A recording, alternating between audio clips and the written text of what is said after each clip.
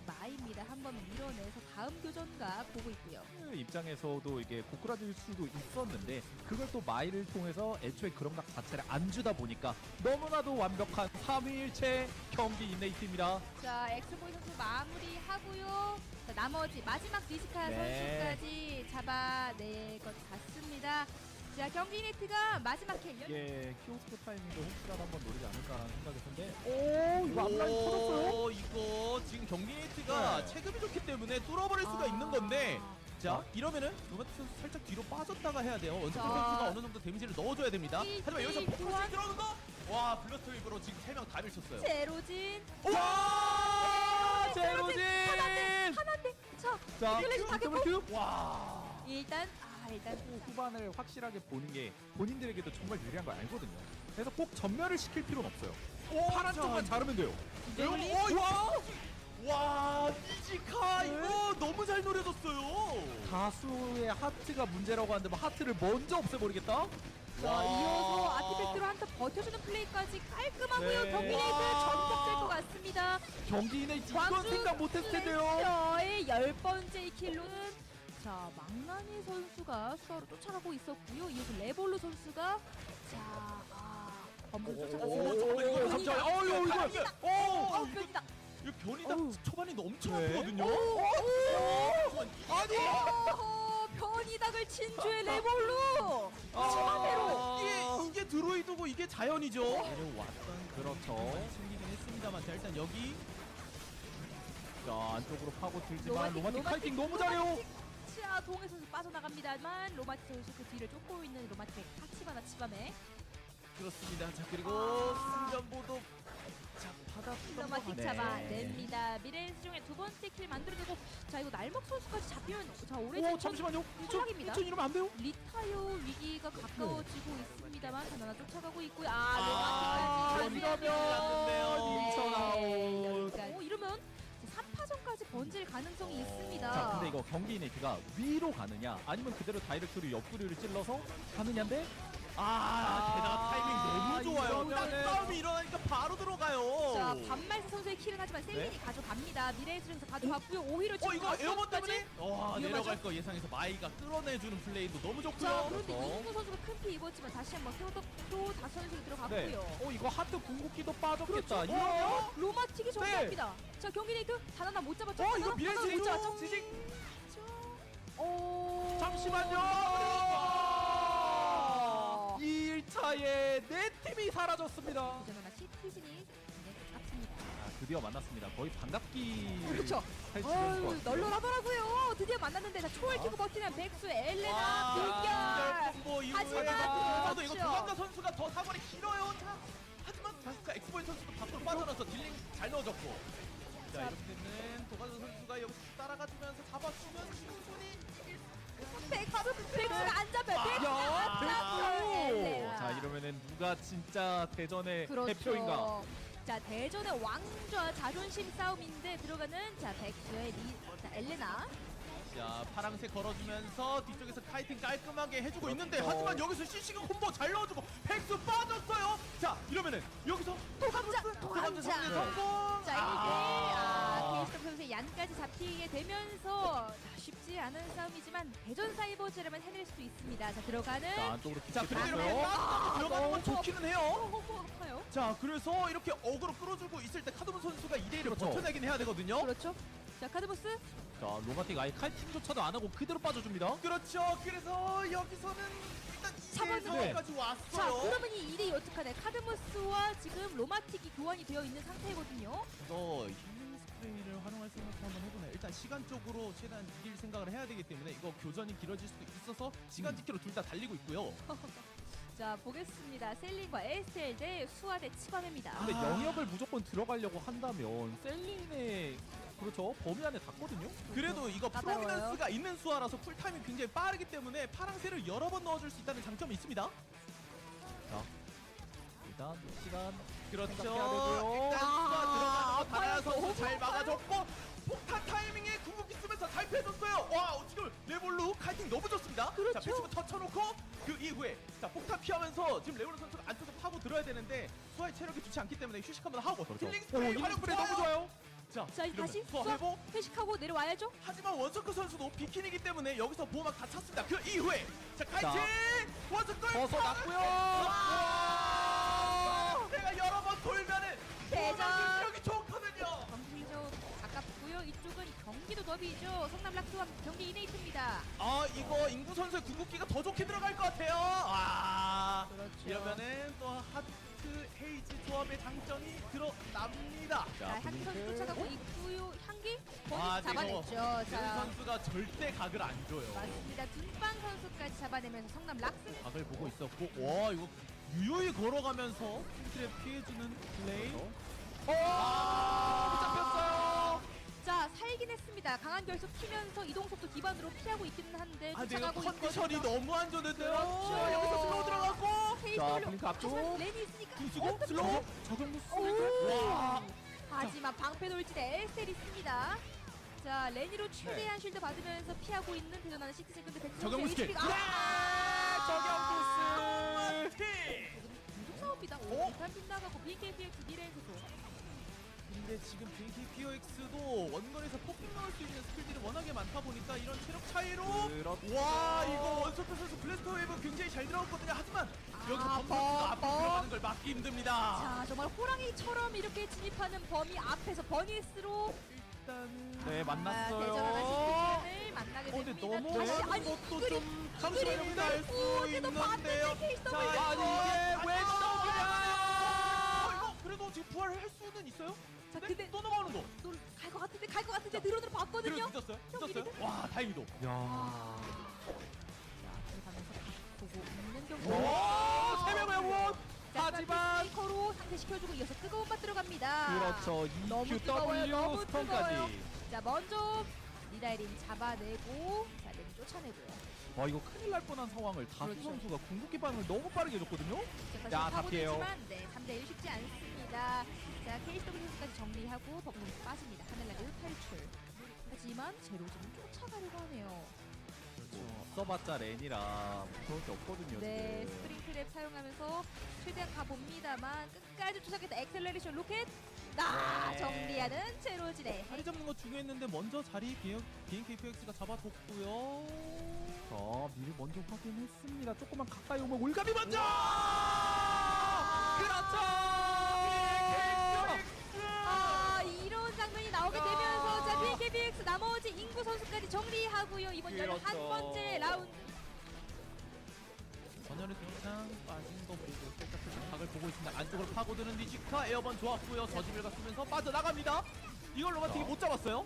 이어서 한동안을 쭉 보고 있는 유아선 키네스입니다만 뒤에서 하나 선수 쫓아가고 있고. 와 이동 경로를 파악하고 실비하다 보니까 그렇죠, 실비하라서. 시구역 소모가 크진 않아요. 라서. 이거 네.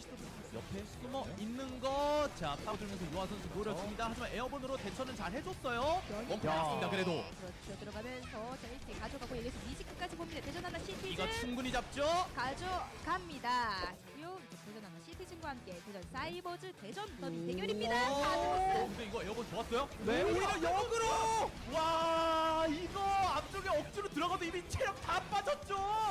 이네오본 두 번. 잡아내고요. 변이 걸린 상태에서 그렇죠. 버버 선수까지 잡아내고 마지막 KW까지 정리하는 대전 사이버즈. 네. 그리고 이거 이브루저 라인업에다가 부시도 많은데 둔빵 정리해요.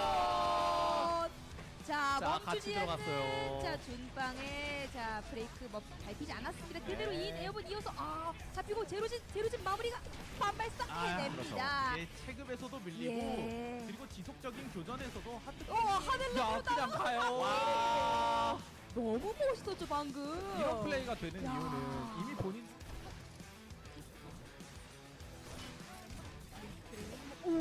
와. 피해버렸고요. 과감한데 자 네. 미래의 수구 대처 잘했습니다. 자, 블러스터로 로마틱 앞에 붙어 있는 거 잘 빼줬고요. 잠깐만요. 그래도 이거 셀린이 살아 있어가지고요. 한기 더블 스킬. 그렇죠. 야. 빠졌어요. 자 이렇게 되면 이제 사실상 3대 1입니다. 살려내고 반말사 추격하는 미래엔세죠. 자 여기서 이렇게 되면 미넨 세종이 마무리. 우승을 됩니다.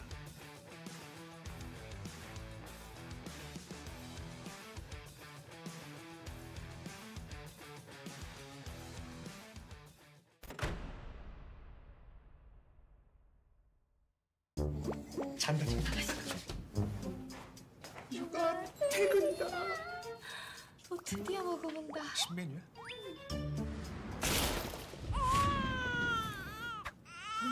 좀 나만 먹는 거 같아 맨날 진짜. 근데 이거 치킨 이름 뭐야? 치킨 호랑이 맛 크랑이 치킨. 얘들아 치킨 왔다. 나 오늘부터 다이어트라고 했잖아. 다이어트 한다니까 씹지 말고 녹여 먹어.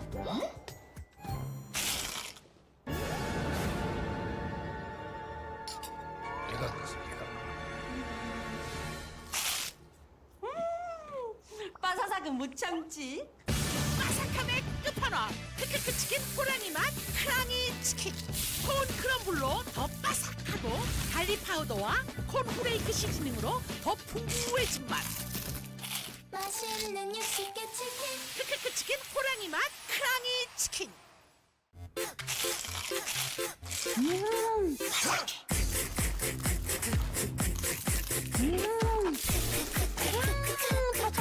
맛있어 맛있어. 크럼블을 입혀 크런치하고 크리스피하다. 크크크 치킨. 바삭함의 끝판왕. 맛있는 육식계 치킨 크크크 치킨 이름이 왜 이래?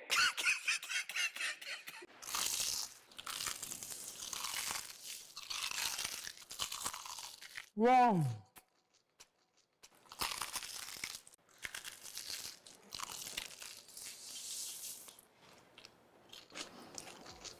크럼블을 입혀 크런치하고 크리스피하다. 크크크 치킨. 바삭함의 끝판왕. 맛있는 육식계 치킨 크크크 치킨 이름이 왜 이래?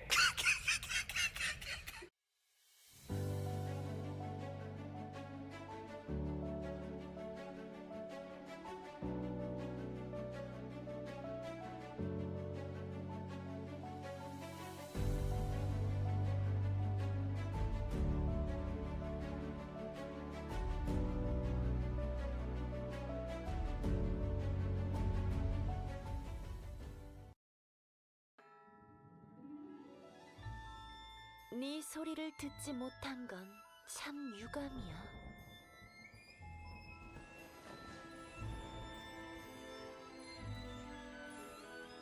조급해하지 마렴. 공연은 이제 시작했을 뿐이니까.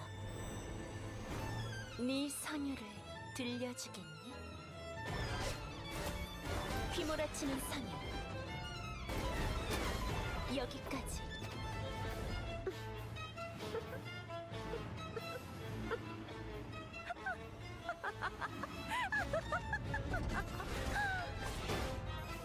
더 크게 울부짖는 게 좋을 거야. 그게 네 삶의 가치니까. 레퀴엠 디단주. 슬퍼하지 마렴. 너희는 내 걸작과 함께 영원할 테니. 그러니 더 울부짖어 보렴. 들려주렴 너의 선율을.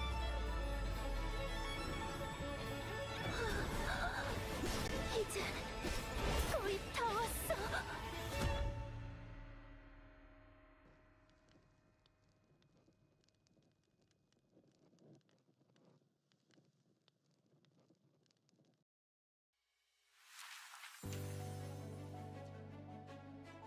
폭죽 같은 건 없으려나요? 해피엔딩이 있기를. 제가 주인공이 맞았네요.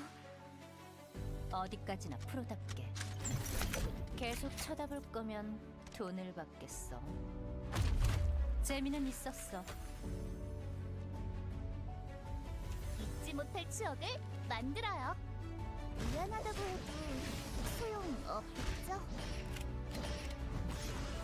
이런 식의 이야기도 얼마든지 있는 거겠죠. 상대는 가려야지. 대충 정리하고 갈까? 다음. 어디 피해봐. 좀 더 강한 무기를 써본다. 당신의 이야기는 여기서 끝나지 않아요. 이런 차림으로 오래 있고 싶진 않은데.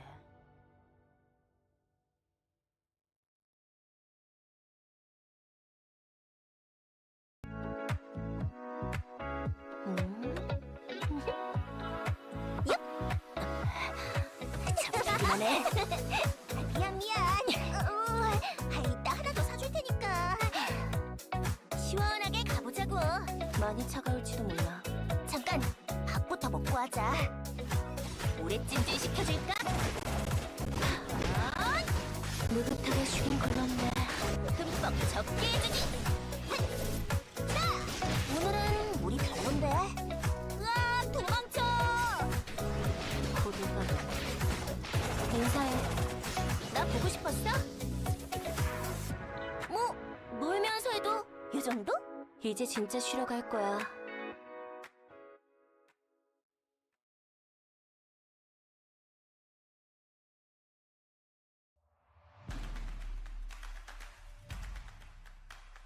한결톤을 했었잖아요. 그래도 어제보다는 한결 또 나은 이제 컨디션으로 진행을 할 거기 때문에 또 이제 굉장히 좀 기대가 되네요. 그렇죠. 자, 일단은 이번에 경기 이네이트 그리고 광주 실내쇼 쪽이 3대3 교전을 준비하고 있습니다. 먼저 유아 선수의 알론이 들어가고요. 와. 개발의 필드. 야. 하지만 자, 피스메이커를 응시하는 경기 이네이트입니다. 다만 이제 서로 데미지를 우겨 넣는 게 아니라 차단만 해주는 효과에서 끝났고요. 자, 광주 선수 쫓아가고 있는 엑스볼 선수의 버니스 잡아냅니다. 자, 이어서 인구 선수까지 만나보나요? 갑자기 미래 쪽의 등장. 올가미 타는 빗나갔지만 하늘나리도 도망갑니다. 일단은 여기는 스플릿을 하고 있던 로마틱 선수 혼자였기 때문에 여기까지만 마무리가 되고 오히려 잡힐 수 있다라는 생각이 좀 들고 있는데요. 자, 해결 출로 다나나 선수 불러냅니다. 미래에서 좀. 이러면 셀린 합류하기 때문에 이거 로마틱 선수 살면은 인구가 로마틱 선수 잡아냈습니다. 자, 1대1 교환된 상태 다수 잡혔고. 오, 잠시만요. 이거 도망 못 할만한데요? 가. 아니 자, 경기 이벤트.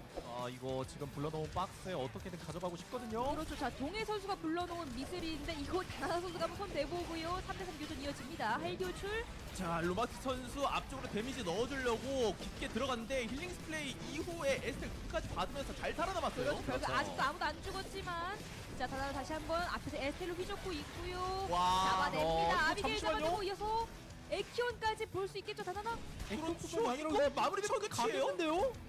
마지막 한대까지 터미네이트 성공하는 미래인 세종.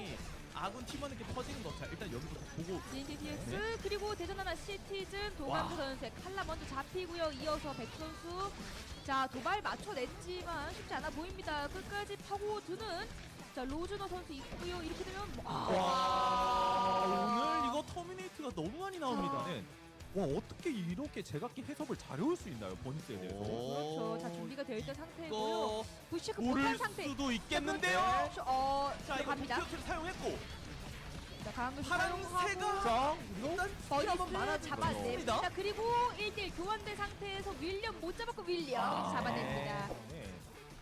이거 덫을 얼마나 잘 걷어내주면서 아군의 오, 패대각을 만드냐? 저 웨이브. 자, 일단은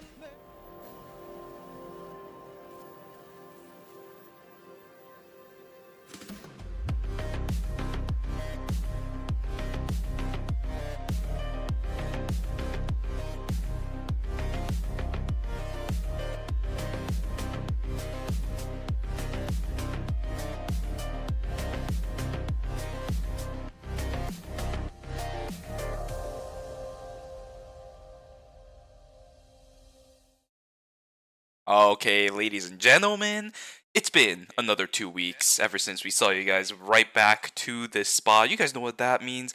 It's time for another phase of Eternal Return Masters in Season 4. Welcome back, everybody. We are right back with Eternal Return Masters Season 4 Phase number 3 group stage here today because it is a Friday. My name is Shui Senpai. I'll be one of your casters today. And we got somebody back. It's been, Yeah. 4 weeks? Yeah, it's been 4 weeks for me. You've been saying it's been 2 weeks, but I wasn't here for phase 2, so I'm really excited to see how these teams shape up. Especially since on my end, I haven't really seen how these teams do or how these teams really play around these new final zones. So yeah, I'm really excited, Juby. Oh yeah, excited to have you back, by the way. I hope you had a lot of fun 2 weeks ago abandoning me to the dust. Leaving me with some... It's okay. I mean, you had weak. Yeah, I'm but sure he he was did a having- fantastic job. I don't know, man. He was having an identity crisis the entire weekend. Kept changing up his reactive. I don't understand where that came from. Oh, I see. Like, did he change it from like Yuki to like some other character? Yeah, Or He had regular Yuki one day, and then he had Shoichi for some reason on Saturday, and then we went Oichi? back What to the? he went back to a different skin of Yuki on Sunday. I don't think I've ever seen Mika and Shuichi, so that is kind of surprising for me. But maybe I don't know. Maybe he was doing something with his friends, so he just decided to, end up doing that. But I think we're gonna jump into the overview, Shuvi. It's gonna be the same as usual, but for the people who don't really come around to these events, would you like to kind of give the rundown to them? Absolutely. Let's start from the very far left. We'll just go in the way that we normally tend to read, unless you're Japanese, in which case it's a little different. But for us, it's from left to right. Schedule. Same as usual, as Super said. It's just going to be the group stages today, the wildcards tomorrow, and the finals on Sunday. Center is going to be the prize pool, of course. 5 million Korean won in total. Again, if it's your first time here, we'll talk about the champion prize pool and why it's highlighted in a different time, most likely during the finals. Just a little bit of some information you can look forward to. And on the far right side is going to be our total circuit points that all of these teams are going to be fighting over when it comes to the finals. And guys, it's phase number 3. It is the last chance for these teams to get circuit points. This one's going to matter a lot.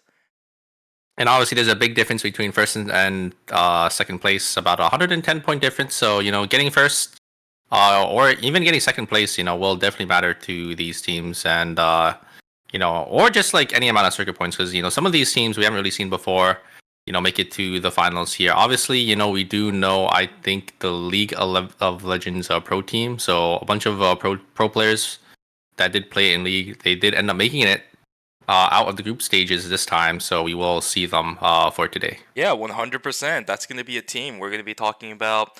Not just yet. We're going to have to wait until Group B until that comes through. But yeah, Team Carpe Diem is going to be playing here with us this weekend, which is super, super exciting. But even before we talk about all that stuff, format for the group stages today, we're going to have 2 different groups that play. I just mentioned the Group B. We'll go figure. We got each group's playing 4 different rounds. And with those 4 rounds, we're going to have the top 2 teams from each respective group go straight into the finals on Sunday. They're not going to have to play through the wildcards tomorrow. Teams that place in 3rd through 6th, they will have to play in the wildcards tomorrow.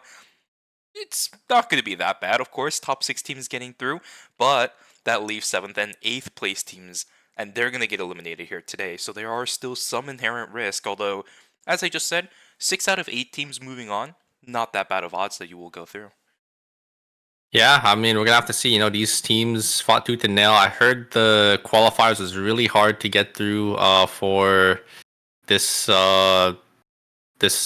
phase, I guess, because obviously I think we had one of our stronger teams, Team Fairy. They did end up dropping in the qualifiers. We won't be seeing them today, but they did end up earning a lot of circuit points throughout the first 2 phases. So hopefully that's enough for them to secure themselves in the finals. Yeah, hopefully that is going to be the case. But of course, even if Team Fairy didn't make it, these are the teams that did. Top 4 teams, of course, are the seeded ones. They're always going to be here during each of the group stages for each of the phases. Don't need to worry too much about that. Miren Sejong, Seongnam Rocks, Asher, and Always Incheon. But the teams that made it through from the qualifiers, Saber, Tangle, Dabi, Chuseat, and OUOB. Of course, Team Chuseat, the one that won phase 2, I should say. Last time around when we came through, the incredible rotation of what they were able to bring through to the table in the past couple of the final games during that set is going to be pretty interesting to see what kind of things they were able to cook and bring to the table, because Super, I don't know if you know, I don't know if a lot of people know in the chat. They might know if they were watching our little podcast we had a couple days ago, but Chuseat, the only team during the qualifiers with their respective groups to actually break 100 points through the series. But you just talked about how some of these groups were really difficult to get out of. Chuseat was actually, in my opinion, in the group of death, and they managed to get over 100 points. So Chuseat looking very, very strong here during phase 3 as well. I mean, they're also one of the teams that play a really unique team comp, with, I think in phase 2, they did end up winning with that Lenny, Ekion, and Jenny team comp, not the typical front to back that you usually see, from these teams. So I'm really excited to see, how they utilize, their characters, especially since I think this is the patch that Jenny did end up getting nerfed a little.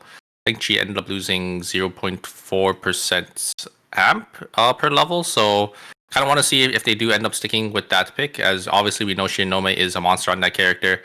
Maybe the nerfs didn't really affect him too much there. As like you said, they did end up getting 100 points in their qualifier group. So Exactly. we'll I have to think one see. of the biggest things about Shidanome when it comes to the Jenny isn't that he plays like a lot of other regular ADCs, right? When you think of Jenny, you just kind of want to pump out auto attacks, but that's not Shidanome's gameplay style. He's just going to send it full in, blink, red carpet, acceptance speech. He's got the entire kit of Jenny under his fingers. It's actually insane what he's able to bring to the table, and one of the biggest reasons I talked about during phase number 2 why Team Choose is able to do so well is because Shinonome's quote-unquote psychoness is matched by Cenophine's psychoness on that Lenny.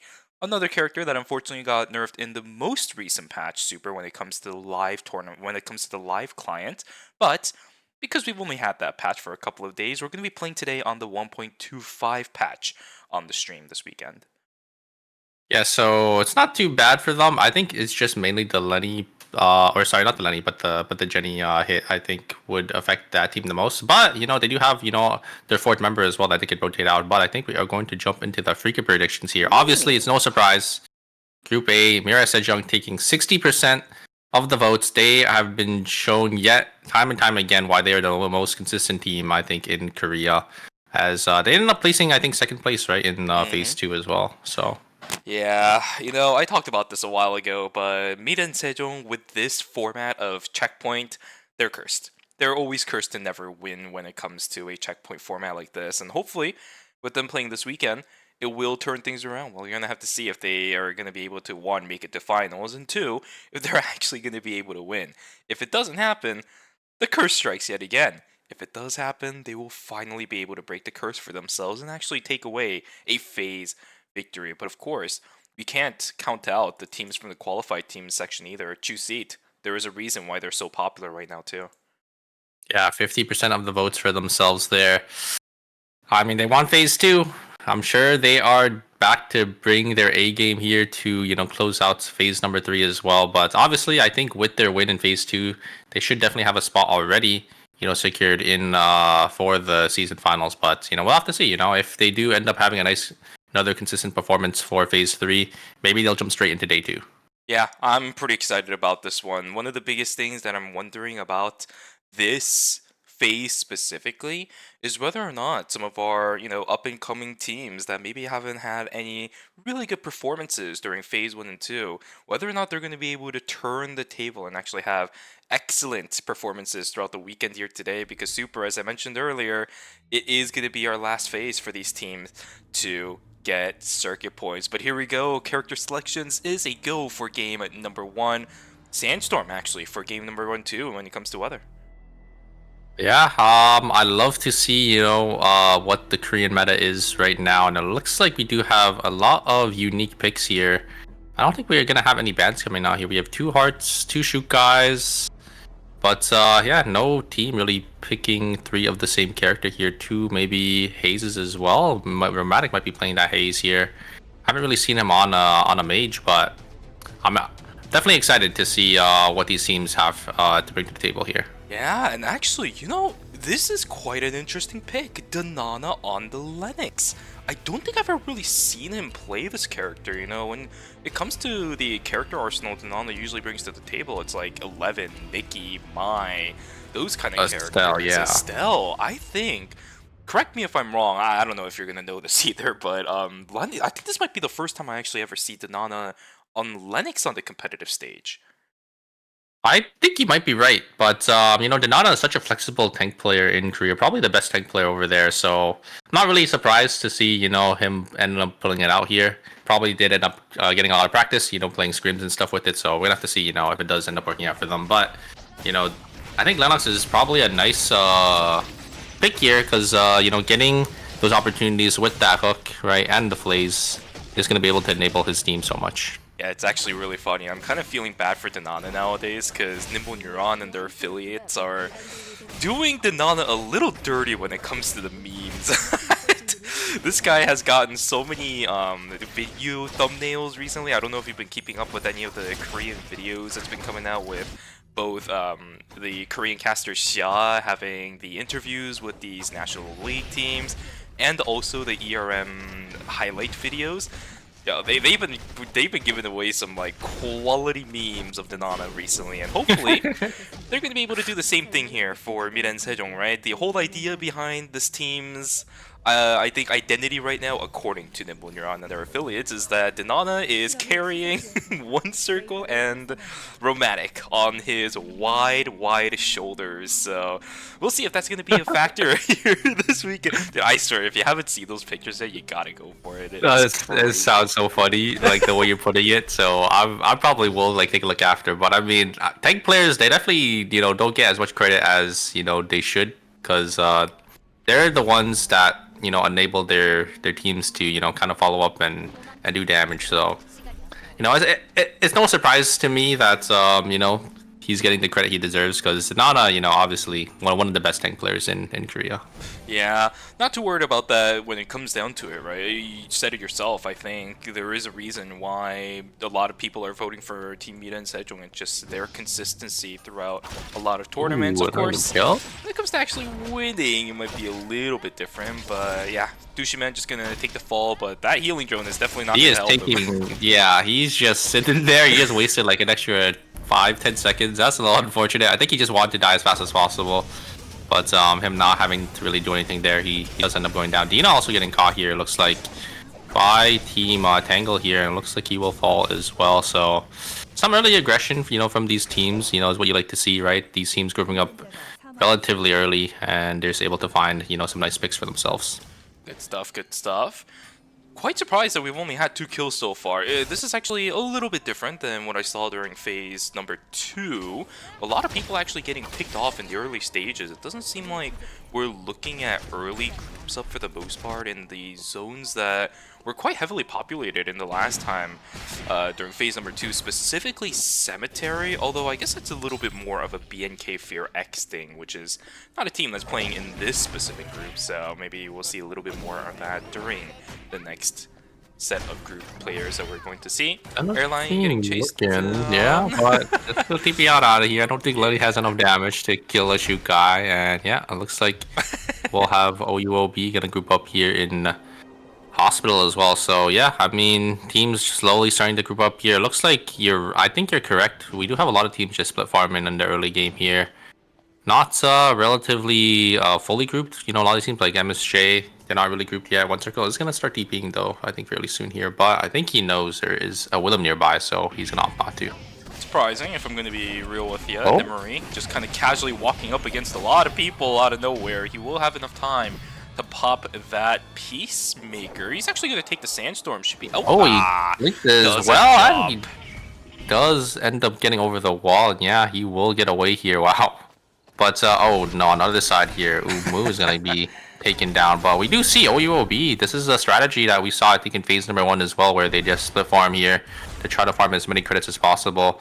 But looks like it's not really working out for them, as their debts are getting staggered. Nemery gonna fall as well. Mira Sejong claiming another kill for themselves. Yeah, fantastic double Blue Viper tag from Denana, and that was when Nemery already used all of his flanger shots. So really nice targeting coming through from Mira and Sejong. Really nice to see this team still grouping up with one another. But as you mentioned earlier, One Circle a little bit far away because he couldn't really find the opportunity to hyperloop. And again, there's another team inside of Hotel, which is gonna kind of put a stop to his plans when it comes to grouping back up with this team. We do have an Adriana, right? Again, this is not too surprising because it is Riori. We saw this during phase number 2 for that team.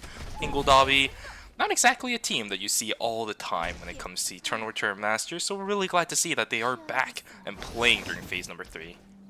Yeah, I'm glad to see Riori, back on the stage, because I think he was part of the team that I did end up playing into. I think he was on Team Shark back then, so, kind of excited to see him, bring out this Adriana pick, as, it's one of the picks we don't really see too often being played, on the big stage. So, ooh, a nice pull from Denana, nice play as well. Jumo getting chunked half HP here. Romantic actually hitting a nice rocket as well in the backline, gonna chunk them down here, and look at the range and the spacing coming out from Romantic from One Circle there is just insane. And it will be Jumo actually falling here, but it looks like it will be always Inchung that is the one that grabs the Tree of Life here. So for Sejong, they do end up picking up a kill, but they don't end up getting the objective for this cycle.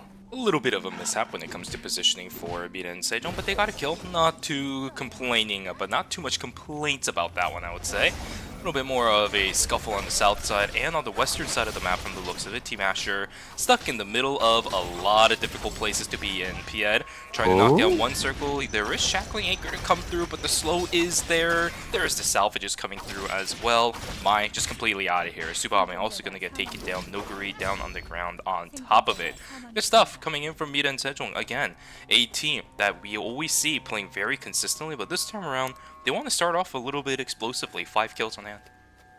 Yeah, I'm guessing Asher maybe TP'd in, tried to get the wolves there, but Mira Sejong is there to answer, and the Mai ended up not keeping.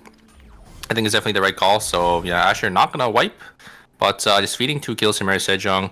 Mira Sejong is looking so comfortable now with 5 kills. You know, if you're a tournament player, you know how good it feels to have that 5 kills early on. You're just in a nice, comfortable position. You know, you got a lot of credits as well. You know, from those kills. So they're gonna look to buy. It looks like they are getting that. Looks like they got a holy orders up on that haze. So yeah, they're gonna look pretty strong, I think, for this next upcoming objective. Which I think they're probably gonna play the battle zone here in school. Looks like. Should be looking for it. If they do end up fighting this one, it's going to be pretty big.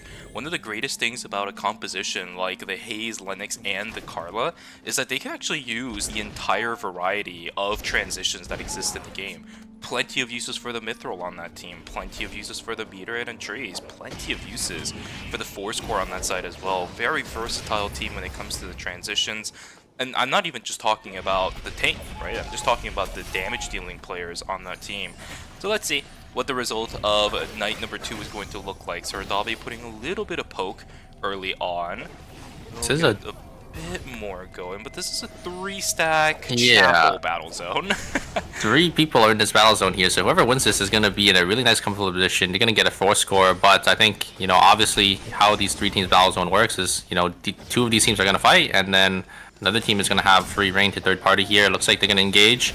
Nice peel back from Airline here, but he's just getting shredded by the backliners. Nice follow up there from Ryori, and, you know, the Subame just going to be able to get free autos there, and here comes the third party. It looks like Team OUOB is going to fall here, but a lot of damage from Umu, just shredding the team from, oh my god, the DDO is the one that ends up falling, and it will be, yeah, it looks like Ryori's team is going to be the one to come out on top here. Good stuff for Tingle. Wait a second. Oh, the Tingle Love just falls. Okay, Heart is going to pop the Peacemaker. This is actually going to buy a little bit of time for Team Tingle Dabi to get a little bit of timer, but Umu is already ripping through people like no tomorrow. He's got the bread cutter set up. OUOB that comes out on top of this battle zone? Unless Hyungi's able to turn things around, but I don't know. As a Bernice, you're not going to be able to just walk casually in. Yeah, exactly, without getting punished. OUOB, what a beast. Umu already in the early game is able to pump out so much damage. And this kind of comes off of the fact that they haven't really been prioritizing transitions onto Umu at all as of late. They've been prioritizing a lot of the heavy hitting items over onto the Heart. That's crazy how he was able to manage that fight. Yeah, you would not expect them to come out on top there, as they did end up losing, you know, their shoot guys so early, but wow. Just massively played by Umu there. Just, oh my god, and is that I think this got an item, it looks like, from Team True Seat there, so they're gonna be sitting in a nice spot. But yeah, I mean, Umu just shredding both teams with this Eva, just showing why, you know, it's such a dominant pick. It's such a nice character to zone off, you know, enemies that are, you know, funneling in. So yeah, very, very well played from Team OUOB. Gonna be able to claim that 4 score. I think I did see a Dragon Scale being made for the Eva, but Jumo is gonna try getting a taunt in onto the shoot guy, but ends up going wide here.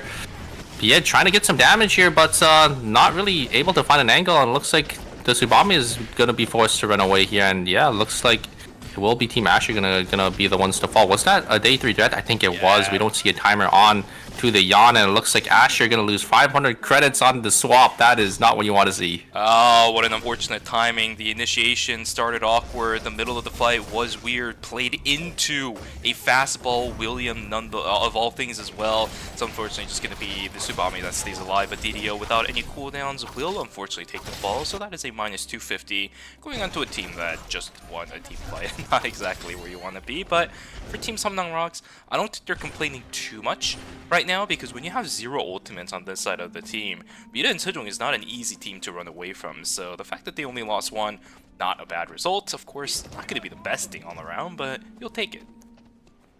Yeah, I think DDO is going to be dead for a little while here as these kiosks are, excuse me, a little contested. So, oh, here comes the poke. Oh my god, one circle getting chunked down to half HP.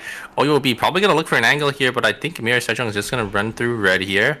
They don't really have anything to worry about as they still have a lot of credits. If you look at the bottom left screen there, they have, I think, one circle almost ready for his blood call in here.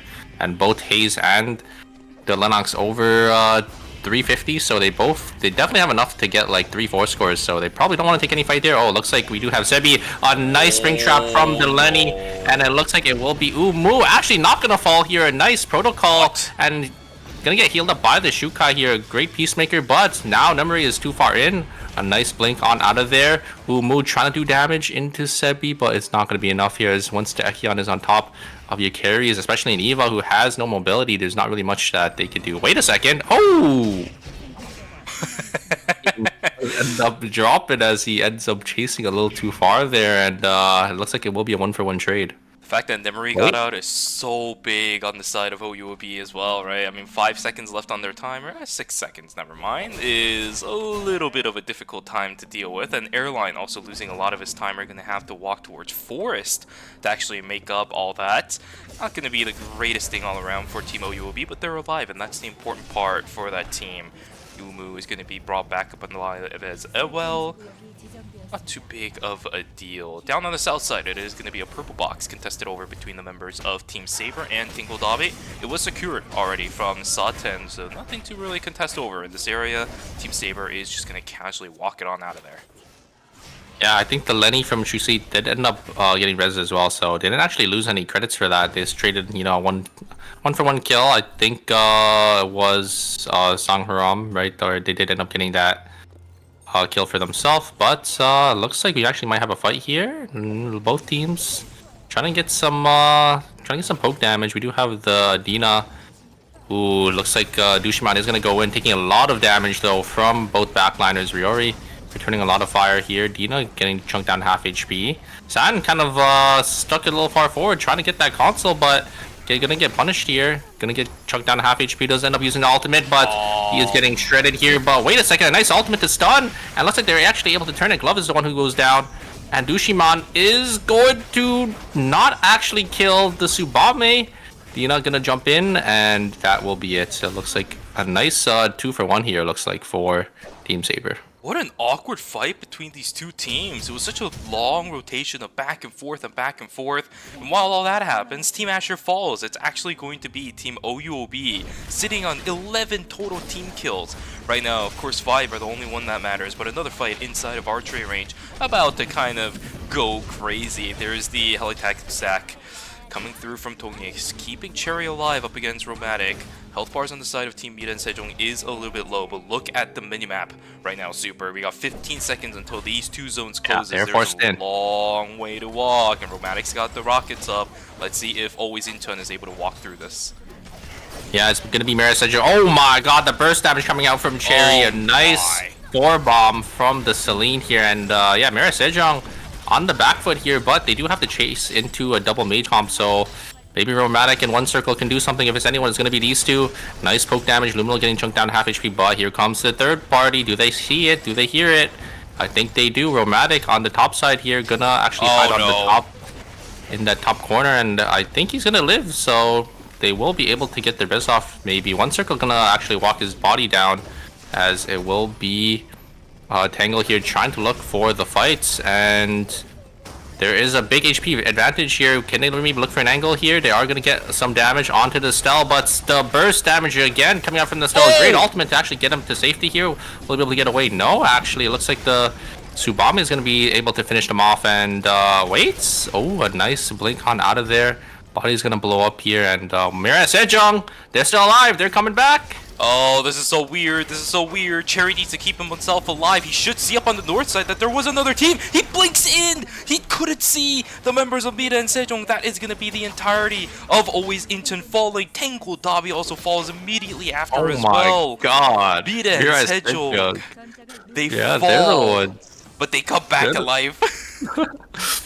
Yeah, they're the ones that come out on top there. Oh my god, there goes the shoot guy. But the return damage from the double ADC comp, we've seen, this team play this comp time and time again. They're really, really comfortable on it. Maybe they could look for an angle here. Nobody can res here until the box gets picked up. Oh, wait a second. DDO actually gets stunned here, but DDO jumps on over and actually kills Dina, and it's going to be Sungnam ROX gonna come out on top there. Oh my god.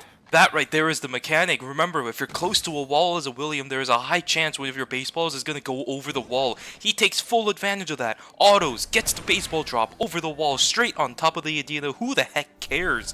If she blinks over, you just slide right on through the wall. One more auto attack does it. What an incredible play coming through from DDO. It will keep his entire team alive. Of course, a little bit of time are spent, but when it comes down to it, you take that 100%.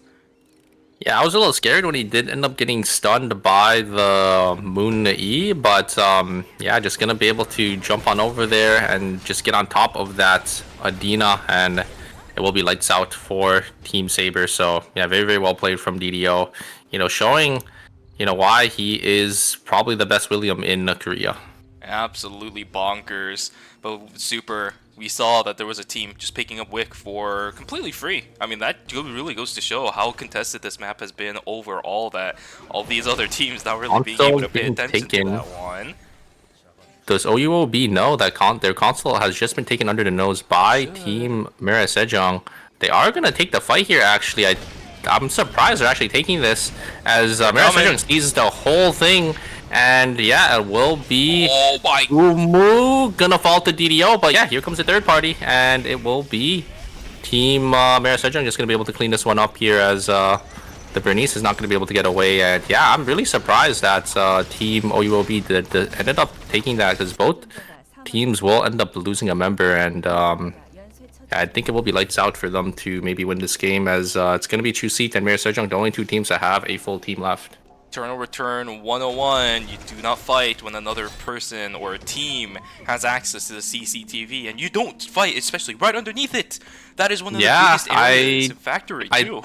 I think they just weren't aware that Mira Sejong just ended up taking the console under the nose, so yeah, I mean, a little unfortunate. Kind of surprising to see, a team make a mistake like that, but, it does end up happening. It's only game one. They still have 3 more games to come back here, and who knows, maybe if the two full teams end up fighting in their temporary zone, they will be able to get back into this game. Yeah, looking at it right now, I think Bida and Sejong actually does have a possibility looking for the other temp zone. We've seen this team play actually really aggressive. Nemery, okay, there we go. Bob Malsa has been found out. He is just going to take the jump over the wall, but of course that is a heart. Will just jump over himself as well. Sebi waiting in the area. Seraphine trying to chase this in as well. Shinonome trying to chase the other Shukai. There goes one down on the ground. OUOB going to be stuck in the middle of nowhere. Nemery being found now. 5 seconds left on this timer. He's going to try to use the flanger, but of course Shinonome's auto attack is there. Bob Malsa, full-on salvage effort coming through from him, trying to keep his team alive, his dreams alive for game number 1.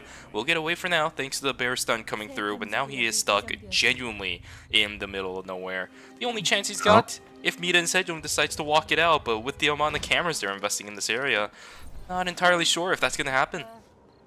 And we do have Chuseat coming down, though, so maybe we might have, a weird final zone where both teams are going to have to fight for a temporary zone. But I don't know if they want to take that risk here. I think getting the 2nd place, just securing that spot might be what they want to do. But Sebi, gonna maybe look for an angle. They still do have that Wick line buff, so if they do want to take advantage of this, looks like they do want to send it here. Sebi on the brink of going into his form here. Maybe gonna try looking for an angle. Oh, it looks like he does end up taking it here, but nice flay from a nice kite back. But 1 circle already down to half HP. Sebi just gonna go in here. Ooh, a nice jump from 1 circle. They're cutting back so well, but Sebi just getting all these resets from these animals here is gonna be able to do so much damage, and it looks like they're all down to half HP, just not enough here. Nice force field proc. The spring trap actually goes a little wide here. Oh my god, it will be Shinonome that's gonna be the one that actually pots their play dead, and they will trade 1 for 1. Okay. Oh my god. Sebi's still on downtime. Shinonome should get taken down from the looks of it. Xenophine is on really low HP at the moment as well. Sebi does not want to let this go through, but their health bar is a little bit too low. They're just going to have to completely book it, which means now I think Hospital is just completely out of commission for Team 2C. They're going to have to walk it all the way back around to Fire Station. Maybe hope to find that, Songnam Rocks' Shukai. Bob Mosa is still hanging around. You're gonna go TP. I think Mira Sejong understands that they are going to try to get the top zone for free, and they're gonna TP. It's gonna be mind games here. If Chuseek maybe stayed in the red zone and then maybe mind gamed it and then walked back into hospital, that probably would have been better. I think Mira Sejong, yeah, they're gonna TP in. It looks like last second. Oh, they're coming. Oh, wait a second. The shoot guy though ends up TPing down, but wait, they're gonna TP back. Oh, one circle TP isolated. top. Oh shoot, they're gonna have it to 2v2 now. 2-2-1. Oh my god, it's a 2-2-1. No. Romantic pops. Romantic TP'd as well. Oh! They just threw the game. They just threw the game. They really threw the game. Bob Mosa should get taken down. I don't think they're gonna be able to do it, but look at the timers on the side of Team 2C. Yeah, Mira they didn't get the kill. They didn't won't get rest. the kill. Donana, he has no clue right now. He has no clue. He's walking away from the final zone.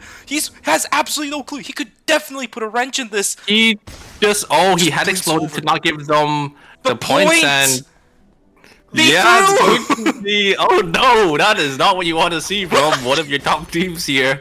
As it looks like it will be a two-seed victory as they tried to TP, so there was like some mind games going. Two-seed ended up TPing back, but it looks like they split their TP and Ramag wasn't able to get it off. He did end up TPing in, but because the zone swapped, you're not allowed to TP into battle zone, so he just instantly head exploded, and that will be lights out, it looks like. I mean, even if Ramag got the TP off, all three members weren't on board and they split their TPs, so yeah, it looks like it will be a two-seed victory. This is such a weird way to start out phase number 3. It seems like greed is going to be the first thing that puts a wrench in the plans of Team Mita and Sejong. I'm hoping this is not a curse that begins throughout the course of the weekend. He has a long way to go if he even wants a remote chance at winning this. I think with Shinonome coming back, it's quite impossible for him to even pick up one. If it was just Xenophine and Sebi, maybe I'd say there's a chance, right? Because Carly does quite a lot of damage. Maybe take out Xenophine and then Sebi doesn't take one circle out in time. But when Shinonome is on the table here, I think this is a little bit of an overreach for one circle to try to pick up. Great dodge on the things coming through, but yeah, it's over. What a weird way to start off our series, Super. But game 1, Team 2C, going to be picking it up. 5 kills on hand. GG's. Yeah, I mean, very well played from Team True Seat here. Obviously they didn't end up winning the 3v3 to Mira Sejong, but they had the last laugh, it looks like. So, I'm kind of in shock. I'm not gonna lie. I like one of the teams I would definitely wouldn't expect to make a play like that is Mira Sejong. Mm-hmm. Yeah, but because they're such a textbook team. So to see them make like a mistake like these TPs, I know these final zones are new. So, I don't really blame them, but yeah, it is what it is, I guess. It happens. Yeah, there is 2 things that I do want to mention about that one, and this is one of the reasons why when I was first looking over the entire change setups of how these temp zones were going to work on my stream, I'm not going to sugarcoat that part, but when I was talking about it to people, I was coming up with all these very bizarre situations of how to really push this system to its limits. And this right here is a perfect example of why I want to think about those cases, because if Nimble Neuron hasn't thought up of those cases, then teams are going to suffer for it. And we saw Team Mita and Sejong 100% suffering for that one. And yes, while there were decision-making errors, while there were micro-decision errors, macro-decision errors, that's one of those situations that you really honestly cannot prepare yourself for all the time. So, really weird situation that we were thrown under in this specific game, but this is one of those very bizarre cases that it doesn't happen very often, but yeah, it can happen, and we just saw it. Yeah, I'm guessing it was just a miscommunication from this team. I think some of the players wanted to maybe stay in the zone, and some players wanted to TP. So, yeah, or I think what happened was because I think one circle TP'd early, and then Juicy ended up TPing back. I think maybe Danana did end up making a call to maybe stay because they ended up seeing TPs coming back in, so they wanted them to come back to hospital. but then it just doesn't really work like that, right? Like you can't really split your team up when it comes down to a situation like if there's any team that has 2 members alive, you need to all stay as a group of 3. Yeah, it's so weird the way that this happened. But again, this is one of those very bizarre cases. I think if it wasn't for Bob Malsa being alive and kind of throwing in a little bit of the X factor inside of Hospital, it would have been okay. But it's because of that weird extrusion that kind of threw this entire game all up in the face of Team Mira and Sejong. But of course, that's just game number 1. I mean, they still did really good. They had 10 they plus still kills. Yeah, and I think they had about 13 kills, second place performance, so still pretty solid from Team Mira Sejong, even though, they did end up having that mishap at the end of the game. Chief ended up taking or coming out, in first place. I think they had less points than Mira Sejong, so Mira Sejong will still be our point leader. But just kind of sucks, when you are in that position to win the game and then you end up throwing it like this. I could definitely probably feel their frustrations. I'm sure they're not really happy about how they ended up playing that final zone, but if there's any team that will come out on top here, will be Team Mira Sejong. And I think they already did, if I'm going to be honest with you. I'm not going to say that they don't have any frustrations off of what happened just now, but I think the fact that Danana was able to go away, and something that's really important about that death, if he did end up head popping, I couldn't remember if I saw the banner coming up on the left side super, but if it did, that was a second place pop, so it actually doesn't negatively affect his team score at all, right? Because Bob Malsa fell first, and then Danana started walking over towards that barrier. So he's actually keeping a really clear head, even with an extrusion kind of situation like that. I'm really happy about the result of what kind of decision making Danana was able to bring to the table. But of course, guys, here are the round results of game number 1. Despite the fact that Chuseok got first place, Mira and Sejong, with the performance that we just talked about, they will take the fall, and it actually does seem like they only got a -1. It's only a -1, so I think that was the Romantic teleport. So I think no. It was one circle popping. Oh yeah, it was yeah, you're right. It's the Romantic Hyperloop. I completely forgot about that one because he popped immediately. He popped instantly. Yeah. So he just instantly went down. So it looks like the Nana did end up getting the kill over to Chiseat, but it's fine, right? Because it looks like they still are in quite the lead here for themselves. Man, still, what a great decision making coming through from Danana. And in a lot of cases, that does actually work if you're trying to deny points away from the other team. But they were the second place team. Like, it's just a weird point matrix thing, the weird temp zone thing, all just kind of combined into one. Maybe he tried to pop so he could get res. Maybe they just don't have like a full idea of how the temporary zones work. I'm not too sure, to be honest, because exactly. Yeah, you can't really split your TPs because so how these temporary zones work is it works like a battle zone where once the battle zone is completed, your teammates will get res. But since one circle got a free zone, obviously the battle zone already finished over there, so they weren't able to get the res off. And since they ended up splitting their TPs, one battle zone's already done. At the bottom side, the Nana, tried to die a little fast. It doesn't really matter because, the battles on the top already finished, so they weren't able to get the res off. And obviously, Romantic instantly popping at the start of the battle zone as well, or the temporary zone, didn't really help as well because obviously he can't get res as well because the temporary zone already finished instantly. So it's kind of weird. It's kind of weird, yeah. These temporary zones is like really hard to kind of navigate around, especially when it comes down to, like a full team and then 2 rat teams. You're gonna have to try to try to hunt for these rats, but also you need to make it so you don't end up in a situation like Mira Sejong where you end up splitting your team and you end up losing the game for it. So exactly, one of the most common factors we've seen, because this is actually not the first time we've seen it in season 4 already. This is actually the second time I believe we're seeing some extrusions like this happen. Because the other one actually happened in North American ERCS, I believe, during week number 2, where I believe it was homeless laptops. They pushed in from factory into dock. The zone started, but I think it was I think it was your team, right? That was sitting inside a factory. Yeah, I think Frankie was sitting inside of there as a Sylvia body just kind of crawling down in the ground. There was another team inside a factory, but homeless laptops pushed into dock to kill somebody else. temporary zone started and it was locked out, right? So homeless laptops, they got a kill, yeah, but they had to take a -2. So there is a common factor out of all of this, and it's greed.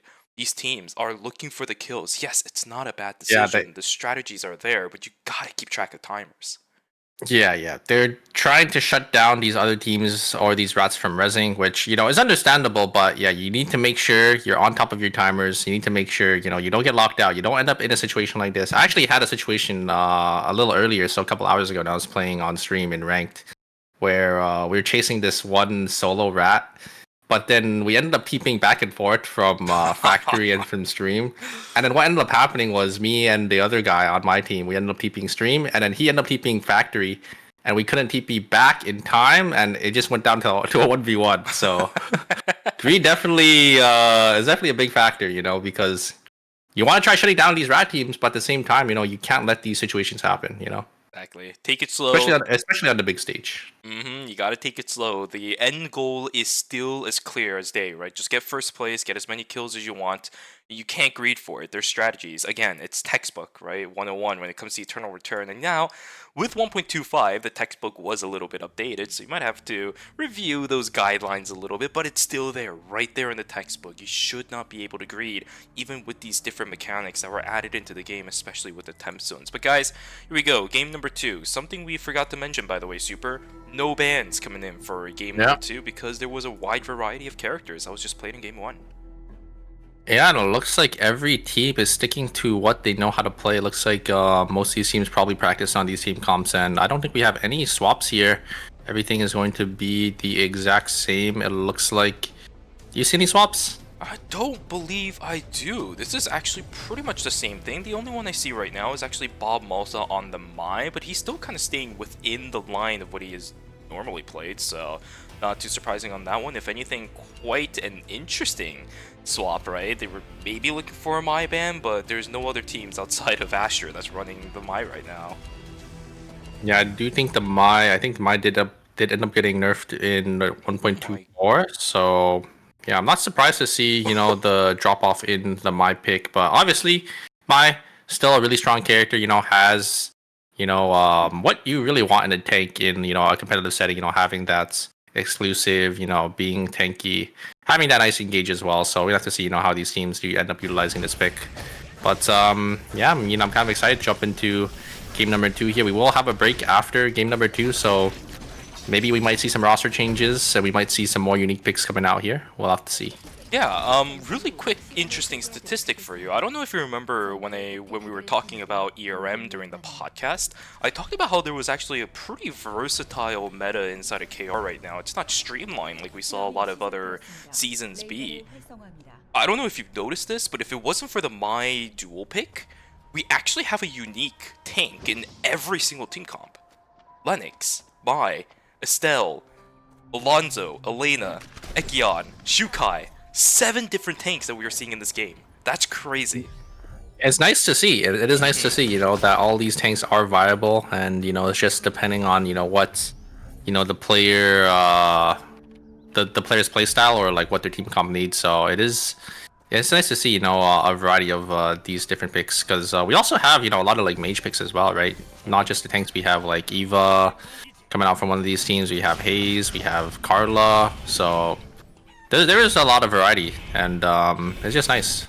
Yeah, I think ERM Phase 2 and 3 for Season 4 are going to be Stat Lover's Paradise, since this is definitely a little bit of a change-up when it comes to what we normally see over on the Korean side of things. And I put this on the notes when we were writing some stuff for the podcast.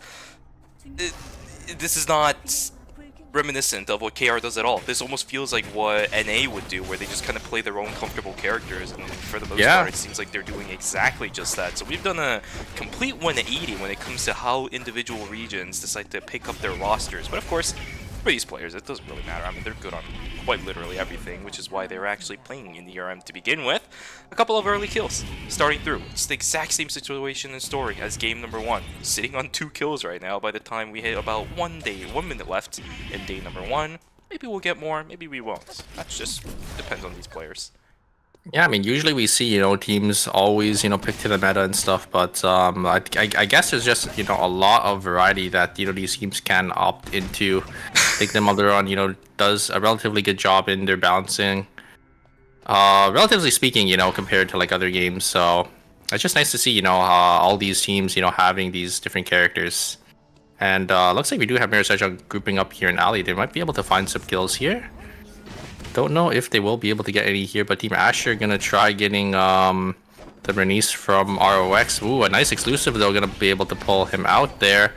Titan gonna look for something, another exclusive, and it looks like both teams are gonna be able to get out. Wait a second, there's a fight happening on our hands, and the bottom side here will be the Tsubame from Asher gonna be the one to fall, and DDO is gonna be the one to drop as well. My god, everyone's just dying inside of school from the looks of it. These guys need to get themselves on out. It's going to be a lot of kills. So I suppose what I mentioned about maybe some of these teams getting additional kills in day number 1, it did indeed come to fruition at quite a rapid pace. 3 people falling immediately inside of school.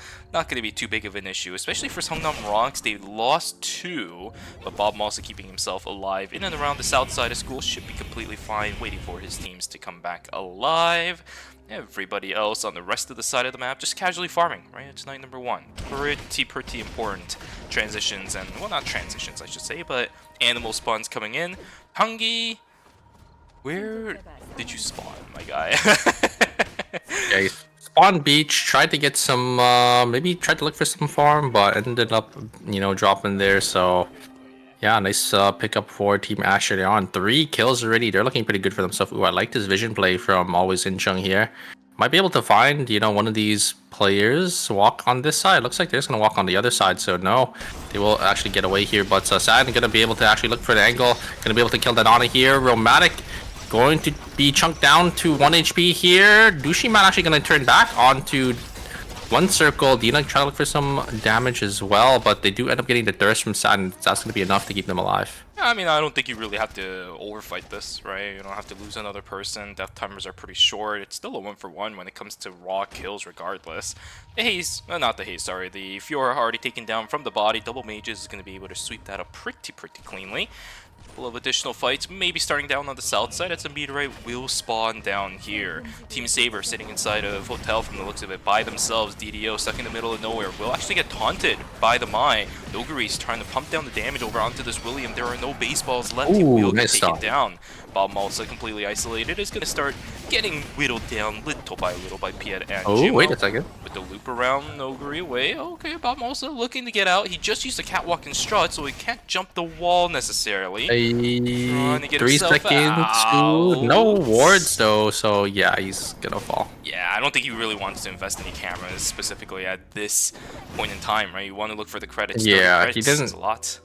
Yeah, he didn't really have any of his inventory, and there's no way he was gonna buy one to, live there. 30 is a lot in the early game because it does delay your first buy-in. So he's just gonna take the fall here. It's not gonna be too bad for them. It is like an early game death, so they'll come back up. They're probably gonna get their first call-ins, and they're gonna look for the next objective. Yeah. I don't think getting a -30 is necessarily the worst thing possible, but if you take a look at the credits right now, they're actually aligned with the William and the Mai. That's exactly what you're looking for. Maybe looking for a double 4 score in the middle of day number 2, which is why you don't want to invest it. And I really like the call here. They're going to be perfectly fine. I mean, losing the Mai for a few seconds isn't really going to put any big wrenches on your plans at all. Yeah, it looks like we do have, a little bit of split farming from Team Mirror Sejong. Mermatic a little far away from his team. Gonna be able to grab some farm, but yeah, here comes the next objectives in 45 seconds. It seems we're gonna have to look for, what they want to contest here, and it looks like Mirror Sejong and Team Chuseed are maybe might just duke it out here in police station as the Nana. Maybe gonna try to look for an angle. Pull goes wide. Sebi gonna get his bar up here. Maybe gonna try to look for an angle on the back line here. Does end up getting dash. Does have the reset. But looks like Mirror Sejong is gonna just back away. Yeah, it does seem to be the case. The Sebi being a little bit of downtime on himself, right? No resets coming in just yet. Doesn't want to fight. Team Always In Chun looking for a little bit. Team Asher looking for a little bit. And look at that. Beach. Gonna be crowded. We have another temp zone that might have 2, 3. Nope. Okay. Never mind. I guess Team Asher is just gonna step on out of there. Sitting on 5 kills themselves. Don't feel confident. We'll just secure the Mithril instead. Not a bad decision considering what is going on. Nice pull coming in from Denana. It is going to pull Dongye out of contest inside a cemetery. Cherry taken pretty low. Luminol also taken pretty low. Down goes the Estelle. Now the members of Always Incheon in a little bit of trouble. Seam Saver, they're going to slowly push up through the choke. Ryori is going to try to pump out a little bit of damage. Sawton missing a couple of skills. Love is getting chunked and it will actually get taken down. Dance Macabre not really doing too much, and now it's going to put a lot of pressure onto Sardabi and Ryori to see if they can round this fight out. But of course, Sardabi will fall. There he goes. Ryori will also take the fall in just a moment. A Mithril picked up on the side of Team Saber. Yeah, and on the other side here, we do have Mira Sejong actually going to try to do some damage. Ooh, Mu actually going to be the one to fall here. And One Circle, I think, going to be able to get Airline here. Airline going to be able to jump on out of there. One Circle, maybe going to try to look for an angle. Going to jump on in. Going to get the slow here. Here comes the slow auto. Airline does get the jump again, and I don't think One Circle will be able to chase here. Actually, oh, that's slow going wide here. One Circle is going to jump in, and yeah, will be Airline going to be the one to fall. Ooh, a nice pull from Danon. I'm going to be able to lock that up here. And Mira Sejong, a nice 5 kills again to start off this game. So they're sitting in a nice comfortable position. You have to wonder, you know, if teams have an answer for this team. But One Circle actually going to get caught out from Rex Mamalsa. Ooh, a nice flash from DDO. Just going to instantly delete One Circle here. And ooh, a nice sidestep from the members of Mira Sejong. Not going to get hit by that explosive bola. And yeah, RX going to be able to pick up a nice kill. My goodness, Team Sungnam RX, luckily they were able to pick one up. They've only had 1 kill throughout this game so far, whereas a lot of other teams quite active. OUB actually losing out on Memory somewhere on the map too, so a bit of an interesting night number 2 that we are having for ourselves in game number 2, Super. Yeah, it will be Gate 3 anytime soon now, so that means any members that do end up falling will have to pay that 250 credits. So we're gonna have to, you know, be mindful of this. And most teams here are just gonna start looking to, you know, contest their next objectives. I think most of the teams here are split, and they do have, you know, their own free objective to contest here. But Mira Sejong gonna maybe find Chu Seat that is split here. Seraphine gonna get double blue Viper here. Gonna take a lot of damage here. One Circle gonna try to look. And it looks like Seraphine will be the one to fall here. A nice Shackling Anchors as well to zone off both Shinonome and Sebi. And it looks like Shinonome will fall as well. So that is not what you want to see from Team Chuseat. You know, our winners from last game, as it will be a minus 500 from this team. But, you know, a consolation prize, they do get the tree.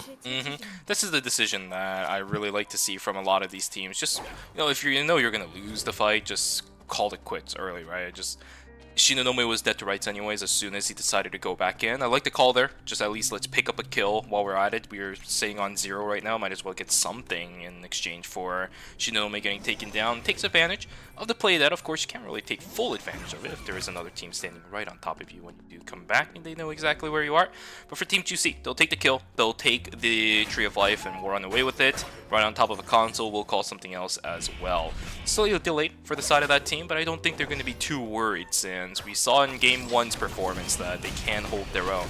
Another fight inside of Hospital from the looks of it. Mira and Sejong in the middle of nowhere. Denana eating damage will take the fall. No baseballs for DDO to try getting any additional damage over on the Romantic and One Circle. Just going to buy them a little bit of time to run away, especially with that strut missing from Bob Malsa.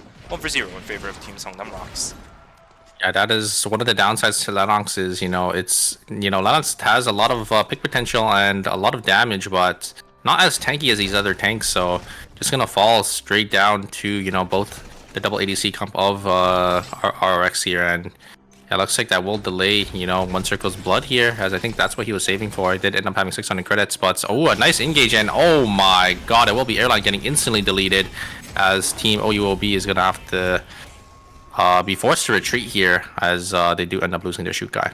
I'll be quite honest with you, I don't know if they're mainly prioritizing the blood sample on One Circle. If you take a look at their credits, Romantic actually had enough to res himself. So I can't tell if that was pre-planned or if that was just one of those things, oh, I have enough credits, let's go call. If he wanted to save, he could have saved. I'm not entirely sure what the call out was that one for just yet, but he's still getting close already. 400. He had like, I think he had 600, so I think he was definitely looking to buy at least something big, or maybe, yeah, maybe they just didn't have an angle. Oh my god, a double knockup from Pied here. Oh, a nice ultimate, gonna be able to keep Cherry alive though. And actually, the members are gonna be able to turn it. Ooh, a nice engage again from Pied, just gonna be able to shut down both the backliners. And oh my god, Pierre just showing up for Team Asher here. Just going to be able to get 2 nice engages on both backliners from Team Always Incheon, and Always Incheon is going to be the one to fall there. Oh no, it looked so good for a second for Team Always Incheon. It looked like they were going to turn things around, but they keep stacking up. And this is one of the problems with playing Celine and Haze towards the middle of the fight. No rocket launchers means you're going to be playing pretty close range as that Haze, right within the same attacking range as the Celine, just stood on top of each other. And of course, Piet is not going to let that go that easily. Fantastic fight coming from Team Asher. Sitting on 8 kills is actually the kill leaders of this lobby now. Just needs to keep their consistent performance going through for the rest of the game. We saw how it ended for game number 1. That's not the way that they wanted to go again. Oh, nice poke from OUO here.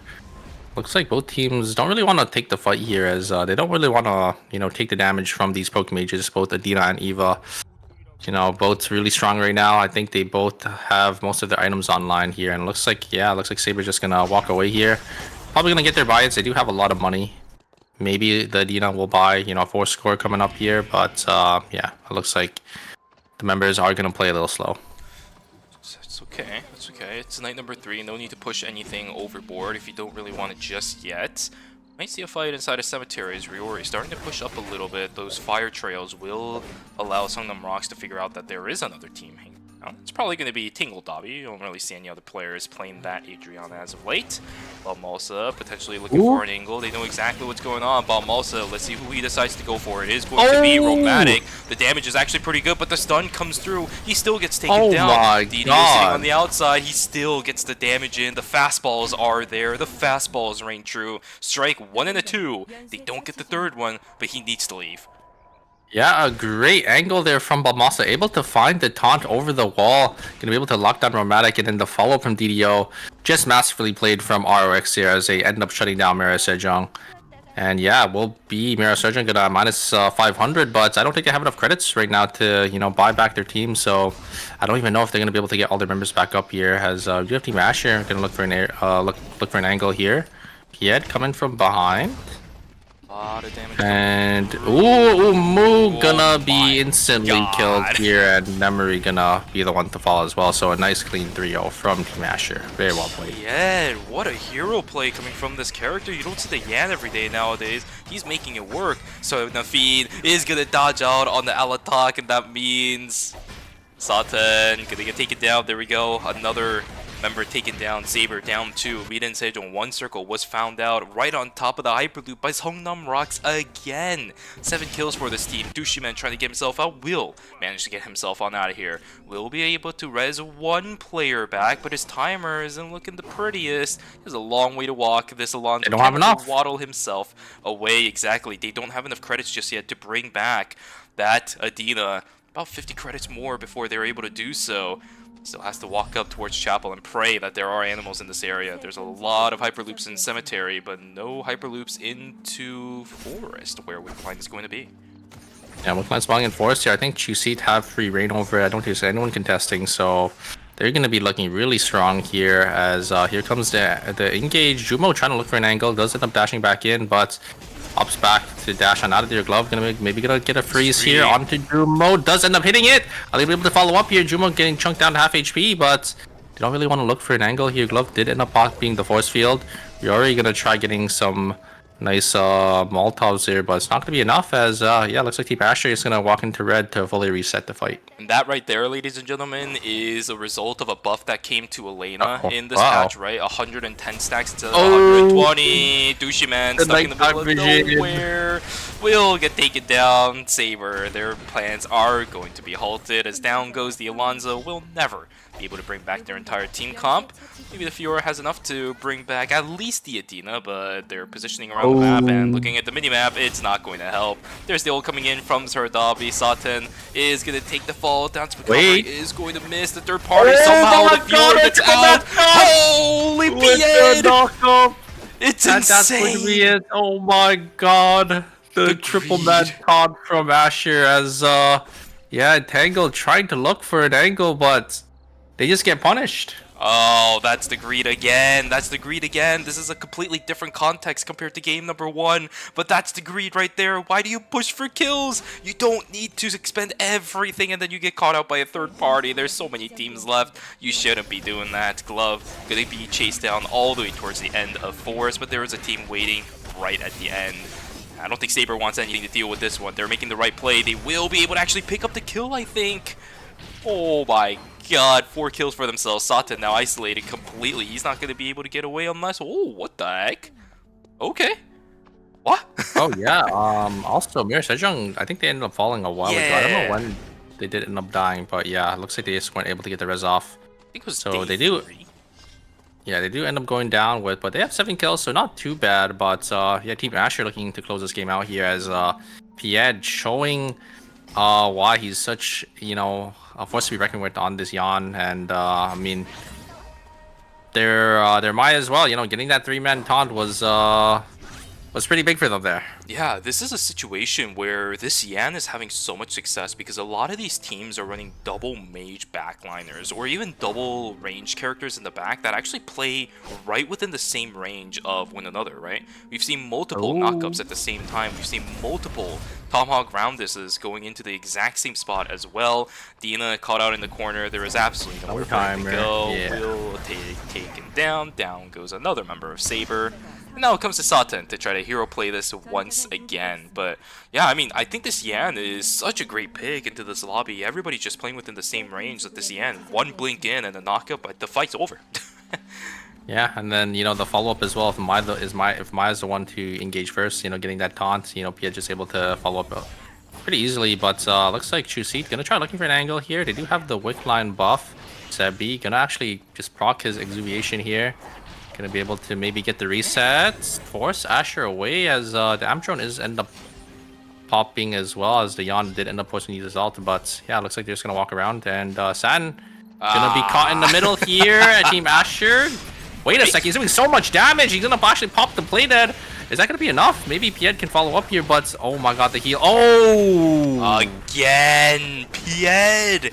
Dude! Coming out big, yes. Once again, just gonna be able to shut down Shinonome as San is just going to ruin Chuseat. Oh, dude, this is so weird. Satan just acting as an agent for multiple teams across the board, and of course, this time around, it's not conclusive because Sebi did end up running away. But my god, a 17-kill game for Team Asher. These guys right now are on fire. Pied sitting on this Yan has been such a devastating force to quite a lot of these teams, and they're gonna have to adjust to it, right? It's not a character that's gonna get banned probably throughout this entire series. A lot of teams haven't really had to practice up against this character either. Nobody plays this character in the current meta. It's insane what Piet's been able to do. Sebi, he needs to get himself on out of here, but he doesn't have the resets. Force field is gonna be forced out, and unfortunately, not really much to do here. will not be able to get out. Will end up falling, but yeah, I mean, Team Asher also, if you saw on the bottom side, they did end up buying a blood sample. I think they got a meteorite for themselves. I think 2 bloods actually. Oh my god, there's 2 bloods. Look, if you see in chat there, it says Jumo and yeah, they bought a blood for themselves. So they're gonna be looking really strong for this final zone. My god, the blood tonfas? Okay. I'm actually looking forward to this one. This is actually quite interesting because I completely forgot to mention this earlier, but it is indeed a Tonfa Yan, right? That's not something you see every day nowadays either. A smart heads-up play from ROX to actually tank Red Timer and take the jump pad over on the swap here so they could actually get zone control first. I really like that. And yeah, looks like, we will have these teams funneling in to the final zone here. They know that Pietz is coming on a flank. A nice camera drop. Yeah, will be RX that do end up taking control, but oh my god, the damage! And it's just going to be the Subame instantly falling. A great flash from the Bernice, just going to be able to shut down Nogri there, and yeah, looks like it will be Team RX going to be the one to come out on top. Very well played, and very nice to recognize that, they actually ended up splitting their forces there. Just seeing the Bernice and the Mike, kind of separated from their Yan, as the Yan was trying to look for a flank angle, but, the one, I guess, downside of that is, if your teammates get forced on, you're gonna have to make quite the journey to get to your teammates. Yeah, a lot of times when you're looking for flanks like that, the other two needs to push the other members in so that the distance between your team and the flanker actually decreases. But Songnam Rocks actually saw that there were two and said, "Hey, screw it, let's go kill the Yeah. Tsubame." And quite frankly, I don't even think they knew there was a third player on that team. I think they were just thinking that it was a two stack, so they decided to push in, and that stops the Well, plans. I mean, at that point, you have to assume there's three, Yeah, right? yeah. It went down to two teams, and then the final zone swap, so it has to be three people. But yeah, just dumb recognizing that these two were isolated, and Jan was trying to look for an angle. Just very very well played, and then the Bernice just able to blink on over the wall to just finish off the Subame. So yeah, Well, hey, I don't know, but there is a world in which I think it could have been a 2v3 if they were maybe not sitting inside a or a chapel when the zones changed over. I don't know. the swap, yeah. Yeah, this is again another one of those things where it's one of those bizarre kind of cases, but you have to think of everything, right? Because I think with game number one, these teams are like, yo, we've seen everything. We got to just prepare for anything at this point in the series.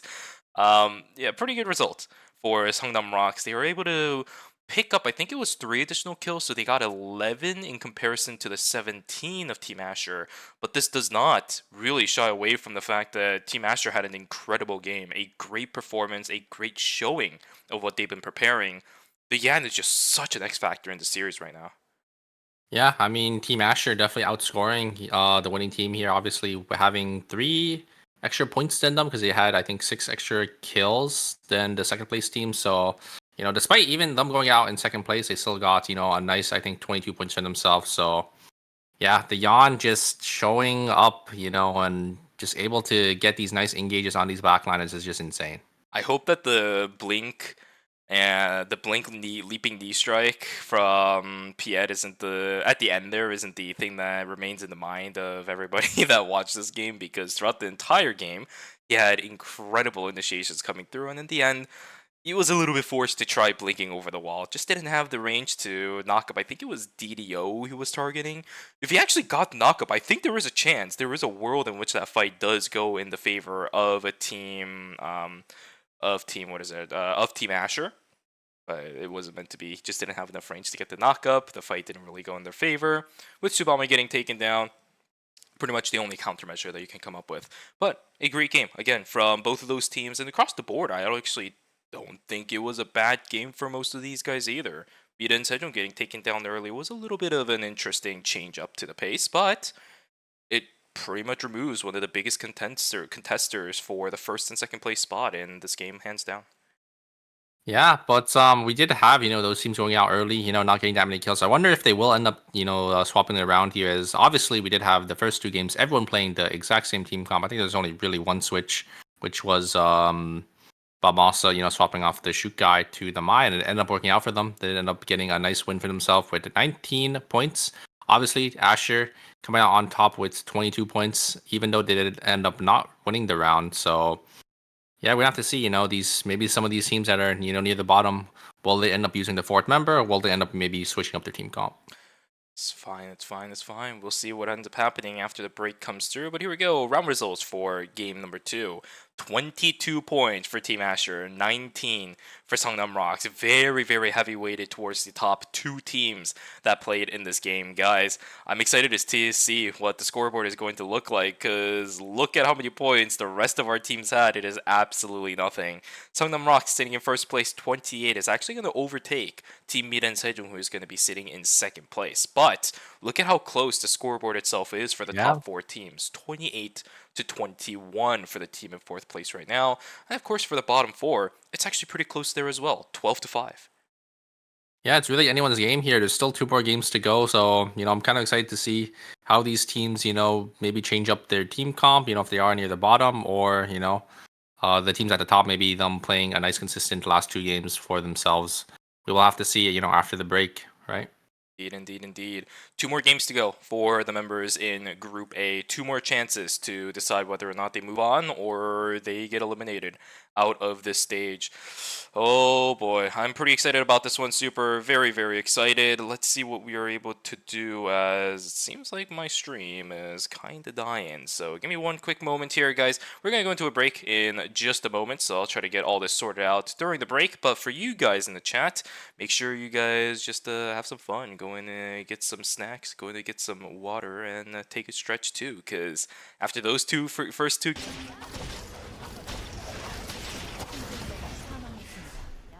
잠시 후 임시 안전지대가 활성화됩니다. 전설적입니다.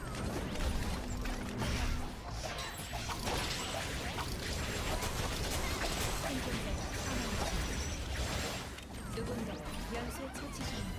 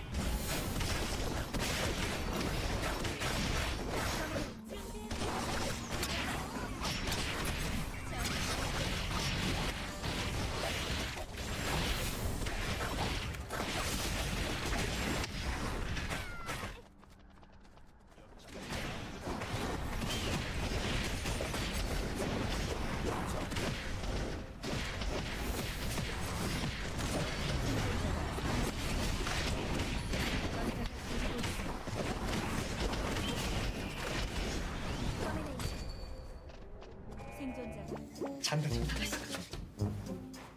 누가 퇴근이다. 드디어 먹어본다. 신메뉴야?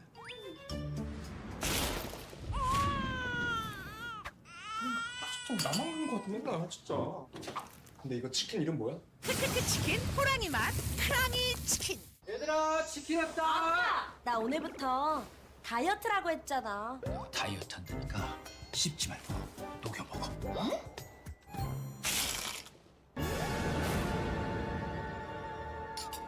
얘가 그래서 얘가.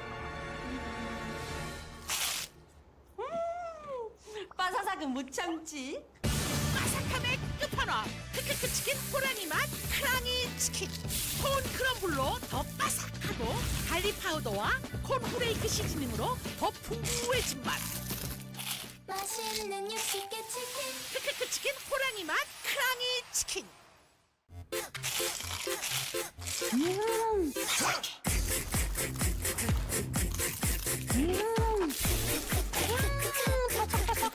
맛있어. 크럼블을 입혀 크런치하고 크리스피하다. 크크크 치킨. 바삭함의 끝판왕. 맛있는 육식계 치킨. 크크크. 치킨 이름이 왜 이래?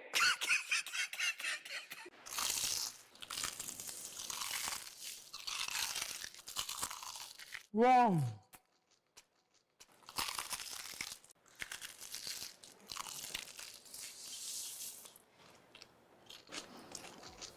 크럼블을 입혀 크런치하고 크리스피하다. 크크크 치킨. 바삭함의 끝판왕. 맛있는 육식계 치킨. 크크크. 치킨 이름이 왜 이래?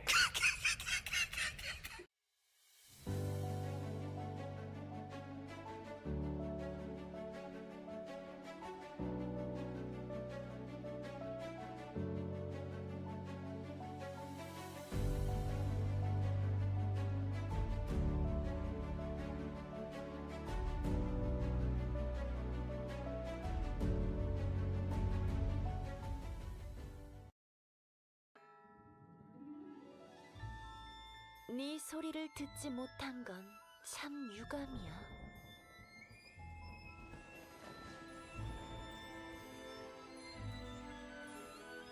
조급해하지 마렴. 공연은 이제 시작했을 뿐이니까. 네 선율을 들려주겠니? 휘몰아치는 상인. 여기까지.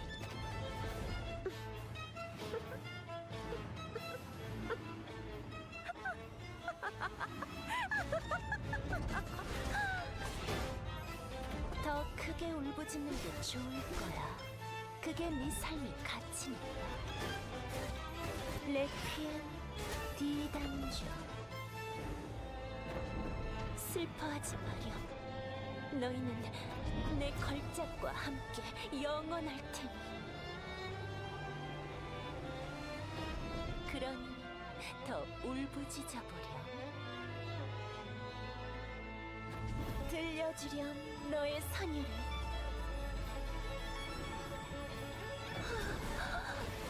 이제 거의 다 왔어.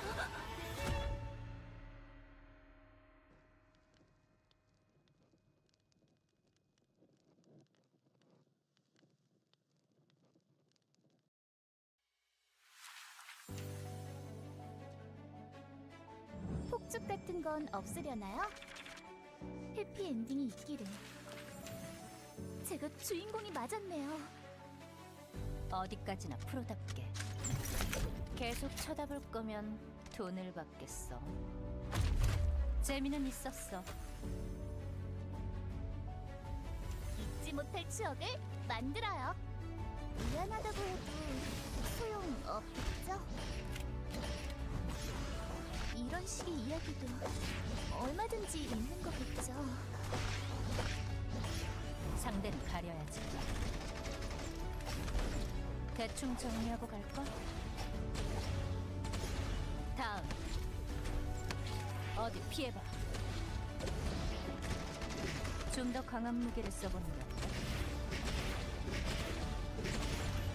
당신의 이야기는 여기서 끝나지 않아요. Alright, ladies and gentlemen, welcome back from the break. We are alive again with the Eternal Return Master Season 4 Phase number 3. We just came from the break that ended up from Group A, Games 1 and 2. So we still have 6 games ahead of us. For now, we are just going to focus on Games 3 and 4 of Group A.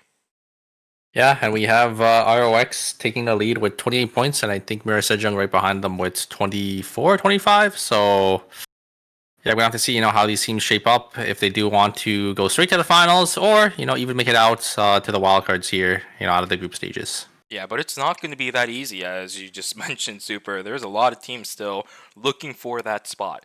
Very even scores across the board for the top 4 teams that are playing right now, and for the bottom 4 teams that are also playing in this lobby as well. For the top 4 teams, I believe it was 28 right now for the first place team that you just mentioned with Seongnam Rocks, and then Chuseat sitting in 4th place right now with 21. So the series is not done just yet. There is a lot of ways that the series can completely change around, a lot of ways that the scoreboard itself can change around as well, Super. But we're going to send it straight into game number 3. Let's see what the character selection is like, and if any team decided to swap out any of their members. Yeah, I'm excited to see. I think most of the roster is the same, but is that a Shoichi pick, Shuvi? Are we back? With us? No way. 20 seconds to go, right? No way. Are we back? Is Luminal, is Shoichi back in business? Or is he gonna swap? I mean, it looks like it's locked in here. I mean, maybe. We're gonna have to see here. We do have Douchey Man also. It looks like he's going to be playing Cathy. I don't think we've seen Cathy from too many. And it looks like it's locked in, Juvie. No way. We are going to be seeing Shoichi, and this, Super, is actually quite interesting because Luminal did actually play Shoichi once, I believe, during phase number 2. But 1.25 hit Shoichi really hard. I'm not sure, if I'm going to be honest with you. It is Luminal, so I'm not going to doubt it just yet because we don't know what's going to happen. I always talk about the Shoichi factor existing. But he's taking False Oath, and that in and of itself is already a very, very big stretch when it comes to Shoichi right now, in my opinion. The fact that it's also happening after the nerf that came to the Shoichi too, I'm a little bit scared for Always Inchan. I mean, this isn't the last game, at least in the series, so I'm kind of glad that they're bringing it out now. Maybe it does something, maybe it doesn't. It's a good test to see if this is going to be a good option for them in game number 4. But wow, I guess, cool. I mean, I think at 1.25 he did end up getting some compensation buffs, right? recently, so it's not too bad. I mean, we're gonna have to see. I mean, obviously, we know, the most recent downfall of, this character, them changing the R, giving it an extra, I think, like an extra 0.2 second delay, and then also, them getting rid of the Dagger drop. dagger from the passive, I think is like the big one. So yeah, we're gonna have to see, if anyone can do it, it's definitely gonna be Luminal. Yeah, I'm wondering if he's already adjusted to it by now. I mean, to be fair, we are still playing on 1.25, so those changes have been in the game for quite a while. I just haven't checked the play history of Luminal during this patch. I'm not sure what he's been practicing. I'm not sure what he's been playing during ranked.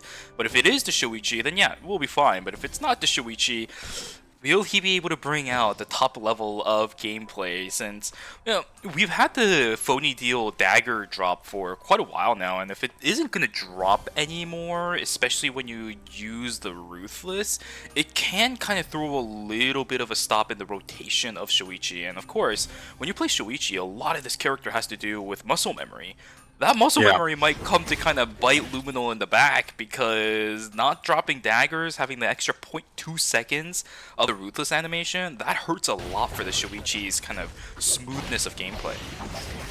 Yeah, and I mean, I'm sure Luminal has practiced it, or he probably has played before, but here comes... Yeah, looks like they're actually going to be able to kill Sebi here. Actually, no, it looks like Juicy is already going to be grouped. Here comes the ultimate, the Ruthless. Oh, wait, Luminal gonna be able to... Yeah, he does end up knocking Sebi here, and gonna get 2 kills, so, oh, wait. Oh, the dagger just doesn't go over the wall.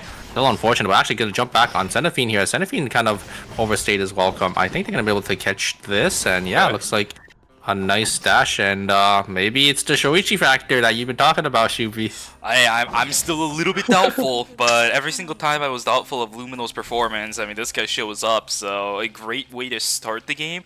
I'm wondering who actually ended up getting the kills, right? It's not going to be that big, but if you do end up getting the kills confirmed, I believe you do get a little bit of extra mastery. If you get that on the Shoichi right now, it might not be bad, but the one that I'm actually looking at the moment is going to be Narmuk on the Kenneth, right? Because one of the biggest things about this team always in the past was that when Taekyung used to be on this team, that Yan he played was one of the best ways to set up for Luminal to dish out the damage. And with a Kenneth, you can do the exact same thing. So I kind of want to see the Kenneth actually doing good on this team before the Shoichi, if anything. Yeah, and it looks like we might have a catch here from Tangle. Dushiman just actually going to walk away, so it's not going to be too bad for them. And yeah, I mean, yeah, I'm excited because I think they do have like a Divest team comp here with, yeah, like you said, that Kenneth's going to be able to, get some nice CC. If they are able to land the ultimate, maybe it does end up locking them down for Luminal to use that Ruthless. And, ooh, a nice knock up from Airline here. But Sebi playing this Ekion, gonna get that dash reset. And yeah, Ekion's such a slippery character, just going to be able to get away. Bought himself enough time. I mean, the resets were coming through. Of course, he had to use his weapon skill to try to reset the exuviation timer, and a couple extra seconds, especially with the shields coming through from his W. Good stuff coming from Sebi to get out of that one. Oyuo still split away from Umu. We mentioned this in, I think it was game number 1, but this is a pretty classic strategy they run. They know how to deal with a lot of the extraneous situations. Oh my god. Now they're grouped up. Umu still looking to farm a little bit. Tingle Dobby starting to hyperloop into this area, but there's a lot of teams. There's even Team Saber inside a cemetery, so this Tree of Life is going to be heavily contested over even starting now. Dance Macabre down on the ground. Peacemaker is actually pretty good from Nemery, but Sardabi completely split apart, looking for a flank over on towards Umu. This is a pretty tight corridor that these players are falling into, but the freeze comes in. Nemery will take the fall. Damage over onto Glove, not that bad. The flank coming in, down he goes. Dushiman is going to be able to pick that up. Another fight on the north side of the map, as inside a police station, fire station, 2 people will fall. It's a 1-for-1 so far. DDO down, Chromatic down. Oh camera work here from the BattleRoyale is insane here, and One Circle gonna try to do some damage to Balmasa here. Balmasa gonna try to look for an engage. The body's gonna explode here. They do get the thirst, and it looks like RX is gonna come out. Just gonna trade a 1-for-1 actually to Mira Sejong on the top side, as we do have, they got a res. Okay.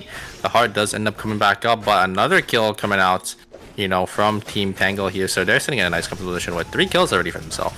I think save for Team Asher, every team was fighting within the 30 seconds that we just watched, because I specifically remember, I think it was 38 seconds when the first fight started inside of a police station or something like that. Or no, it was inside Chapel when teams started hyperlooping in. But this time around, One Circle gets caught out. He's stuck in the middle of all the mutant wolves in the world. Pied taking up a lot of damage, of course, but the healing drone and everything else from his team is going to keep himself alive against those mutant wolves. 2-0 in favor of Team Asher. So I guess in the long run they did join the party. So every single team in this game was part of a fight in the past, I should say, a minute and a half, which is quite interesting. Very, very fast-paced game. Yeah, I think what happened was Mirror Surgeon probably teleported over, and then they probably teleported right onto Team Asher, so, you know, the Lennox opting not to teleport. But, yeah, Team Asher gonna get a nice 2 kills for themselves. Looks like most teams here just gonna, you know, start slowing it down, gonna get their first buy-ins before, you know, the next objective. What you typically see from these teams here is, yeah, I mean, we still have Team OUOB still split up, you know, they're still trying to get as many credits as possible to try to snowball, get these credits, get maybe the blood online, get the force scores online for, you know, their hyper carries. The shenanigans that actually happened during night number 1 did put a very, very heavy delay, I think, on what Team OUOB wanted to do. They've been part of so many fights, and also we saw the Shukai falling down again on the south side of the map too. So this is a team that desperately wants to catch up. Split farming a little bit is going to help out with that, but they are grouped up now, as we can see in the minimap at the moment, inside a school nearby that console. Got archery range, police station, as well as one zone on the south side. I couldn't tell if it was dock or if it was the warehouse for our other temp zone or battle zone. Ooh, we do have 2 seats. Maybe gonna try looking for. Oh, wait a second. We have Airline just gonna teleport right into the middle of both teams. I think Airline is not gonna be able to get out here. Dushiman does not end up hitting the suture there, but who gets the kill? It will be. Looks like it went to ROX here, and DDO trying to get some more damage. Is not going to be enough. Here comes exclusive, and yeah, looks like both teams are going to get out here. But wait a second, the damage from Umu is going to be a lot. But yeah, they teleported in, and it looks like another team did end up joining the party as well as Team Tango. Gonna try to look. Ooh, a nice blink from Rory. Is that going to be enough to kill Dushiman? One more Molotov cocktail might be enough. A nice slow. I think. Oh great suture there. And yeah, they will get away. Okay, I don't know what happened here. I don't know why OU will be hyperlooped into an area where they know their Shukai is dead. Like, why would you even risk that, right? Maybe you're trying to go to clean something up, but the Shukai didn't do anything. You saw a potential third party, but as a Heart and an Ava, what are you really gonna do? You can't push your way into some of these fights. Either way, they're gonna keep themselves alive. But a very, very good attempt, a very good escape, I should say, coming from Team Saber. But here we go, another awkward situation. Nemery getting taken down. No, not just yet. The healing drone is there.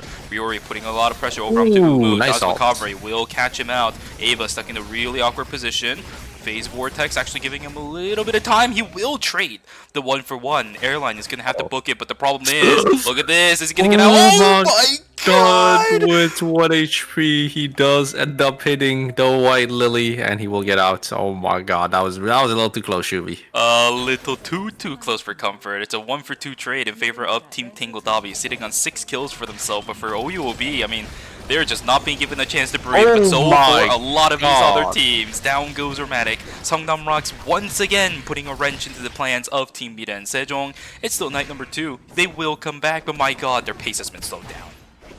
Yeah, Grace Explosive Bola actually catching out that Haze, just gonna get locked down, and once again, you know, I think it's Romantic the one that gets caught out here. And yeah, he will end up falling first, and you know, it's just gonna be lights out for Mira Sejong. One Circle still alive though, so they will end up coming back, but you know, it will definitely slow down their tempo here. Oh my god, what a fast-paced game. All these players and teams decided to come out of the break and say, hey, we want to fight. My goodness, and fight indeed they are.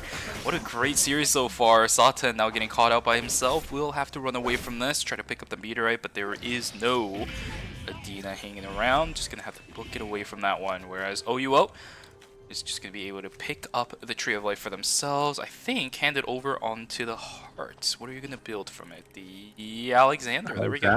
Yeah, so just more damage onto the carries here, as we do have Team Saber. Gonna maybe try looking for an angle here. I do like that they're playing around vision, playing around these I I think that truck there, maybe gonna try to look for an angle, but yeah, looks like they are going to try. Maybe we do have choose seat. Gonna check actually, Sebi. Nice check from the Kion, and they're just gonna grab the balls for themselves. Gosh, Team Chuseed is putting out so much pressure. Right, I think this team was also maybe looking for a possible fight, trying to secure the Tree of Life at the start of day number 3. But Team Chuseed actually just straight up pushed them away. Yeah, I think Team Saber didn't even want to bother with it, and it actually gave Team Chuseed a free transition up on the north side. Another Tree of Life picked up for Umu, so not going to be bad of a situation. But I think aside from maybe a Glacial Shoes, and Ava can't really use this. But here we go. Nice check coming in with the recon drone. Box is going to get picked up. Songnam Rocks, do you want to push into an Ava? Yeah, I think they do want to look for something here. DDO does have his fireball stacked. Youngie gonna get a nice Q onto the Eva, but yeah, looks like they don't really want really push into the team. But wait a second, always Incheon gonna try looking for an angle here as they are a little caught out here. But a nice Peacemaker. Is Umu gonna get a lot of damage here? Does end up getting a decent amount. All members of always Incheon chunked down to half HP. Luminal does end up proccing his false soaked, but it's not gonna be able to find any angle here as yeah, they're just chunked, and it looks like Nemery gonna try looking for an angle. Just does end up blinking on forward there, and it will be Luminal actually the one to fall. So despite them having a nice angle in, a nice Peacemaker to kind of reset the fight there, and OUO B just gonna be able to, yeah, just return all the damage back. I think always Incheon hesitated a little bit at the beginning of the fight. I mean, the Kenneth sent it, but the rest of the team just was not there to follow up. The Peacemaker was also not interrupted by a lot of these members. Usually it's always Incheon that has a really good way of stopping that, but this time around it wasn't going to be the case. Chuseed now looking for a fight up against Team Tingle Dobby on the south side. There is the overflow coming in from Sebi. Everybody on the side of Team Tingle Dobby is somewhat disengaged, but Sardabi taking down a half from the damage of Shinonome. He's going to have to back away from this one, but look at the damage dealt onto the Tsubame. She will fall. 25 seconds left over onto the Adriana. He should be able to get himself out fine. 1-0 in favor of Team Chuseed. Yeah, nice. The Ekion just, you know, able to split the team so nicely there. So very, very well played from Team Chuseed. Just isolating that Tsubame, and it will be Shinonome going to be the one to fall, or going to be the one to drop him. And it looks like DDO just going to actually solo Umu there. A nice exclusive to keep DDO alive here, and it will be Airline going to be the one to fall as well. I'm also just going to be able, just going to try looking for a taunt. Does end up hitting it here, and DDO gonna try dashing on out of there, and yeah, looks like OUOB will actually end up full wiping here to Team ROX. Yep, Nemery got chased down by Hungy, but another fight. Oh my god, they didn't have vision control of Beach, and now Balmosa in a whole heap of trouble. I think the Bernice on the south side is also in trouble too. Balmosa, oh my god, the catwalk in the front is there. Hungy trying to walk it on out, but it's a Bernice. There is nowhere for him to go inside of Beach. He's gonna hide right behind the Bears. Jubo, what the heck am I watching? Wait. Is he out? Hungy get out? Nah, oh no, he has no blink. Oh yeah. My. But Balmosa actually gonna be able to live on the on out of there. A nice catwalk there, get out of there. A nice ward hop from Balmosa, and yeah, it looks like he will end up TPing. Hopefully, he gets a good TP. It looks like he does end up choosing Ali. I think that is probably smart here, as he is going to be able to get the res in red. But I'm pretty sure Mira Sejong did end up hearing the ping, so maybe they might end up choosing to take this fight here. Yeah, Balmosa this time around learning his lesson, right? Actually grabbing vision first before anything else. He might have just wanted to run straight towards the console, but grab CCTV first, because all the pings happening right now, north side of Alley, like that this. one CCTV is just such a good spot to hold things online. They need to start building up fastballs. They need to leave an animal for DDO. Look at them doing exactly just that. Maybe considering taking it down. A lot of traps going down on the ground. Rita and Sejong looking for a fight back in. White Lily not really going to do anything, but the taunt is there. Coming into Romantic, a lot of damage being exchanged. Now Donana completely isolated by himself. Romantic is going to have to get himself on out. Same thing for Donana. He has to invest the blink. But look at this. DDO, signature fireball gone. Hyungi, explosive bola gone. I don't know about Balmosa. Oh my god, exclusive is gone. This could be the fight that One Circle is looking for. He is hunting. He is hunting. Yeah, I'm surprised Balmosa pulled him back. I think Hyungi was winning, but nice pull coming out from Danana. That's going to be DDO going to be the one to fall here. It will be Hyungi going to be the one to fall as well. A beautiful pull from Danana, going to be able to lock up ROX says Mira Sejong is the one to come out on top with a nice clean 3-0. What a tragedy. What an absolute tragedy. That is devastation. That is not the way that you want to go. Always Incheon. Lumino taken down to about a He's tenth of his health. frozen. And he gets can't do anything. frozen. He got frozen. The Kenneth is still alive. Maybe he wants to fight this out. He needs to go back in. He's not going to be allowed to get the res off. But there's another team. Saber looking for it. Double taunt over on towards the Tsubame and the Elena. Glove is just going to be able to skate on out of there, but again, loses another member. Tangle Dabi down 1, that's minus 250. And always Incheon gonna lose 500 credits here. They are gonna be able to get the res off here. Dushiman gonna try to look maybe, as they do know the team is resin. Always Incheon not really looking in a good spot. As you can see, the Kenneth's items, he only has that myth crop. Jesus. So yeah, they are not looking too good for themselves here, as maybe they might look for an angle, as they do end up playing this push. No, it looks like they're just gonna walk away here, as Wickline also spotting on the top side of the map. I don't think that's in any available zone, so I don't think any team is going to be able to really contest for it just yet. And now I'm wondering if the Shoichi pick is even going to have damage to knock anybody down. The Triple double play coming taunt. in. There's the Moon Dorito. Wait, That is... Wait a second, hold on. The fight's actually kind of turning. Luminal is looking for an angle. He actually gets a kill over onto Dina. Down he goes onto the ground. Oh, no. Diamond, unfortunately, he's taken down too. Waiting for the dagger to reset. He doesn't get it. There's the terminal over onto team. Always Incheon. Terminate is done and dusted. There's another team falling down, unfortunately. The only one from Team Saber that fell was Dina, so that's a minus 250. The Shoichi just... He got the kill, but now he was stuck in the bear den. Yeah, it's just a really unfortunate third party, I think, for Team Always Incheon, as they had the angle back in, but this wasn't enough here, as we do have Team Chuseat here. Dushiman getting a nice suture, actually going to hit 2, but they do end up losing Dina, so another minus 250. I don't even think they're going to be able to get the res off here, so yeah, Saber not looking too good for themselves in this game. They're just going to have to rat it out as a duo. You're right. I mean, everything is just happening so fast that it's quite honestly surprising to me that it's already day number 5. We don't even know which team got Wickline for the most part. Has she even been taken? I don't think it was she Mirage has. Sejong. I think they did pan over into Temple, like if you did see for like a second. But yeah, they were taking Mirage. They just got Wickline for free because yeah, it spawned on the top side of the map, but then it packed it into Temple. It looks like so. Yeah, Mirage Everybody's been so Sejong. busy trying to fight. Yeah, they are looking really strong though. Mirage Sejong. Oh my God, was that one circle on 2 bloods? It is. Jesus, the Hellfire and the Blood Ripper. My God, that haze is so strong right now. Yeah. Oh, sorry, that was the. Yeah, that was Dramatic then, right? Yeah. Satan, he will get out. Okay, so this Mai keeping himself at least alive and cooking. I don't know where he actually went. It's probably somewhere on the south side. I'm assuming dock because I see factory. Yeah, factory or dock, either somewhere down there. But yeah, we do have a lot of teams, I think, covering the top side here. Mirage Sejong, I think they do know there is a rat team up here. I think they heard pings, which is why they're checking the bushes. But it looks like they're just gonna TP on out again. Team Asher probably went down to factory as well. So yeah, a lot of teams, hovering the top side. Mirage Sejong probably gonna be able to get the stream zone for free, as I don't think any team really wants to fight that team. One of the stronger teams, definitely, and they got, Wickline as well, so they're sitting on a lot of items.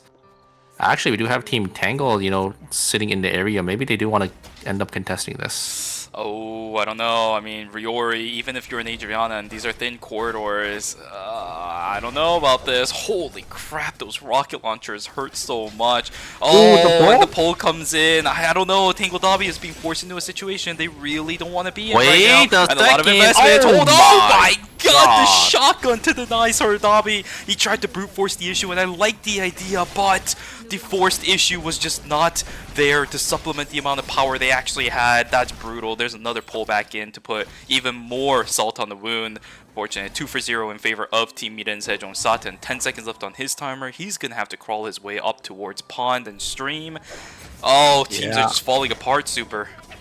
I mean, the angle looked good, but yeah, the SMG burst. Oh, a nice pull, actually. Gonna be able to maybe get Sebi here, but the resets do end up coming through, and yeah, it looks like Chuseat are just gonna walk away, as the 2 members of Team Saber, I think, is gonna be lights out for them. Dushiman gonna try looking for an angle. Does end up hitting a nice suture, but, there's not really much that comes out of it, as Son gonna try to run away here. Oh, actually does end up using the ultimate for the pull. Nice, actually, Nice recon drone to check the corner here. I see Masher gonna try looking for an angle. Ooh, Pied not gonna be able to find anything with his blink engage as both members are gonna try walking away. I think they do need to get the full reset. Maybe wait for the cooldowns to come back up. Try look for another angle as yeah, Pied kind of whiff there. You see it. They need to play carefully. Team Asher is losing a lot of timer for this though, right? I don't think they're going to be able to make it to final zone at the temporary zone at this rate. They're going to have to duke it out now. Noguri getting taken dangerously low. That Tsubami is effectively out of the fight for now. Oh Piet my God, getting pushed back again. Cenophied is just denying so many initiation attempts. They get Shinonome, but he has to play dead. The fight is over. Jumo is going to have to completely book it. Cenophy, man. This guy's Lenny is so bonkers. He correctly targets every single person that possibly has a chance of ending the fight. And he just spring traps them away. This guy is so good on Lenny. Yeah, just having the awareness to, you know, spring trap them back in, you know, on their engage and then spring trapping them back out. Like, it's just insane from this guy. Gosh, but for Team 2C, that can't be the end, right? I mean, there's still so much to go through. Vida and Sejong sitting on 9 kills for themselves, actually has control over the final zone, and it is a Carla versus something like an Ekya, and he is just going to get pulled back in a little bit. He's pretty tanky enough to actually not deal with that so much. That is a Tree of Life in that box right now, by the way. Not that big of a transition, but for this team, though, definitely. Ooh, a nice pull, and they'll the play play dead. dead. Oh, wait, they did. Procking. Yeah, looks like it came back on cooldown, but they will end up just securing Shinonome. I think that will be it for Team Juicy Tier. They're gonna be able to get thirst from Shinonome. And wait a second, Sebi gonna do a lot of damage. Maybe gonna try killing Romantic. It's just not gonna be enough. And it will be Mirai Sejong coming out on top in game number 3 with 12 kills. Oh my god, great pulls coming in from Denana. He's actually starting so many fights, holding so many fights. I mean, this is pretty much the dream frontline that you want to have in any of your games. GG's to Mida and Sejong will be able to secure it finally in game number 3. Yeah, a nice strong showing from Team Mirai Sejong. We know, you know how consistent they are. Finally able to get a nice game for themselves, and this will probably cement them into first place. Indeed, it does seem like the memes were true, Super. His shoulders are broad. No one can get through his mighty width of the shoulders from the looks of it. But yeah, I mean, again, I think Denana playing this Lennox, I don't know why he's only picking it up now when it comes to competitive, because this is pretty much the bread and butter of tanks, right? This is pretty much what you want a tank to do, where they have initiation possibilities, be that very insane frontline that doesn't really allow people to walk through, because I don't think Shinonome ever got a chance to auto-attack the backline for free. He always got punished by some sort of crowd control from Denana once he got pulled in. That's what you want the frontline to do. Initiation attempts, Denana landed some insane snake bites this fight, this entire game. He landed some really good hooks that either reinitiated a fight or started a fight on some pretty priority targets.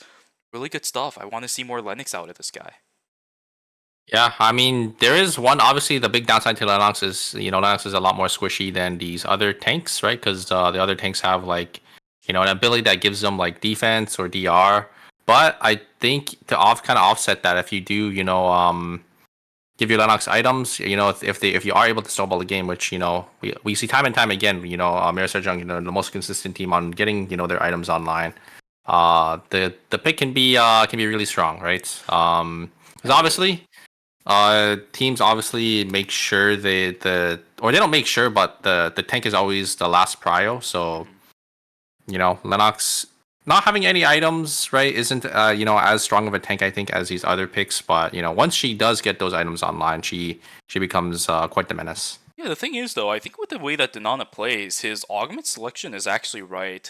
In a lot of the cases that we've seen recently of Lennox popping out, they've been running heavy knee pads because it gives them the initial shield and also gives them the cleanse at the very beginning of the fight when the shield is broken.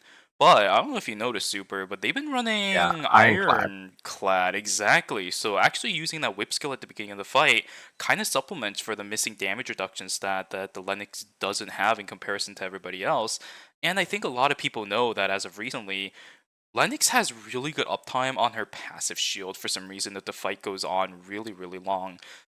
That's been keeping Denana alive in a lot of these fights as well. But the problem is, for Denana, he doesn't really need to deal with those shields because a lot of times when he lands these also vital snake bites, Yeah, they the just fight's get already one shot. over. Yeah.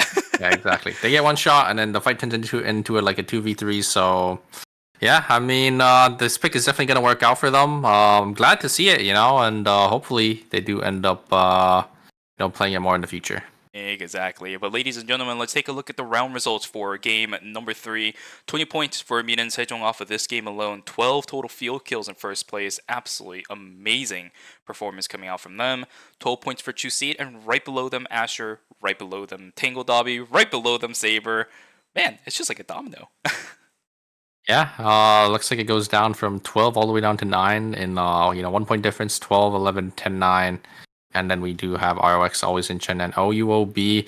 Fortunately, not able to find the footing in this game once again. Hopefully, for the last game we do see them, maybe try to shine here as it looks like we do have Team Mira Sejong, in first place with 45 points. They have a pretty strong lead for themselves, so almost already secured themselves in first place or in the top 2 slots. But who knows? ROX, Asher, Chuseat, they're all relatively the same amount of points. So if Mira Sejong does end up, maybe going 8th here, ROX, Asher, or Chuseat, if they have a nice last 4th game, could kick out Mira Sejong in the top 2 spots. But I mean, the bottom 2 teams, they definitely need to find an answer, and they need to find it now. But one of the teams that are in the bottom 2 right now is OUOB. These this is gonna sound really bad, but it's actually a little bit of a compliment. This team is a cockroach, man. They never die when it comes to group stages. They always make it through. They're always in the bottom 2 at the beginning of the series, but somehow they make it out.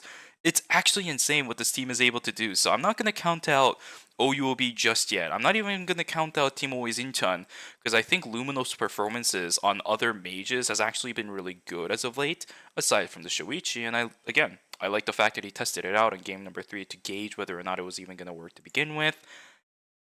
I'd say run something else. Yeah, I wonder if he will pick it again, because it's kind of unfortunate what happened where they got third partied. It was looking pretty good for them, but actually I don't know, because I think relatively speaking, the fights that they've been taking hasn't been too favorable. Yeah, I think they did end up losing a lot, because at the very end of the game we did see them. I think it was the Kenneth only having the mid crop, so that means they probably spent a lot of money on reviving. So. The fights that they did end up winning were ones they already had an advantage at the beginning of the fight, whether it was just a Kenneth initiating or something like that. Any fight where they were on the back foot at the start, like the Peacemaker from Heart, that fight's over. They don't have one. Yeah, we'll have to see. Any swaps, any picks, but I'm surprised. Like usually we have some character bans. No character bans in the group stage here for Group A, but maybe it might be different for Group B. Yeah, we do actually have a My ban though for game number 4. We actually had 4. Oh, we do. Yeah, in the last wow. game. Okay. It's going to be a pretty big one coming in, pretty important ban, I should say. So even more of a reason where I don't think Always Incheon can play the Shoichi comp, because the Mai has been pretty crucial in keeping him alive at least half a second longer. I don't know. So the buy ban coming through again, as I mentioned earlier, we saw 7 unique tanks in some of these games. They're going to have answers, right, to the fact that Mai's banned. They're going to have other tanks that all of these players can play. It's not that big of a deal when it comes down to it. Mai has still been pretty crucial thanks to the utility he brings to the table. But as we saw with the Lennox, for example, on Denana, that utility of keeping your teammates alive is not the only thing that people are looking for in tanks. It's the initiation. It's the wall. That's what you're looking for in frontline. Yeah, I mean, wow, even after the nerfs, like we still have, teams picking up or teams playing this character so much that she's going to get banned. But, it's just how it is. Maya has always been a dominant pick, I think, in the meta just because, of how her kit works, right? With the exclusive. Get out of jail the engage. Yeah, the engage with her taunt, and then, still being, like a relatively tanky and safe taunt or tank as well. So, yeah, I mean, we'll have to see, right? With this my ban, what these teams kind of swap to. I think probably Balmossos probably might go back to the shoot guy. We might have these other tanks, go back to what they were originally playing before. But yeah, I mean, I'm excited for this last game. Exactly, I am as well. Songnam Rocks is still in danger of getting eliminated. 18 to 12 is not that big of a difference between 6th and 7th place. Bottom 2 teams are still up in the air. Top 2 teams are still up in the air. Yeah, game 4 is going to be good. So as soon as we get into game, of course, we'll see what these teams are going to pick. I don't want to see them divert away from what we've seen so far tonight, because it seems for the most part that every team is comfortable running their own respective team compositions, especially Team Asher. I mean, the Yan maybe getting caught out here and there is not the greatest thing in the world, but if their team composition works, we know it's successful. Yeah, we'll have to see. We'll have to see. I think we're gonna jump into it very shortly here, but wow, what a great 3 games so far, huh, Shubi? Yeah, it's a great way to actually start phase number 3 too. Game number 1 in and of itself. Yeah, that was so weird. That was like, what? I don't know, man. Like game number 1, I think definitely opened my eyes to these teams. They're not unstoppable, right? Like they still make mistakes as well, right? We're all human. And I think game 1 definitely showed that. Exactly. At least for the most part, it seems that Mira and Sejong has been able to bounce back, which is good. Their mental state looked fine from decision making that Denano was able to pull off in that game, but it's not always guaranteed to allow that to happen for everybody on the team, which is amazing to see that they've been able to bounce back and have such a successful performance as they did in game number 3. Here we go, everybody. Game number 4, the last one for the teams in Block A. Shoichi is back. Indeed, Shoichi does seem to be back. After this one, we'll have 2 teams drop out for the remainder of phase number 3. Again, the last chance for these teams to get any qualifying points into the season finals so that they don't have to play LCQ. Whether or not they play in day 1 or 2, they just want to go there. These circuit points are going to matter, and for 2 of these teams, they will not have that opportunity. But for the rest of the 6, they will move on 2 into the finals, 4 into the wildcards tomorrow. Let's see which team is able to do what. Bob Mosa on the Piolo, my guy. Oh my god, you are correct. I'm excited to see, this Piolo pick. I haven't seen it in a while. So, it being picked here on the big stage once again, I'm really excited to see, how we utilize this pick. We do have Jumo on the Nikki as well, so we do have some unique picks here, but I think relatively speaking, the rest of the lobby is the same. Indeed. The Mai being gone, of course, means that we're going to see slightly different tanks, but I think everyone's just kind of playing what we've seen from these players in the past. Jumo on the Nikki is slightly new, and he's running Amp Drone. Oh yeah, I think they are trying to play for this one-shot combo with the Nikki and Yan, like maybe the Nikki ult into the Yan, going in. Damage at 1.25, I think. Yeah, I mean Nikki's still, a nice pick, I think, for a lot of these teams. I think we saw a lot in phase 1, and she didn't really get changed much. I think she only has gotten buffs from then. So. Okay, I'm all for this. We saw how pivotal Pied was in some of these fights. Even if this team is able to isolate one target, I think their continuous damage is really good with the Yan rotating through his damage rotation. He's on Tonfa. He's looking for skills to rotate. He's not waiting for his auto attacks. And when it comes to Tonfa Yan, each of his skills has so much vital essence inside the fight. Every single one of the skill he lands will do a ton of damage as long as he's playing Tonfa. He has the quick spin there. And even if he doesn't do enough consistent damage, you got the Tsubame. Everything's fine for this team as long as they're able to isolate and at least execute one person at the start of the fight with the Nikki. Wait, did we see what the Yan was on? I think they're on Stellar Charge, right? Yeah, he is on Stellar Charge. He's looking for resets. Yeah, I see. Because obviously, I think he was the one running Amdrone before us, but now they have the Nikki. The Nikki is going to be, obviously you don't want to run 2 Amdrones because, they don't really stack. So they all play in the same range too, the Nikki and the Yan.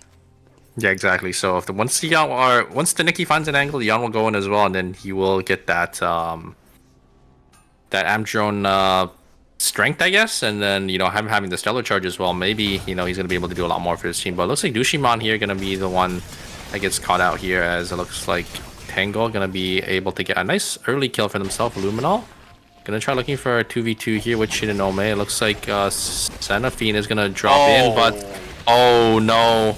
Wait. It looks like the charm from the ultimates from Shinonome is going to be enough, but it is early game, so Luminol already got the wrist off, so they're okay. Yeah, but Centipede is so good, man. He denied the shield runaway from Dongye. It's gonna actually force him out a little bit longer, deny his build from completing for a few extra seconds. Which is quite important for Team Always Incheon. Losing out on a fight like this at the start, I mean, we saw it in game number 3. They won it this time, but you know, for Team 2C, they were actually grouped up this time instead of isolating Sebi, which is really good. Luminol. Oh my god, what the heck? He actually managed to pick up the kill. Barbosa, he's trying to get a kill. Oh, he's dead. No way. Ah, signature fireball. Alright, down he goes. It looked cool for a second, but we almost saw the glory days of Shuichi. Nah, yeah, not really. That was just a Luminol div. Good stuff coming out from Luminol. It's a 1-for-1. Yeah, he does end up getting a kill for himself, so not too bad actually. I was a little worried because he did end up getting hit by the trap, you know, the Bernice putting the trap right on one of his daggers. But yeah, we do have a fight on the other side here as Saber gonna try looking for an angle here. Dushiman maybe gonna try getting Ryori. Looks like he's not gonna be in range, so they're just gonna walk away here. As yeah, it looks like Tangle are completely split up as yeah, looks like Tsubame is just gonna grab the nice spare for themselves and gonna path away. It's fine, it's fine, it's fine. I mean, this is pretty much in expectations of what we normally expect to see from these teams. If anything, it's a little bit more spread out than what I would have assumed. Not that many team fights, but still a lot of isolated pickoffs. I think that's going to change in a few moments here, though. We know that these teams are looking for kills, especially the ones towards the bottom of the leaderboard. They really wanted Jumo missing the guard and reverse PN, looking for an angle. It's actually going to force out the ultimate from the Estelle. She was actually getting targeted herself. You can see the health bar, so maybe it wasn't so much as a force on the Kenneth, but the Estelle herself. Pick up food. It's a really quiet night number 1 for Game 4. Yeah, I mean, all teams, I think they know, they don't really want to be too aggressive here as, you know, this is their tournament life on the line. You know, gotta play a nice, consistent game. But, you know, I'm a little surprised because, you know, so some of the teams are in contention to dropping here. Ooh, a nice sniper shot here from Hyungi. The Bola does go wide here as Balmasa does end up joining in. DDO following up as well. I think it looks like it will be Jumo going down, but they won't trade. Yeah, 1-for-1 onto Hyungi on the backside here. DDO does end up, I think he still has his ult, but yeah, looks like they're just going to disengage as a nice 1-for-1 trade for both teams from Team Asher and from Team ROX. Team Asher is quite literally the Bernice's worst nightmare. He has no mobility, but there's so much mobility and catch-up potential that I think if he ever gets in range to even shoot a single buckshot, he's just going to not be able to play the game. He gets one auto-up, and that's all he's going to be able to do if the members of Team Asher decides to focus target him down. This does allow Team Mira and Sejong to actually get the Tree of Life for free, as look at that, some of them rocks actually opting to look for fights against Team Asher. This is another Sandstorm, if I recall, which means we are going to have the Sand Streams. Right, the bonus movement speed coming through clutch for some of these teams, and maybe it will later down the road too. Yeah, and looks like it will be a relatively slow game as teams are just going to start getting their call-ins here. Ooh, we do have Sebi here kind of split from his team. I think it looks like they're opting to split farm. Oh, I like this vision play from Team Asher. Well, RX check, I'm sure they will. Maybe not, actually. As here comes Jumo here. The ultimate does end up coming through, and the follow-up from Pied just going to instantly kill Hyungi, and Balmalsa is going to get away. Nice jump over the wall from Jumo, but yeah, it looks like it is a PLO. Can't really chase that. So Asher is going to get a nice kill for himself. Bernice's worst nightmare. He made so much distance. The pure uppercut did catch up, and you think, oh, well, he blinked away. He should be fine. He made the distance. Nikki shouldn't be able to 1v1 him, but then Yan out of nowhere. Blink and everything.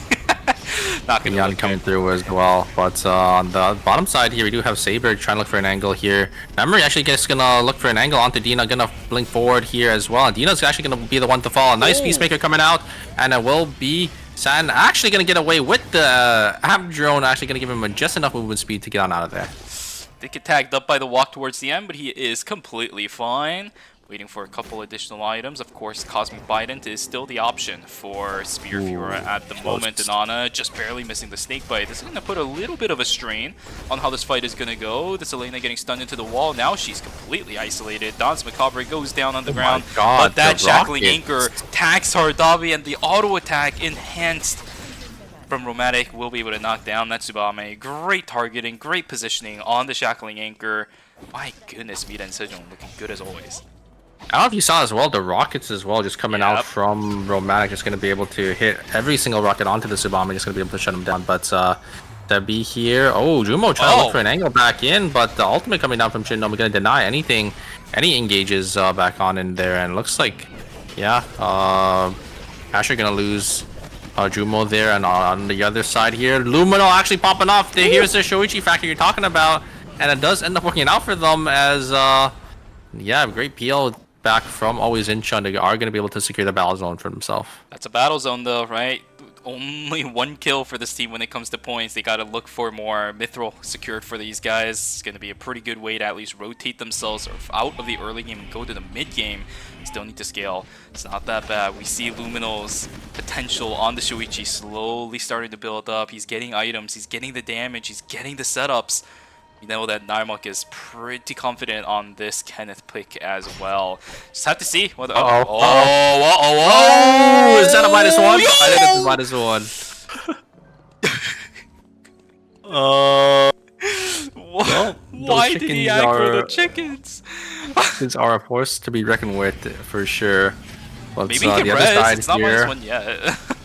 yeah, great peacemaker coming out from Memory here. They are gonna be able to kill the Subama, and yeah, it looks like a nice pickup again from Team OUOB. Gonna be able to get on one of the members from Team Asher. Yeah, for Team Saber, this is actually quite lucky because Oh, as you I just self-res. said, yeah, if you self-res, then it's not a -1 here. Oh, you're right. You're right. Yeah. And lucky for Satan, he didn't get found out by anybody else. Oh, and the Zuba did. The Zuba did on him. Ah, don't do it, guys. He's self-res. They pretend like it never happened. Well, looks like we do have our day 3 coming up very shortly here. So any more deaths means it will be a -250. Looks like Jumo getting caught out. So okay. Another fight on the top side here as ROX gonna try looking for an angle. Hyungi actually a little too far forward here. Gonna blink on out of there. But DDO having his full fireballs here. Gonna try looking for an angle. Oh my god. The Subama just getting instantly deleted. Tried to look for an angle. Tried to finish the Bernice, but it just wasn't enough. And very nice explosive bolo from the Bernice to kind of shut down any engage attempts there. Gosh, and this is one of the problems with Subami fighting into a Bernice. If you use Higurama's elimination technique, it brings you straight into the buckshot range of the Bernice. If you can't take him out immediately after, you're eating the full blast of his auto attacks. Chusi versus OUOB, we've seen this multiple times throughout the course of the night. Shinonome, the one who's going to be in trouble. Xenophine is actually the one that gets targeted down first. They actually managed to knock down the Lenny. This usually doesn't happen. Down he goes into the exuviation. This Ekion is going to be dead to rights. He's going to come out of it with nothing on hand. Force field, the only thing he has access. The pork chop brings Memory closer. Down goes Sebi. Last one alive on that team is going to be Shinonome. He's trying to farm his way to victory. They do have enough credits, but there is no transfer console in sight.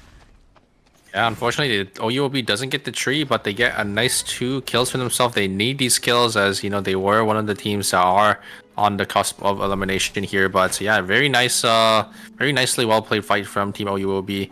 Gonna be able to find the angle to kill Xenophine. And yeah, a nice peacemaker to, lock down Dekion, and good follow up from, that pork chop. Just gonna be able to finish him off there.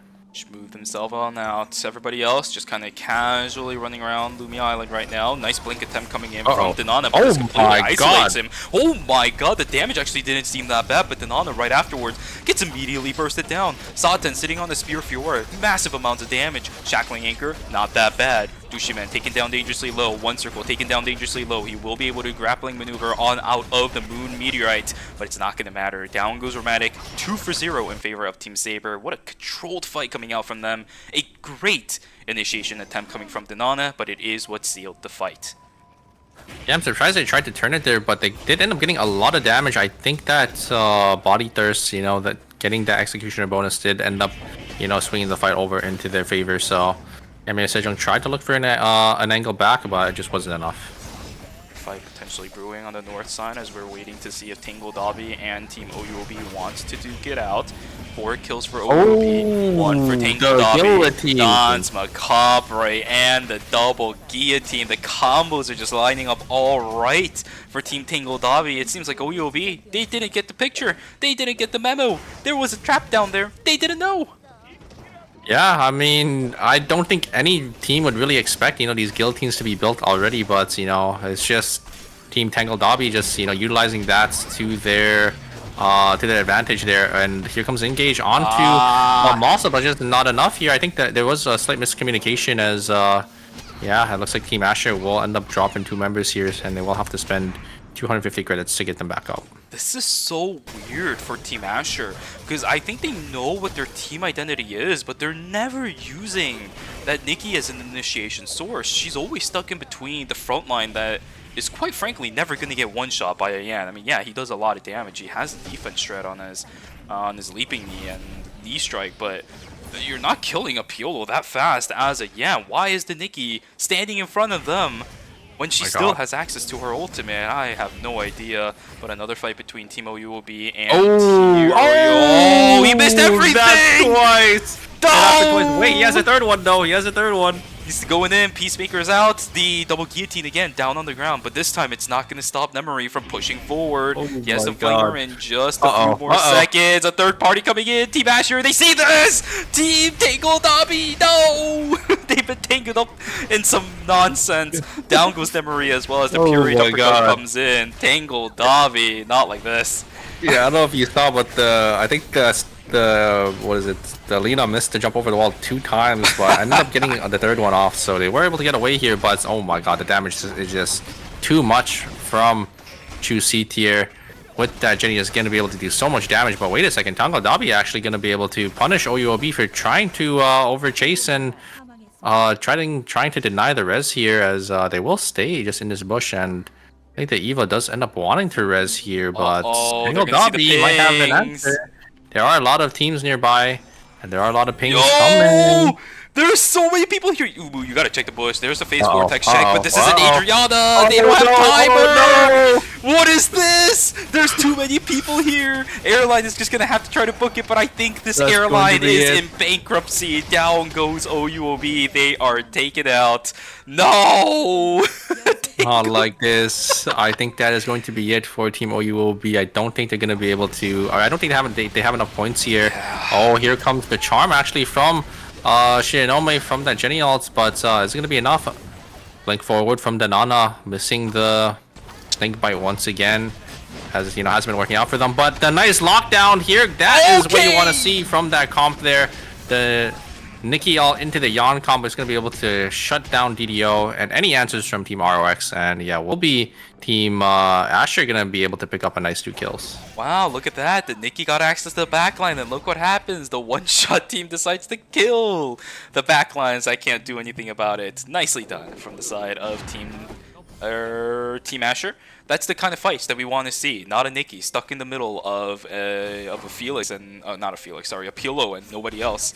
That's what we want to see. Access to the backline, using the pure rage uppercut offensively to buy your Yan some time to actually get the damage in. He's there. I mean, we're at day number 4. He probably has some transitions. That's where Lian becomes lethal to these backlines that don't have mobility. Yeah, and we do have Wickline spawning very shortly here. But I'm also actually going to be caught here. I don't think he has enough red timer. Gonna try to maybe run away. And here comes the ultimate. And it will be lights out for Team ROX. Oh, well, actually, the William is alive on the other side of the map, it looks like. So they will be back up. But if you look at their credit count, it's... yeah, I don't think they really have a chance here. But they have 5 kills. This is the team that was in 6th place. They're actually not in a bad spot, especially considering the fact that OUOB is already out, right? They have 6 kills. They actually are on 18 points, which means they're actually equal to what Songnam Rocks had at the beginning of this game. So that should, I think, signify OUOB unfortunately dropping out of phase number 3. And now it all comes down to always Incheon. If this team is able to outscore Songnam Rocks, there is a chance that Songnam Rocks still falls, or even the team that's in 5th place. We'll have to see what ends up happening. But for Team 2C, they're being forced to fight. Oh my god. Oh shoot. This fight is not looking good on the side of Team 2C. The snakebite is going to miss. Another fight on the north side as Jumo is going to get taken down on the side of Team Asher. Incheon, they're pushing their way in. They're fighting for their tournament life. That is going to be the fight they will have a success in. There's a pull over onto Xenophine. A lot of damage over onto the Lenny, but she's just going to jump on out of there. Hoppity hop pop. by goes the Letty, but there's a third party. They got to take the White Lily over. my Beautiful God. White Lily. Oh my And they're all god. out. Yeah. Beautiful. And it looks like Team Asher actually did end up losing Jumo, so they will end up rezzing here. Mira Sejong do know that the team is a little low. A nice ultimate from but you Pied. know, Pull goes wide, and yeah, it looks like everyone is out. Beautiful White Lily, like you said though, from Team Juicy on out of there, and it looks like they're gonna take the push. Are they gonna be able to kite back? It looks like they do actually, and nothing really comes out of this. Oh, another third party God, though. it never ends. How much timer do they have? I mean, they're just surrounded by these teams, but they're so centrally focused on knocking down one person that dealing with multiple teams across the board is bad. Split. There's another isolate. No. Is gonna get taken. He's going back in. Oh my God, he's still in. He's still going high. back in. Okay, wait a He's starting second. damage. He does end up killing. What No man, the he don't heck? have enough damage. What? The drain tank of Sebi is not going to be able to knock down Luminol, I don't think, unless he makes some crucial mistakes. And of course he's not. Xenophine is now isolated. There's the dagger reset. Xenophine should get taken down in just a moment here. He does have the spring trap to get on out, but that is irreversible damage over onto Team Chusi. Sitting on 5 kills. Luminol stays alive thanks to the vampiric bloodline. False Oath also giving him more damage. He keeps himself alive. Down goes Xenophine. Always Inton. Still fighting for their tournament life on the Still in line. this. They are still in this for sure. My God, Luminol coming out on top there. I think he used the dagger skill. Oh no, they're getting third party by Team Saber. And I think that is gonna be the wait. Luminol gonna try to get the resets here. Oh, Nalmok did end up falling here, and oh no. oh dude, what is this area? That is so unfortunate as they do end up losing the Kennedy, and it's not looking too good for them now. They will have to end up winning a 2v3, it looks like, if they do end up wanting to come back into this game. So a little unfortunate, you know, as they did end up having a really nice fight into Team Shu Seat. You know, I think Luminol using that dagger skill just ended up keeping them alive a little bit longer. But it will be lights out for Team Always in Chun. God, yep, down he goes. Now it's somehow gonna have to be Hyungi winning more than a 1v3, which is probably not gonna happen. Tsubame isolated, Tsubame taken down. Higurama's more like Deadorama. Oh my down he God. goes. There's the Yam picking up the kill onto Glove Third as party, though. well. 2 for 0. Team Asher, they gotta run away. Cameras down all over the place will actually allow them to know something is going on. Executioner's bonus will give them a little bit of CDR resets. Dongye and Ryori stuck in the middle of nowhere. They don't have the diplomatic power. There is no white flagging in this game, guys. There goes Always in Chun down to the ground. 4 kills is all they get. We are confirmed our 2 teams that will get eliminated here today. Thank you to Always in Chun and OUOB for playing this weekend. But for the rest of the teams, now it just comes down to, at least for the top few teams, which team gets through to the finals and which team goes to the wildcards. Yeah, I mean, Team Asher, I think, was one of the teams that are, you know, pretty high up there. They have 12 field kills for themselves here, so they are looking really, really good to secure their finals spots with Mira Sejong. As you know, Mira Sejong is definitely in the lead with a lot of points for himself, as well as Ariori.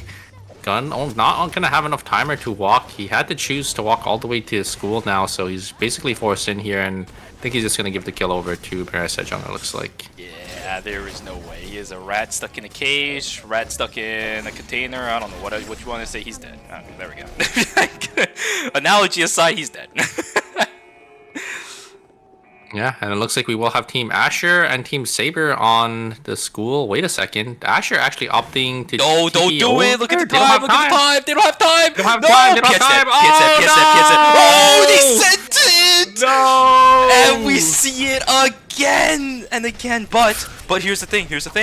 The school temp zone, the school battle zone or temp zone, whatever it is, hasn't been won out yet, right? There is still a little bit of focus. Sebi is pulling it away. Dina, they need to join the fight. There goes Sebi down on the ground. Executioner's bonus. It's going to give them a little bit of cooldowns, but nobody invested their timers. 10 seconds left. Down goes Pied. Wait. Oh.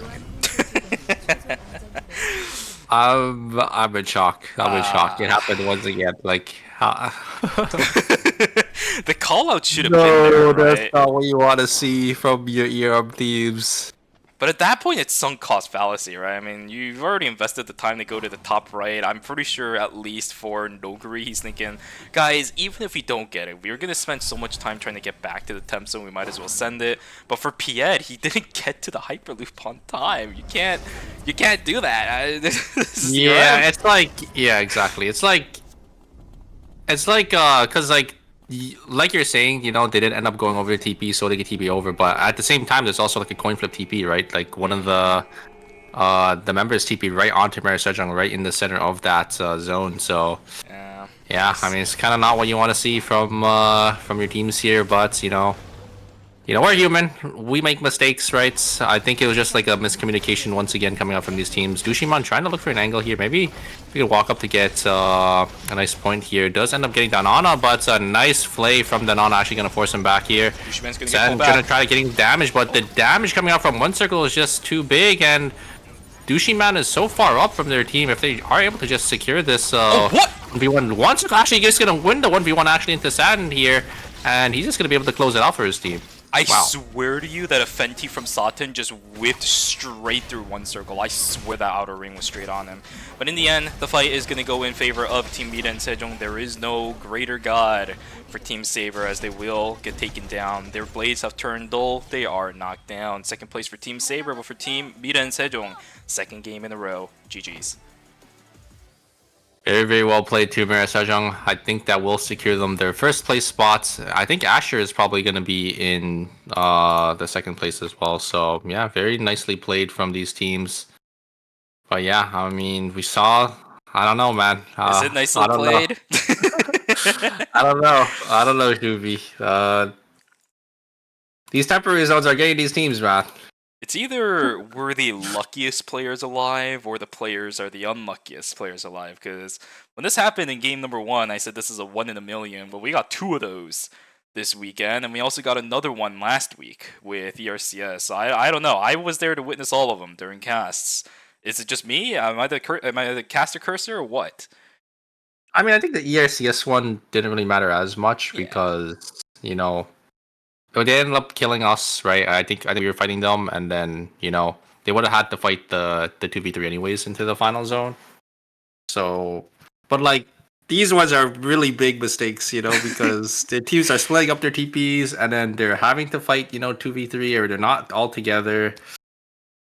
Yeah, I mean, we'll have to see. I mean, you know, once you make the mistake once, you'll probably never make it again, you know? Yeah, listen, I like to think that it is all me. I am the harbinger of these macro mistakes when it comes to hyperloops and temp zones. I'm the only common factor, man. I don't know what to say, because in that one, I don't think greed was even a common factor, right? I mean, you're trying to just hyperloop out and go to a different one. You know there's multiple pings inside that area.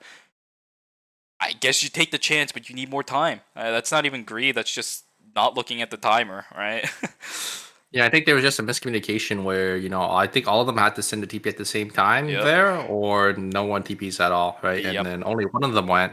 One of them probably said, you know, let's TP. The other two probably said, you know, probably shouldn't. We don't have enough time. And then, you know, opinions were divided. Yeah, and then that's what happens. Probably the same thing that happened with Mira Sejong as well. But yeah, I mean, I hope these teams learn from, you know, their mistakes here. As, you know, these separate zones are fairly new, right? So you can't really blame these teams. Right, you know, they're still trying to get a feel for them, but you know, seeing on the big stage, you know, it definitely hurts. It definitely hurts. Yeah, and this is one of the reasons why, you know, we don't have, I don't think, that structured of team rosters just yet in ER. And I'm not saying that because, you know, we have teams, right? That's not something that I'm trying to deny.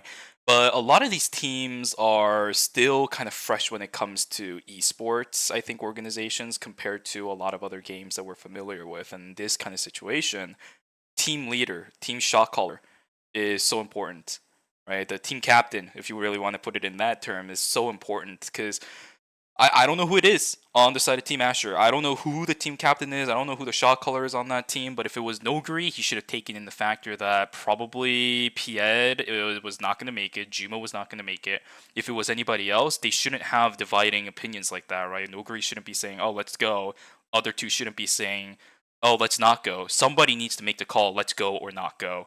They have to weigh all the factors in. This is one of the reasons why, you know, in other games like Valorant, for example, team captain roles are decided on really, really strategically, and a lot of casters always put heavy emphasis on a lot of calls being made from the team captains, a lot of strategies being called from team captains. They have such an important job, and this right there is a perfect example of why if you don't have one or the decisions go awry, the punishments are there. Yeah, they definitely need, a dedicated shot caller. But obviously, both the other teammates have to give their input as well. And I think that's probably where, it's stemmed from, like the miscommunication. Absolutely. But we do have the round results here for you guys. Mira Sejong coming out on top with 17 points. Team Asher not too far behind with 16 themselves with 12 field kills, Did end up they ended up getting third and not second. And yeah, they only were 1 point behind. And here are your total leaderboards. Yeah, they still get out, right? It's not that big of a deal. They're having fun. Yeah, I mean, it didn't really end up coming back to bite them here, as they still do end up placing second place, so they'll move straight to the finals. Yeah, that game, I think it was 2 performance. You know what's funny? It's funny because both the top 2 teams are the ones that made the macro mistakes. Yeah, that is very true. So, hey, maybe that's another common theme about that one, I suppose. Which team was actually the one to win last week again for ERCS as well in the lobby? It was Homeless Laptops, right? No. It was Moldivers. Oh, right. No. What is it? No. I thought it was Window Shoppers that one. No. The one with us and Homeless in it. It was Moldivers. Oh, it was the Moldivers. Okay, well, dang it. Okay, whatever. I guess that comparison and same thing went out of the window. But yeah, I mean, still. Good games for Mina and Sejong and Team Asher. I'm hoping to God that that's not the only thing we'll remember about those teams. Those little macro mistakes, but I'm pretty sure. They're having an interview. I'm really curious on what if they do end up talking about the game number 1 mistake that they did.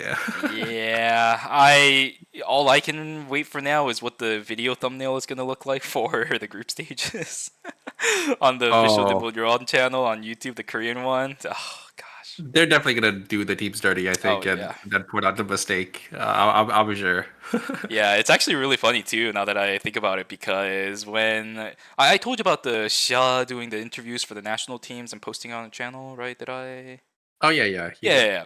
So a lot of the people that actually go on that and has had themselves represented on official thumbnail on the YouTube channel for Nimbun or Eternal Return, the Korean one, where they do the highlights for ERMs. They've always talked like they're getting defamed. And of course, it's all a joke, right? Because it's just for the interviews and for fun. But they're always like, I swear I'm going to get Nimble Neuron for doing me dirty of that YouTube thumbnail and all that jazz. This one is not going to go pretty. Yeah, I mean, that is what it is, right? It's like, you make a mistake, everyone will definitely like point it out and laugh at you, but especially if you're like a pro player, you kind of just have to take it on the chin. It happens, right? It happens. Yeah, it's kind of going back to what Hoko said during the podcast. You know it's going to be a bad situation regardless. You can already see the Twitch chat rolling through. You can see the question marks flying everywhere. Exactly. But once it happens, it has happened. Guys, that was the end of Group A. We're just waiting for the Korean interview to end for Team Mira and Sejong. That did end up winning Group A here today. Unfortunately for OUOB and Always Incheon, this will be their last performance in any of the phases for Season 4. If they want to continue on, then they either need to have enough points from Phase 1 and 2, or they need to win LCQ. That's all they really have left. Unfortunately, I think for Always Incheon, their performance has definitely staggered. I don't think I've ever seen them in a finals this season. Maybe in Phase 1 they did, but their performance there was also not memorable. So I think Always Incheon is going to have to go through LCQ. OUOB, on the other hand, they did play in Phase 1 and 2. They always got to the finals. That's why I called them cockroaches earlier. I'm sorry. Again, it's a compliment. Yeah, they are unwavering. It's so weird, man. They never... I think this is the first time that we've actually seen the OUOB struggling in the early parts of the series, and they actually drop out of group stages. That's so weird. I wasn't here for Phase 2, so I wouldn't be able to comment. But yeah, I mean, in Phase 1, I think they played a nice, consistent game. Unfortunately, they did end up coming short in the finals. But Yeah, it's a little unfortunate, right? So I think those Shoichi nerfs definitely got to always Incheon as obviously their whole team comp and their whole roster is kind of playing around that Shoichi pick, but now that Shoichi is kind of got nerfed into the gutter. We're gonna have to see if they will be able to maybe kind of adapt. Hopefully we'll be able to see Shoichi come back up in the meta from the Run. We'll have to see, right? Because they have been slowly buffing him back up. So maybe Shoichi will be back in the glory he used to once be in. Mm-hmm.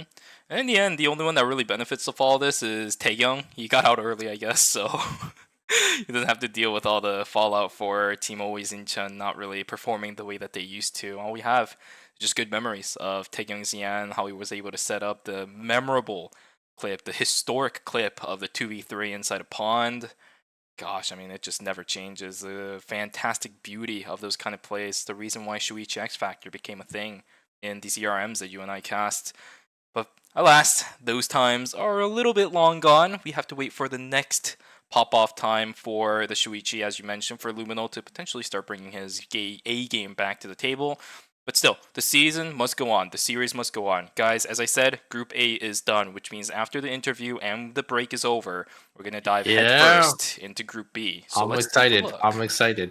We do have that one team that everyone is looking out for, with the previous pros from, I think, from League. So, yeah. BNK Fearex, obviously, one of the favorites as well. They always play a nice, consistent game.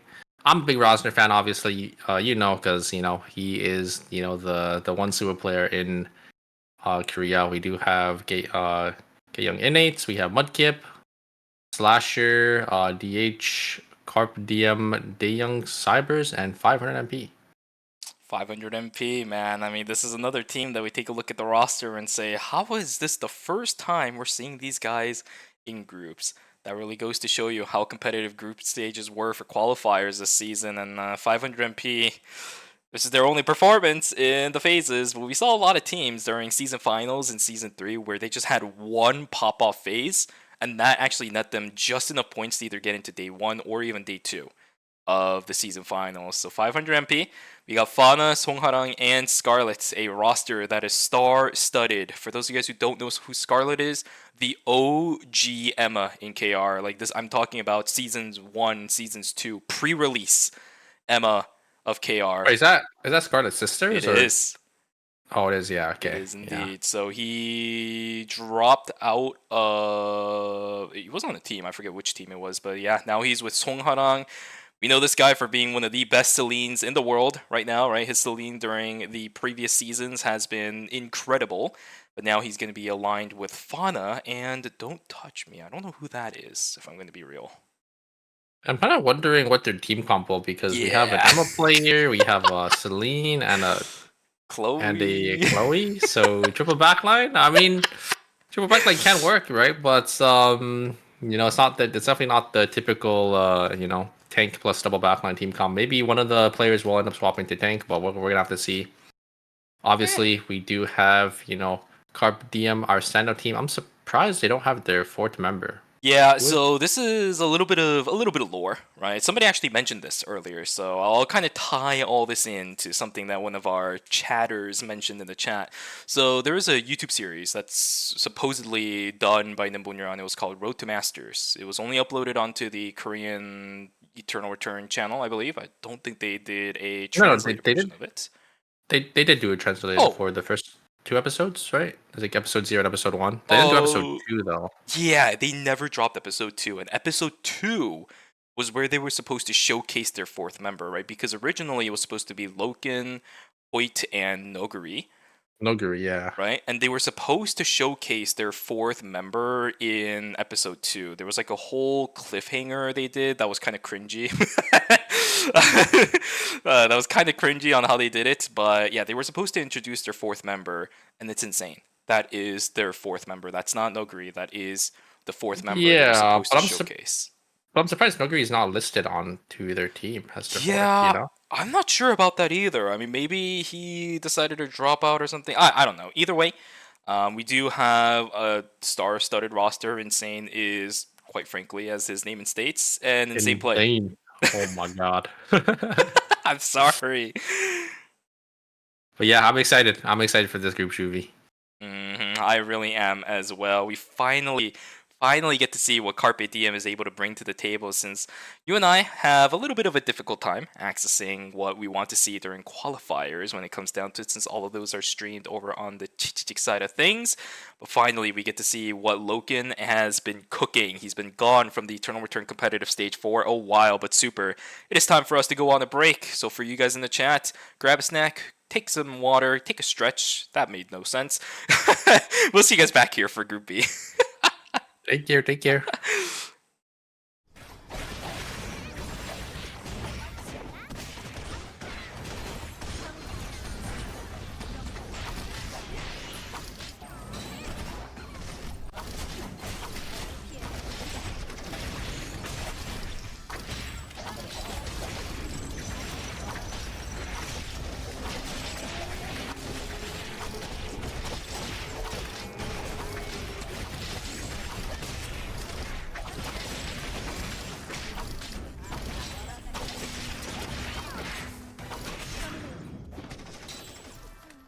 생존자가 사망했습니다. 아프다고.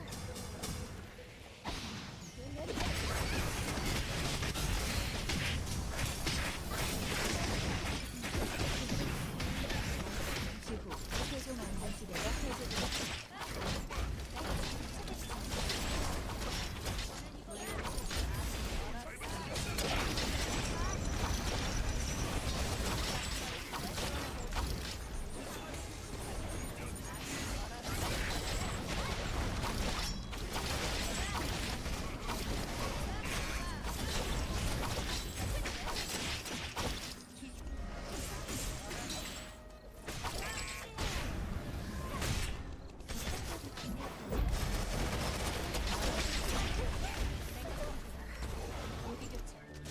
잔다 잔다. 휴가 퇴근이다. 드디어 먹어본다. 신메뉴야?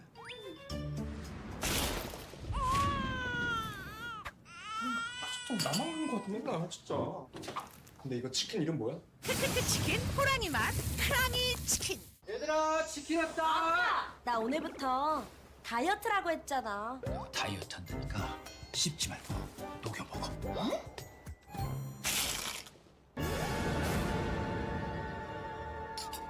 얘가 그래서 얘가. 빠사삭은 못 참지. 바삭함의 끝판왕 크크크 치킨 호랑이 맛 크랑이 치킨. 콘 크럼블로 더 바삭하고 달리 파우더와 콘 후레이크 시즈닝으로 더 풍부해진 맛.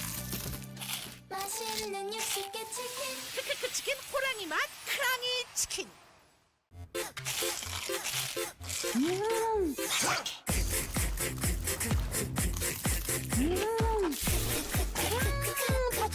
맛있어 맛있어. 크럼블을 입혀 크런치하고 크리스피하다. 크크크 치킨. 바삭함의 끝판왕. 맛있는 육식계 치킨. 크크크. 치킨 이름이 왜 이래?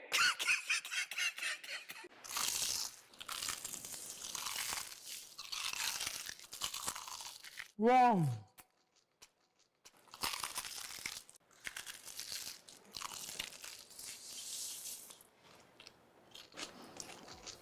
크럼블을 입혀 크런치하고 크리스피하다. 크크크 치킨. 바삭함의 끝판왕. 맛있는 육식계 치킨. 크크크. 치킨 이름이 왜 이래?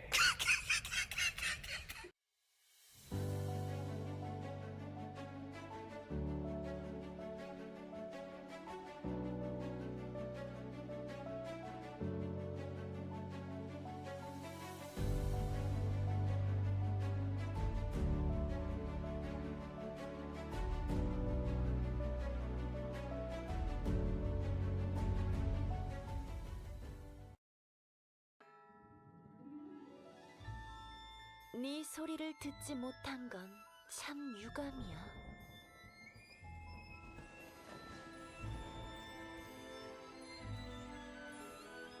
조급해하지 마렴.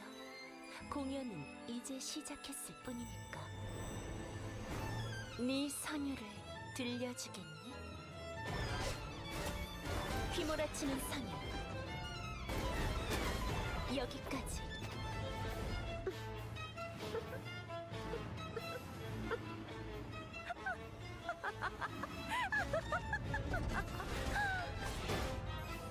더 크게 울부짖는 게 좋을 거야. 그게 네 삶의 가치니까. 레퀴엠 디단주. 슬퍼하지 마렴. 너희는 내 걸작과 함께 영원할 테니. 그러니 더 울부짖어 보렴. 들려주렴 너의 선율을.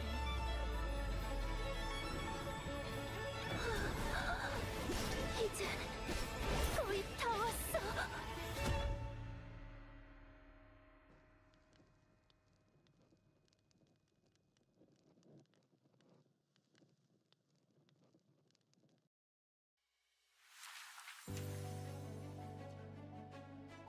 폭죽 같은 건 없으려나요?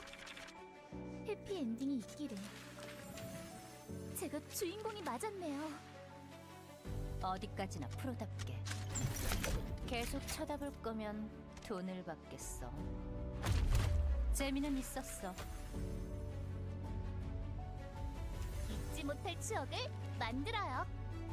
미안하다고 해도 소용없죠?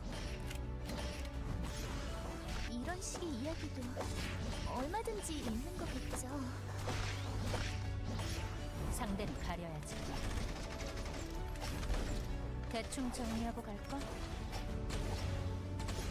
다음. 어디 피해봐. 좀 더 강한 무기를 써본다.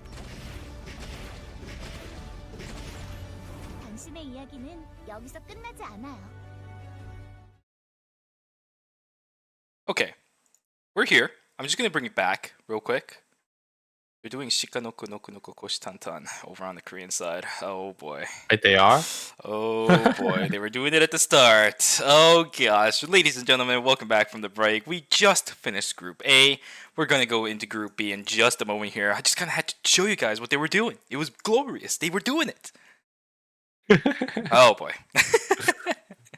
Yeah, we do have the groups here. So all the teams that will be playing in Group B, we have BNK Fearx, Gaeyoung N8, Mudkip, Slasher, DH, Carpe, Daeyoung Cybers, and 5ㅅMP. Yeah, pretty star-studded roster again. We were talking about the teams that were going to play right before we went on the break. But looking at it here again, I mean, now that we can actually put all of our focus onto the teams in Group B, looks pretty stacked. Looks absolutely stacked. This is going to be a very, very incredible rotation and series, I think, from Group B. Might even be more interesting than the ones we saw in Group A. There's a lot of really, really good teams in this group itself.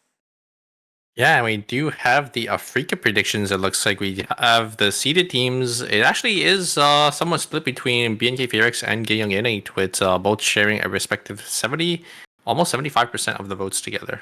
Yeah, pretty interesting. A lot different than what we saw in Group A, right? We had one team from both the seeded and the qualified teams pretty much eating up a majority of the votes coming through and from Africa TV predictions. This time around, for seeded teams, we actually have two that are going to be evenly split. And on the side of qualified teams, quite similar to what we saw during Group A. But I do like the fact that BNK Fearx with a 31% vote prediction and Gyeonggi N8 also sitting with a 42% prediction on themselves as well. It's actually going to be quite up there as fans are divided. Gyeonggi N8 was the team that won the, what's it called? The National League? The National League, right? I think. Oh, that is a great question. I can actually double check that. I just have to go to the website. You'll have to give me a second. Yeah, I unfortunately wasn't able to watch the National League. I was actually surprised that they even did one because I had no idea what was happening. I think they did end up coming on. Yeah. They did end up coming on top with 146 points. It was it was a lot more games though. I think it was 2 days, right? Yeah, 2 days worth of games. So it was like, I was thinking it was 8 games in total, or 16 games, or sorry, 10 games. No, 12? 12 or 8? Oh, that is a great question. I think it might have been 12 games, but it looks like we're just going to jump straight into it. No questions asked. We do actually have a lot of duplicates picks here. We have 2 Lennys, 2 Suas. Magnani back on the Sua. I'm really excited to see him play Sua as well because, you know, he was one of the top Suas back then. So, you know, kind of excited to see. As 2 Hazes as well. So, a lot of dupes, but no, I don't think there's any bans coming out here. Yeah, and I mean, even for Magnani, you know, you say back then, but it wasn't a long time ago that his team was able to win a lot of ERM season finals because he managed to bring out the Sua in the final game, right? That's why he's got 2 titles under his belt on 2 different teams. He literally just brought out Sua at the end and just crushed the competition with that Sua. So really nice to be able to see it again for this game, or is he? Oh yeah, he is. Okay, I just couldn't find Magnani for a second there. He's on Bats Vampiric, so a lot different from the usual Sua build that I think most Suas are running, but yeah, I mean, their team comp is kind of interesting because they also have a Johan. We haven't really seen Johan being picked as much as well. See, so it's going to be Magnani. You're not putting the important part about the Johan. It's Cadmus on Johan. This is like the furthest thing that you would, I think, expect Cadmus to play. This guy, what is the Ekion aficionado, the Isaac aficionado, the frontline aficionado? What's he doing on Johan, man? Yeah, so it's like a Sua solo frontline with the Johan to pocket, but you know, also there's Revolu on the Kaja there, and oh my god, wait a second, I didn't know Kaja could do that. Did you see that? The AS. Yeah, I'm excited though to see, you know, how the team comp all works out. It's a lot similar, I guess, to VRX's team comp, where they're gonna play, you know, a lot more slow with like the poke, but obviously gonna have a lot less damage. This is a lot different than what BNK FureX also runs right now, right? I actually couldn't see who they're running as their 3rd member. Since looking at the fact that it is a Bernice, I'm highly doubting that it's E8. Because E8, for the most part, his ERM is still really, really good, right? Yeah, it should be Bomb. I think they did end up playing this comp back in Phase 2 as well, but obviously, you know, there was some Bernice nerfs in, you know, the 1.25 patch, so I kind of want to see, you know, if this Bernice pick is still, you know, as strong as it used to be. You know, we'll have to see here. But, yeah, looks like the game is going to start. Most teams are just going to start getting their builds up. They're going to start grouping up, and we're going to see if there's any early game aggression for this game, or for the, you know, as a whole. Yeah. Another couple things that I do want to mention, Rozzy coming through for Loken. Again, this is going to be the team that a lot of people are going to be looking at. Carpe DM, Loken, as well as Hoyt, joined by Insane. Going to be bringing out a roster that we actually have never seen before, including the Rozzy into it. It's going to be quite unique of a flavor that this team is going to be able to bring to the table with the Yan and the Lenny. Other than that, 500 MP. Going to be going with the comp that you and I were exactly thinking about, right? The Chloe, Emma, and the Celine.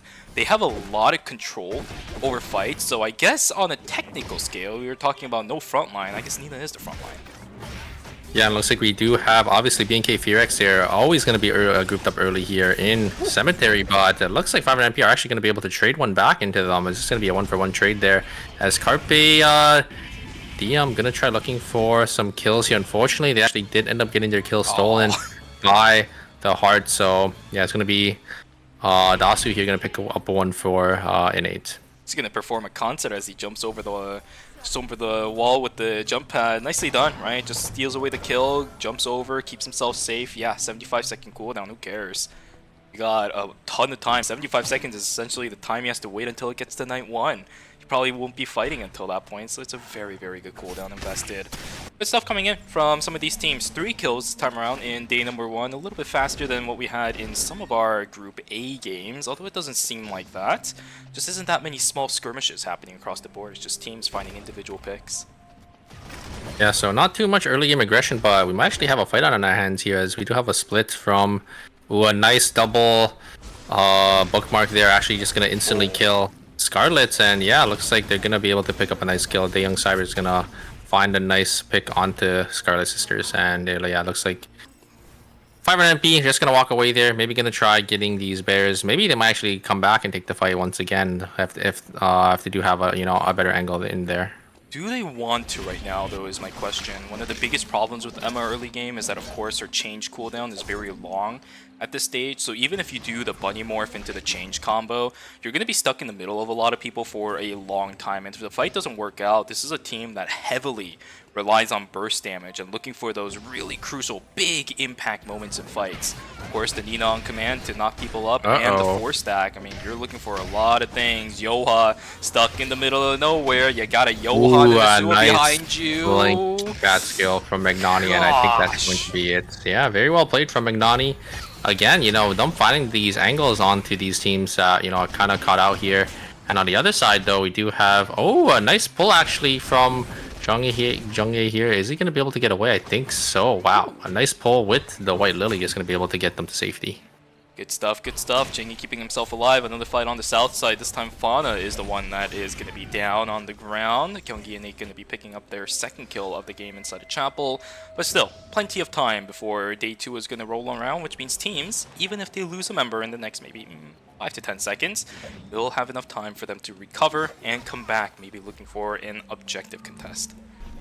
Yeah, Gangsheng here kind of split from his team as Curry is nowhere to be found, as I think they did end up trying to TP down into Cemetery here to try to maybe contest for the tree, but unfortunately they TP'd right onto Gaeyoung A-Nate, and they will end up paying the price for it, as, you know, Gaeyoung A-Nate now on 3 kills for himself. A really nice early game for themselves here to, you know, have that extra cushion of those extra 3 kills. Good stuff. We saw some teams actually heavily relying on those towards the end of the series in Group A, right? Those extra couple kills coming in from the early parts of the series is going to matter a lot.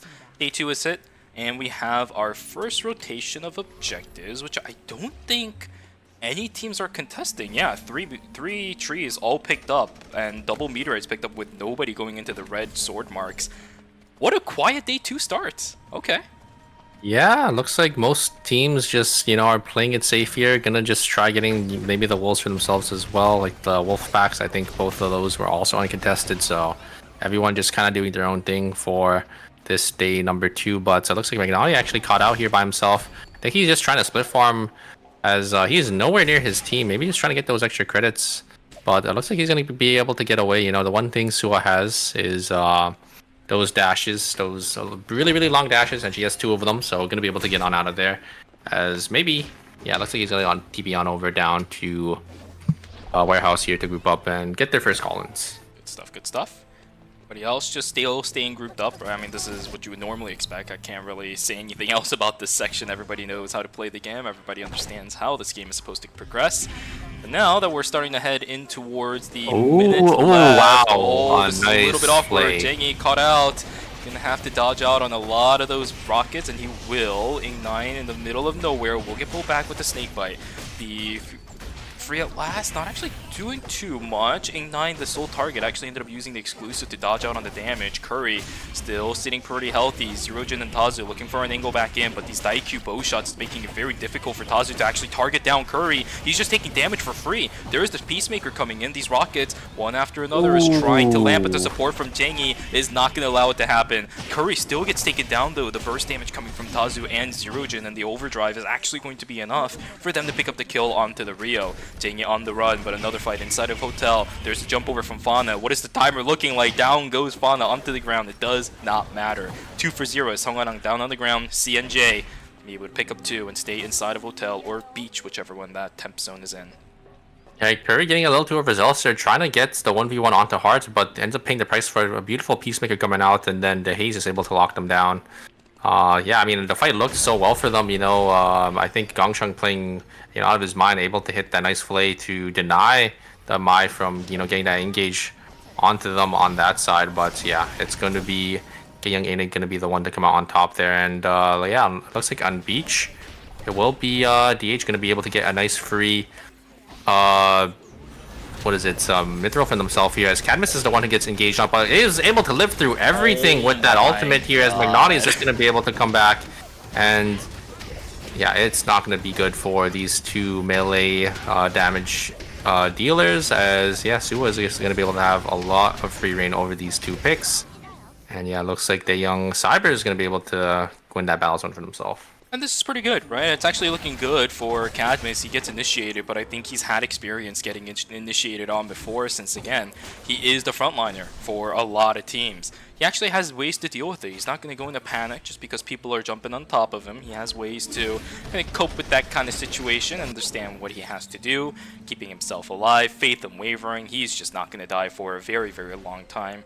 Something else you have to remember, it's a level 2 Faith Unwavering. Once it hits level 3, the healing is going to be massive on that skill. So whatever that we just saw, I think is going to get exemplified the further and further into the game we go. But another pick off as Pixu about to get taken down. This guy on not Lee Dailin will manage to get himself away. KCW hanging around the outside. Will not be able to find an angle as a Mutant Wolf is going to drop a transition. But yeah, Pixu not on Dailin. That character maybe is really dead. I don't know. I mean, we'll have to see, right? So they did end up, or she did end up, I think, getting hit in the 1.25 patch. So maybe these teams are not ending, or these teams are opting not to play here on this patch. But yeah, I don't know. I'm not too sure either because I don't really see Dailin being played as much, you know, in competitive. But looks like Mudkip here, KCW. Ooh, nice backstep from KCW. Awareness actually to, you know, kind of backstep, you know, one of these bushes here, as teams can be, you know, sitting in them. As looks like Mudkip is gonna walk up to contest for this tree, but we do have another team on the bottom side here, so we have a three-way contest for this Tree of Life. As ooh, a nice Peacemaker. Is that gonna be enough? Gonna get a lot of damage onto this. Yeah, looks like Delina is gonna be the one to fall here. KCW gonna try looking to return it. A nice exclusive, and yeah, looks like they will be able to return that. Unfortunately, KCW down. Down goes Dazu on the ground. Unfortunately for Kyunggi Innate, you're gonna have to invest a lot of time. Or Zerojin even more so, as he's gonna eat a whole face full of that Spirit Arrow. It's gonna be a little bit awkward. A9, yeah, understands the timing is not right. Nicely done there for DHCNJ. They'll be able to recover all of their members, whereas on the side of Kyunggi Innate, they're gonna be down on 2 for quite a while. No real console within sight. I think that is quite safe. Little bit on the awkward side. Team 500 MP now looking for an angle onto DHCNJ. They just came back from calling. Does not want to look for a fight. They will just disengage. Ooh, okay. Ooh, a lot of teams in hospital here. Maybe these teams might look for an angle, but obviously they probably don't want to fight when there are other teams nearby. But it looks like Slasher just gonna maybe look for an angle. They do see, I think, the Dart of Revelation from that Kajan. Probably opt out not to fight here. They don't want to really give any third-party opportunities to these other teams, but they're gonna run straight into Genya Ignite. Ignite gonna straight up jump in there, and here comes the Nikki ult. A nice exclusive, but the exclusive does end up pulling the heart back in, and it looks like the Nikki is just caught in all of the damage here, as Zerojin does end up returning it 1-for-1. Ignite gonna get a nice taunt onto Exploit here. No ultimates come on the side of Slasher. That's just up to this Piolo. Is it going to be enough? It's not enough damage, and yeah, looks like it will be Young Ane going to be able to get that 1-for-0 there. Okay, another fight still inside of Police Station from the looks of it. Not that bad. I say Fire Station, not Police Station. KCW is going to get eliminated. Rosner will get picked back up. So for BNK FearX, they're still keeping their dreams alive in game number 1. Togamja farming up a little bit. This team a little bit down on credits. Will have a tough time bringing back that Rian. A lot of people that are going to start to file into this area thanks to the fact that Omega is sitting here. No time to go to the gas station Hyperloop either. I think Team DHCNJ are kind of stuck on the north side of the map until they have enough credits to res the Yan, unless they opt to invest the timer resource. And it looks like Slasher does end up getting the res off, so we'll be a minus 400 or 500 for them, you know, unfortunately, but we'll have to see. Ooh, oh no, the Omega actually slashes both. I think Bum and Roser, they're going to be able to get stunned, and you know, that's actually going to deter them off to Omega here, as it will be, I think, Young Ane going to be able to secure it for themselves. Yeah, that's such a weird place to fight a hard that I don't completely disagree with them, you know, backing away like that. If a heart just jumps in and Peacemakers, it's thin corridors, right? Hayes is going to have a field day shooting rockets through that, so good stuff coming out from them. Unfortunately, yeah, with the Omega resetting, they're not going to have to chase it, of course, exactly for the reasons that I just mentioned. Playing it safe. A 4 score isn't going to be the end-all be-all for your game, but dying in that situation would, so see them from that team. We'll just casually move on towards the rest of their game, as inside a factory, it's a little bit of an ego battle between the Lenny Lomi and the Yoan trying to heal all the damage being poked sent out from one another. Lokim gonna dodge Nice out on the spell carrot. shield. Oh, this is a little bit awkward. Moving reload Another was invested. spell shield, Oh actually. no! Yeah, the Nani spell getting shields a are nice good. blink. Oh my my god, is it enough damage to return God. it? It's not. Yeah. Nice angle there from the Sua. Just gonna be able to get, you know, a lot of poke damage with their Qs and a nice blink dash forward. Oh! Locking them up. Oh, they don't have any timer here. They are in no man's land, Super. They are in absolute no man's land. There's nowhere to go, no consoles, no timer. They're just stuck in a corner of Cemetery. The moment they jump, they're going to be found out by Team Gyeonggi NA. The moment they stay here, they're going to get found out by Deadton Cybers. No, they're going for the jump. Oh, their fates are sealed. They got to sacrifice somebody. No, they're going to be seen. They have to be seen. See? They have to take this. They have to take this. Oh, they gotta start it now. Where's the move? Where's the move? Oh my god! Oh, But the the Peacemaker! It's the heart of all things. They heal? And Hoyt doesn't have any timer. That's gonna be it for Carpe Diem. Unfortunately, coming down in 8th place with 0 kills, so no points. You know, in the first round of their debut is a little unfortunate, but there's still 3 more games, Shubi. Yeah. I mean, it wasn't that bad of a game 1, right? They don't have any kills, but the fact that they were looking for fights to begin with is not that bad. It's just a lot of those fights didn't go in their favor, and the one that actually looked like it did immediately turned to shambles as the Yan missed his entire combo. Same thing's gonna happen over on the side of DHCNJ. KCW down on the ground, Pixu on the ground, Adriana the last one alive. It will be the last one on that team. Curry gets targeted out, isolated, but pushed away with the Spirit Arrow is going to be Nizika. Curry trying to buy as much time as possible. He is gonna get taken down. Unfortunately, it's a 1-for... Oh no, it's not even a 1-for-1. It's a 2-for-0 in favor of Team Slasher. Kangchan, he's a Lennox. He's not going to be able to get away from this one. We may just have our second team of the game falling down and done and dusted. Mudkip, Kangchan, this is just a little bit of a requiem. Down he goes onto the ground. Slasher, 3-for-0. Yeah, Expo getting a nice engage onto the Cicella and just able to solo the Cicella from Mudkip as well. So yeah, very nicely executed from Team Slash. I was a little worried because, you know, the Nikki did end up jumping in a little too far forward there, but you know, nice follow-up to kind of split up the team. I think it is all they needed to, you know, close out that fight. And looks like Dasu here, oh my god, the rockets from Zero Jin doing so much damage. The heal win comes out, you know, trying to keep the teammates back alive, as it looks like Young NA is just gonna turn their sights back onto this quick line. It's going to be a little bit difficult for Gyeonggi NA to accomplish those. There's a lot of free ways for Team BNK Furex, or not BNK Furex, sorry, Daejeon Cybers to actually get vision. They're trying to pull Wick line, but this is shown on the minimap, right? The only issue with Daejeon Cybers, yeah, is that they need to push into Haze. Oh, this is really bad. Rebel, he's stuck in the middle of everybody. He's still alive. What? It's a 1-for-1 trade so far. Tazu, he's trying to turn things around, but the Peacemaker is gonna stop it, and there is no faith in wavering. Wait a second. Oh, this is really messy. This is really messy. Yeah, Dasu gonna try looking. Wow, very nicely played from Gaeyoung Innate there. Just able to juggle aggro so well from the Wick line, and you know, just not Dasu but Zero Jin just able to zone off, you know, both the members as, you know, Wick line is being taken, and then yeah, nice Peacemaker to kind of cancel out and dissuade any real engages back, you know, back in. So yeah, very well played. At least luckily for Team Daejeon Cybers, they were able to bring back the Kadia. The damage coming through from her is actually quite insane. I mean, I thought it was over when she used her E into the fight to try to get a little bit of damage in. Nice execute coming from Gyeonggi NA to punish that. But now Dogumja completely isolated. Down he goes to the ground. Elena, the last one alive on DHCNJ, which means Peksu has to try to rat for the remainder of the game. And so far from what we've seen, Super, the Rats have not really been able to do that successfully so far in any of the games we've seen today or 2 weeks ago. Yeah, I mean, who knows, right? We'll have to see. It is day 5, so no more reses can be made here, as we do have 500 MP. Maybe looking to find an angle here. It seems Slasher is kind of caught in this little corridor. Might maybe give free reign to Sung Narong to do a lot to this team, but, you know, it is also a triple backline team, so, you know, dive team, you know, can be devastating. Because any target will just die, right? So.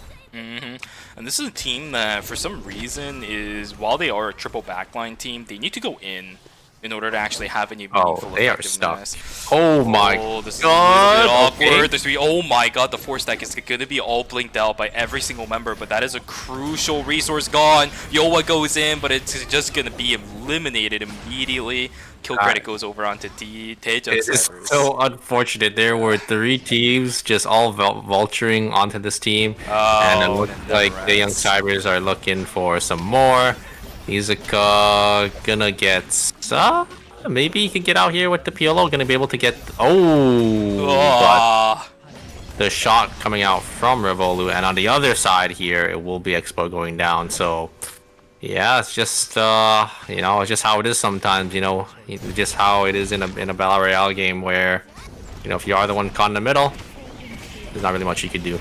Yeah, there's also really no way, I think, for Team Slash here to deal with that, because they're running a Nikki and a Piolo. If they invest, they're going to get sandwiched. If they go another way, they're also going to get sandwiched. If they go another way, well, there is no other way. Those are the only real options they had. Very unfortunate for DHCNJ, but they were kind of just really dealt the hand that they were never going to win. So for those guys, DHCNJ on the other hand, Elena keeping themselves alive, Tyra on the other hand, very, very low, and with school closing.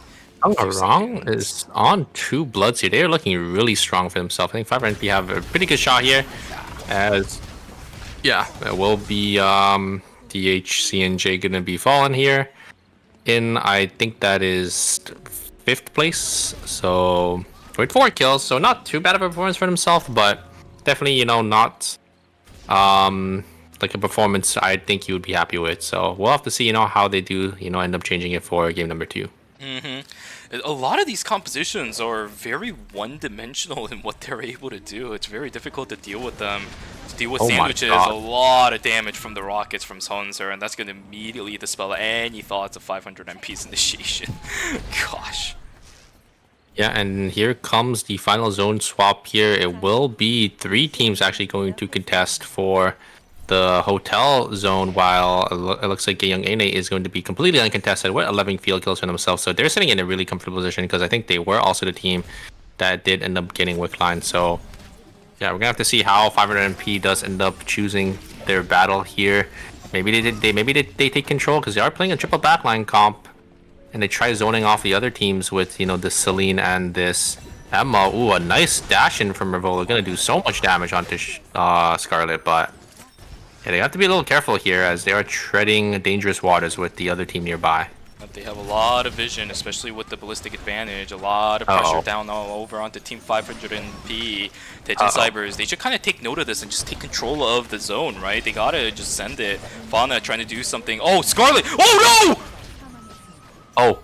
Fauna blinked when the walls were And up! Scarlet is outside, so they cannot get back in here or they'll die, right? They'll pop 2, yeah. I mean, you can't jump in on they're- this. Yeah, okay, now you just jump in, right? Because you don't want a -1. You don't want a -1. Scarlet, you gotta jump in. You have the death thing. But this is going to give the Executioner bonus over onto BNK Furex if he does end up dying. Cadmus trying to keep himself alive. He does get over to the backside. 20 seconds left on the side of Daejeon Cybers for the most part. These players looking for something, a lifeline in this fight. They're trying their best. Oh, this is going to be awkward. Wait. Scarlet's gonna give him the race. Comes in, Give him the Executioner bonus comes in. Cooldowns comes in. Sonser are about to get taken down. Will keep himself alive. This Johan is making all this poke just completely nullified, but he does end up sending it. 3 seconds left for this team, I think Scarlet just is like the biggest agent for Team PRX here. Obviously, Scarlet didn't want a -1, but they just gave him a free execution bonus, got some extra timer back, and some heals as well. Just donated, you know, a lot over to FearX here, but it will be Young Ane that does end up coming over first, and it will have full zone control. So we'll have to see how FearX does end up playing into this. Yeah, and Super, it seems like these teams in Group B were not watching the games from Team A, because we have yet another 1 in a million situation where Fauna decides to blink when the walls were set. Scarlet Sisters, I get it, right? I mean, you're stuck in a really awkward situation. You need to look for the blink. But here we go. The bomb flank is not really going to work, but it does invest a lot of things from Ing9. The health bars on the side of BK Furex. Holy crap, the SMG burst is insane. Rocket launchers coming through Nice. Sullens are trying to recover something, but it's a And little that's bit gonna be too late. 1 kill over on towards the Haze, but that is going to be it. It's a 3-for-1 in favor of Gyeonggi Innate. 14 kills for our first place winner of the National League, starting out the series strong. GG's.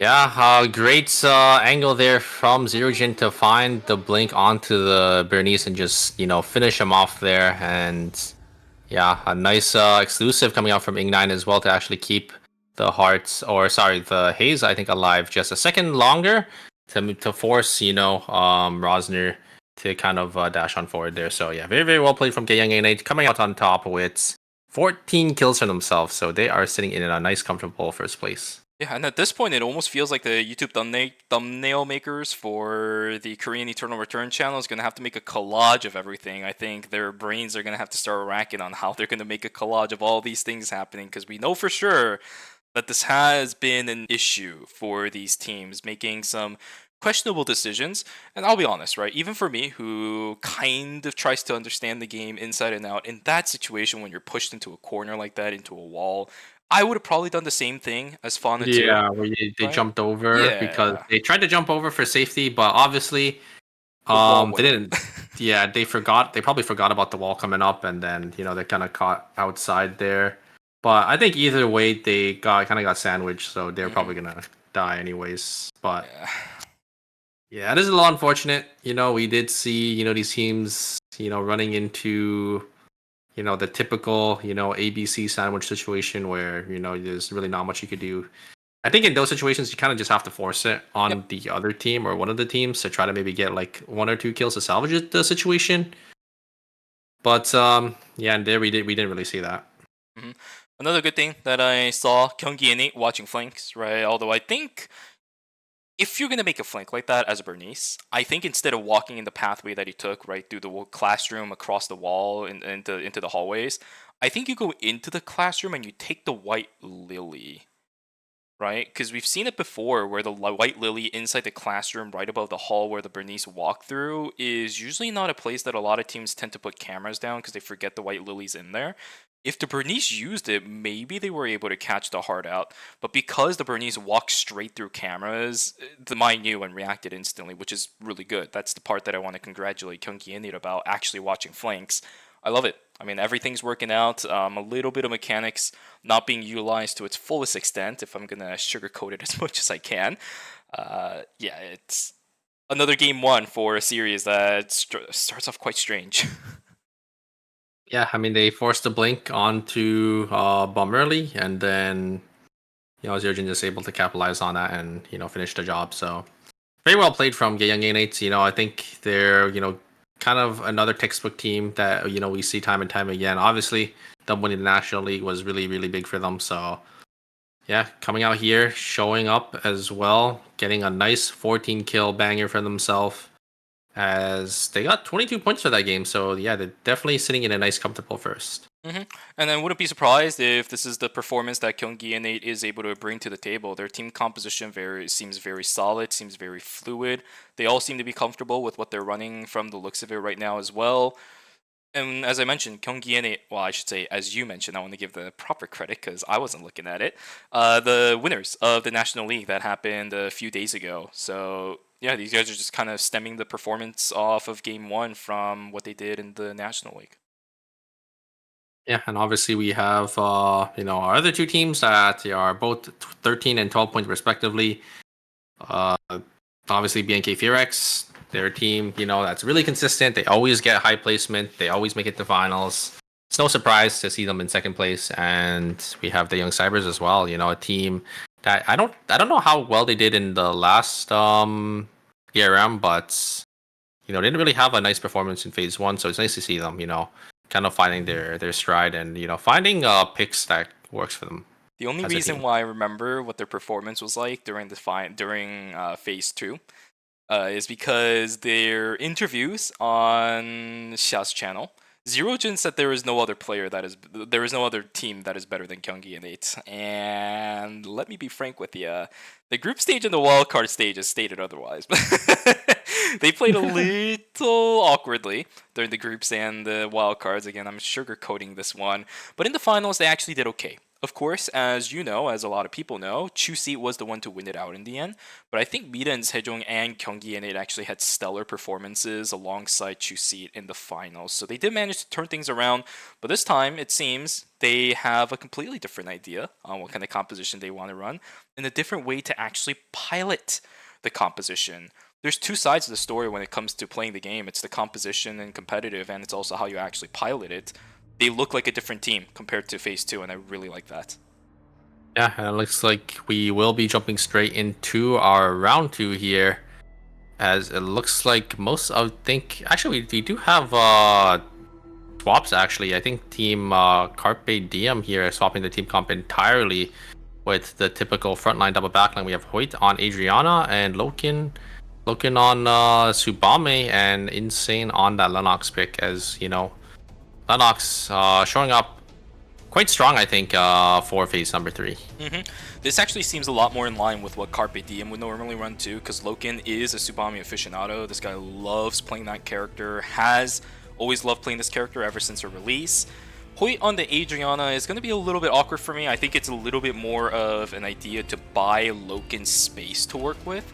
And if Insane is able to play like Denana did, act as a front wall, don't overboard things with really greedy initiations, right? You don't have to. You have a Subame, you have an Adriana. If you pump distance between yourself and your backlines, they're not going to do anything. Just be that front line. Pull people in with your snake bite. Use that blink to follow up on things instead of trying to start things. I think this team comp is going to work out really well in this game. Yeah, again, I don't think we have any bans for... Or going into game number 3, you have a lot of duplicates. You know, you have 2 Hazes, 2 Adrianas, 2 Lennoxes, 2 Suas, but again, no character that's been picked 3 times. So yeah, I mean, it looks like teams are just, you know, they're experimenting with different team comps. They're getting their own, and yeah, it's probably been working out for some of these teams. Another interesting statistic for you. All right, we talked about this during the podcast. 1.26, Theo was hits. That is guaranteed, right? But this is 1.25. We have our first Theo of group stages today. Yeah, I think it's been known in the KR scene that, you know, a lot of teams are playing like anti-Theodore comps, or they've definitely like sort of figured out how to play around Theodore as a character. So that's why we haven't been seeing Theodore as much. But you know, Theodore is still, you know, being such a strong pick. We're gonna see it come out here. I'm kind of curious to see, you know, how it does as well. Yeah, and they're pretty much running a composition that Theo has been running with for quite a while in a lot of series so far. Is a Theodore, Bernice, and then the front line, right? We usually see it combined with an Alonzo because it does help him brute force a fight in a lot of cases. But this time around, we are going to see it paired up with a Lennox instead, which, in, you know, not hindsight, but foresight, I suppose, is actually not that bad of a composition either. It does buy even more space for the Lennox to actually try initiating. You don't need to invest a blink to try getting any additional distance for that one either. Just Energy Blast Field coming out. It will actually end up knocking down Insane. Ooh. Oh, Overkill will come in, and the Adriana picks it up with the cocktail. They are on the board. They're on the board. They're on. Okay, buddy. They are on the board. They do end up taking one, and yeah, looks like it will be, you know, a 2-for-1 trade early game, but you know, it doesn't really matter because, you know, it is day 1, so yeah, their respawns are basically 5 seconds, but it is nice that we do see, you know, them come out strong here. Looking gets a free archery range off of that one as well. Although archery range in day 1 is not as valuable as it was just a few patches ago, since they did change up a lot of animals that were inside of it. Still gonna get something out of dying. Death timers are not too long. Good stuff coming in. Possibility from the Johan. Ooh, a nice angle and the from... blink in. Oh my god, Rosner, which means Cadmus is gonna have to escape from this one. Maybe the speed gate is enough. Yes, it will. It will allow that Johan to gracefully waddle himself on out of Uptown. Good lord, that blink was insane. Yeah, nice blink there to recognize, you know, that Revolu was completely isolated, so just gonna be able to get him on out of there, as they do actually on the other side here. Ooh, a nice blink actually from Zerojin, gonna be able to get him to safety with that White Lily. Gonna be able to, you know, blast on out of there, and yeah, looks like, you know, on the side of Gyeong NA, no one really fallen. You know, really slow day number 1 here, Shuvi.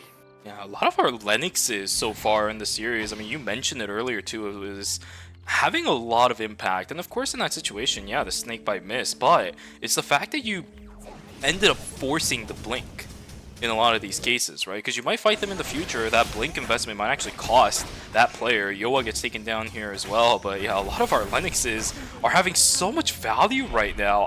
This is so weird. I mean, she hasn't been seen all too often in recent tournaments, and now all of a sudden in phase number 3, she's just doing so much. It's so weird. Yeah, I mean, I guess with the nerfs on these other tanks, while Lennox, I don't think she really gets touched too much.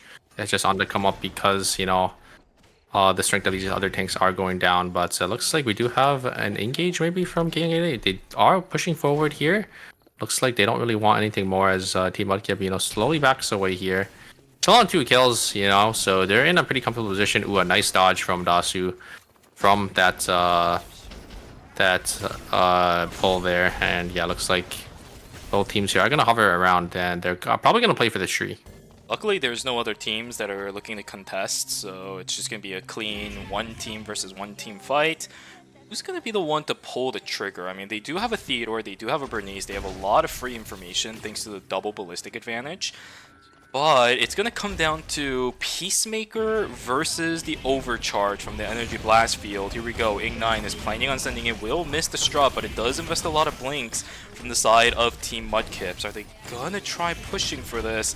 As Ing9 securing the Tree of Life, they will push it.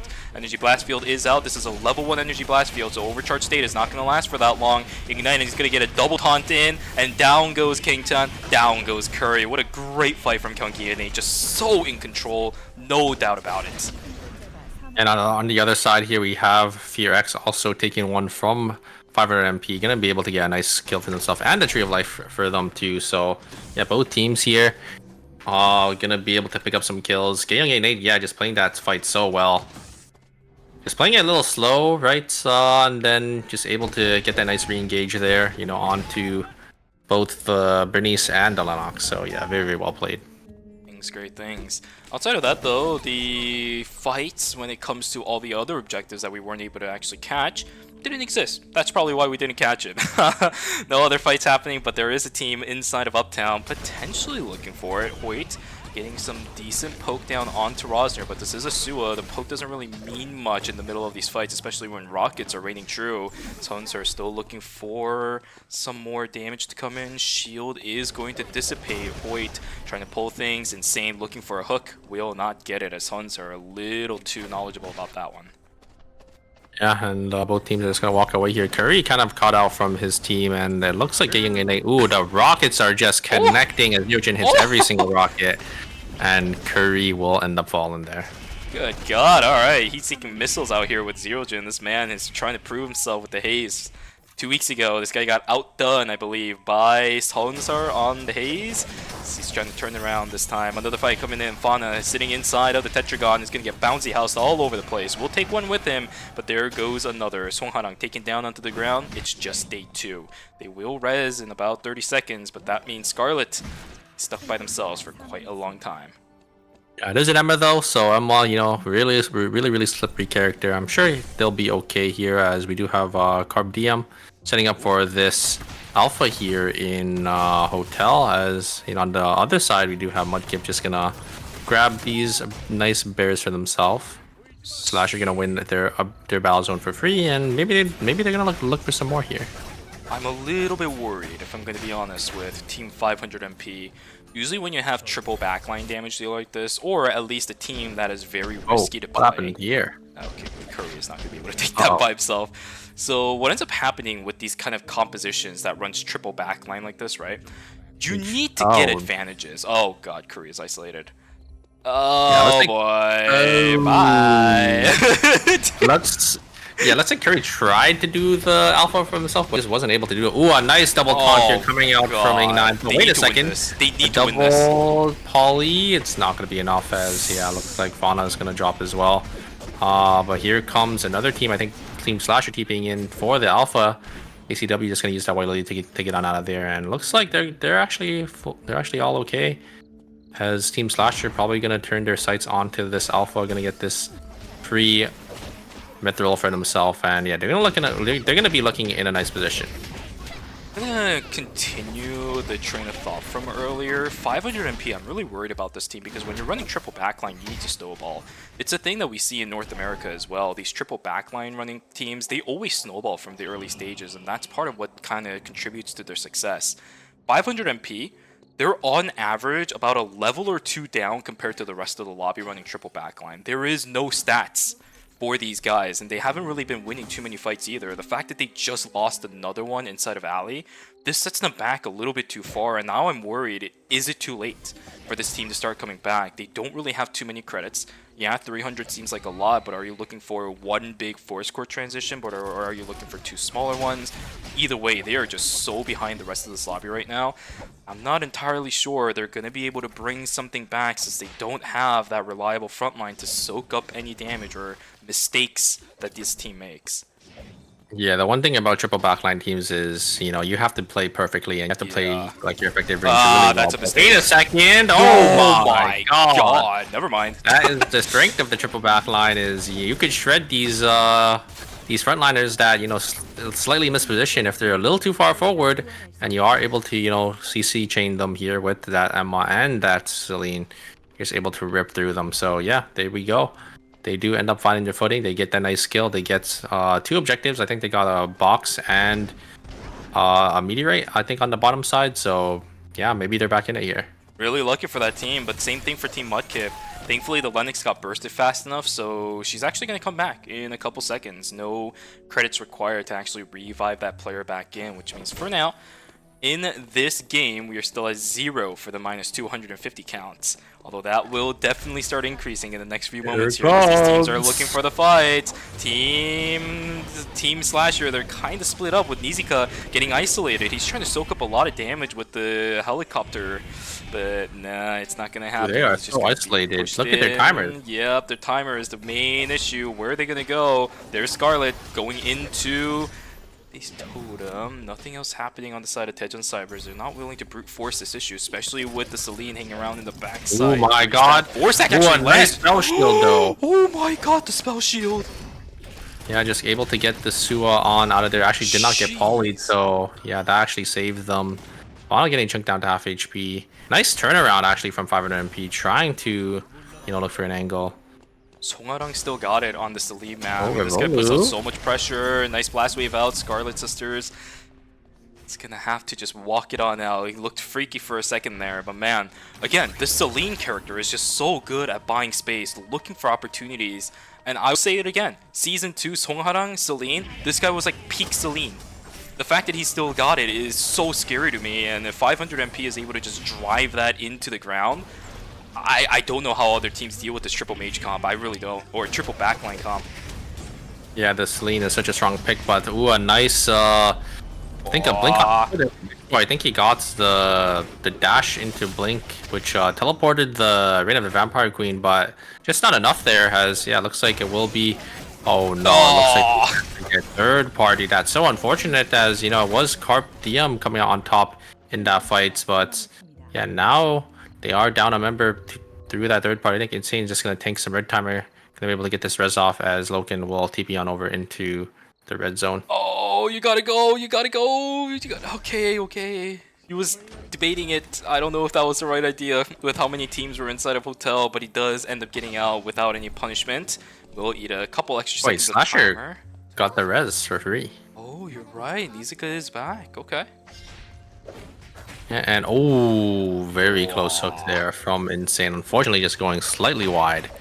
But yeah, there's 3 teams now in Hotel, so I think these teams probably don't want to take any fights.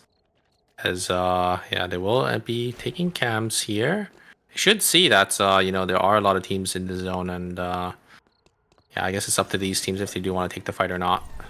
Yeah, all these teams should have seen the ping on the south side too in BH, where Team 500MP are taking animals. A Hyperloop comes in. It's a Fiesta inside of Hotel from the looks of it. And they're actually going to follow through on this. Wait a second. Hold on.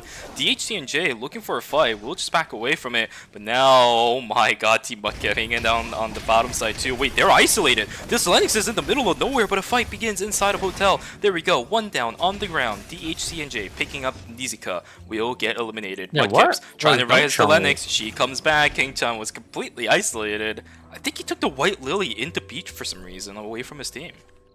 Oh, maybe it was just like a miscommunication. Maybe he tried going for a flank angle. Oh. Ooh, no No! no pull there as he does end up getting away. And yeah, looks like they end up TPing, I think, down to Factory.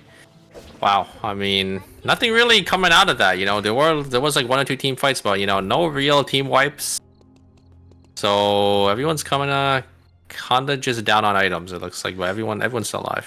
Yep, the teams that didn't partake in the Fiesta inside of Hotel are actually going to be well ahead of all the other teams that actually did have to deal with teams inside of Hotel. It was a stalemate, which means for the entire duration of the stalemate, all these teams weren't really doing anything. It's either that or you're wasting credits trying to revive people, and that's not a good use of your time either. So, pretty awkward situation for a majority of the teams that are still alive. But, you know, I say majority, there's still all teams alive in this game super 8 going into teams in day 4, yeah. Yeah. And it looks like Gongchang here isolated from his team once again, and Fear X is just going to be able to capitalize on that. He's just going to be able to pick him off here. So yeah, you kind of have to wonder, you know what, how come Mudkip is so far away? But a nice pull actually going to be able to land onto Explorer here from Insane. But a third party, I think 500MP do know there is a team nearby. And it looks like both teams will actually full disengage, and no one will lose any members once again. Great decision making from Insane. I mean, he saw the third party coming in, so said, hey, there's a Reign of the Vampire Queen underneath me, but I have to leave. Blink straight in towards it. Good call from Team Slasher to actually back away from that as well, because if they greed onto the Lennox, they get caught out by the third party. Another fight, Zero Jane gets completely eliminated. The Sua Shield is going to deny everything, and down goes the Heart. Down goes the Haze. Kyungi and in shambles as the Mai, last one alive. Yeah, Zero Jin checking the bush, but he was isolated completely by himself. So, you know, although he did end up walking up and he did end up checking the bush, it's just, you know, if you're there isolated from your team, there's really not much, you know, your team can really do to help you out there. So yeah, just gonna get completely. Oh my god, the poly combo coming out big from Scarlet Sisters. Just gonna be able to one shot, and that's gonna be Team Slasher going down. Jesus Christ, that's the triple backline for it. You get the initiative, you win the fight. That's just how it is. Triple damage dealers, there's nobody in the game that's going to be able to deal with that unless you have like 99% damage reduction. They don't. Nobody on Slasher does. Yeah, maybe the Piolo can deny some projectiles from hitting, but he had no chance. He was just dead. And here comes the damage coming out from Gaeyoung Innate. Are they going to be able to do anything into BNK Fear X? They are going to be able to return a lot of damage. Roster actually blinks on forward here. Ooh, a nice block from Ing9, but the damage coming out from the Haze on Fear X is going to be it. So I think Gaeyoung Innate is actually going to be the second team to fall, because we did have Team Slasher falling down first. A lot of teams starting to lose members. We got 40 seconds until timer is completely out for these teams to try rezzing. We went from 8 down to 6 within a time span of about 2 minutes. And a lot of these guys are now looking for recovery, trying to get their members back. Duos. Oh boy, yep. So many duos. Team trying to call inside a chapel. It's actually gonna... The timing works out. Surprisingly enough, it's gonna allow them to res. Both teams are able to get the res off. It looks like one does end up getting the res and they walk down. Another team over here. Oh, no, it's over. That's not minus enough one. time to TP. And can they get the res off?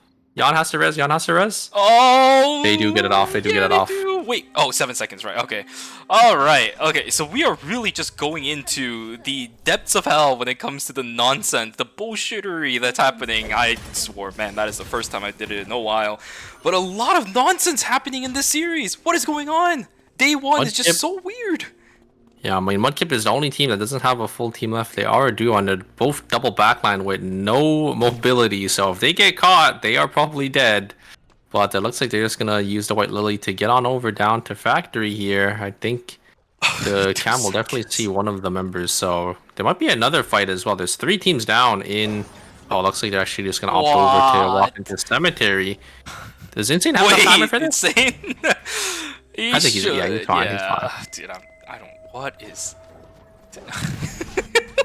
Please, what did everybody just kind of band together and say, hey, let's make Shuvi's life a living hell for group stages or what? Oh, Curry is caught here, but wait a second. The Alina goes a little too far forward. Does not know that there was another team in that bush, but the return fire to damage.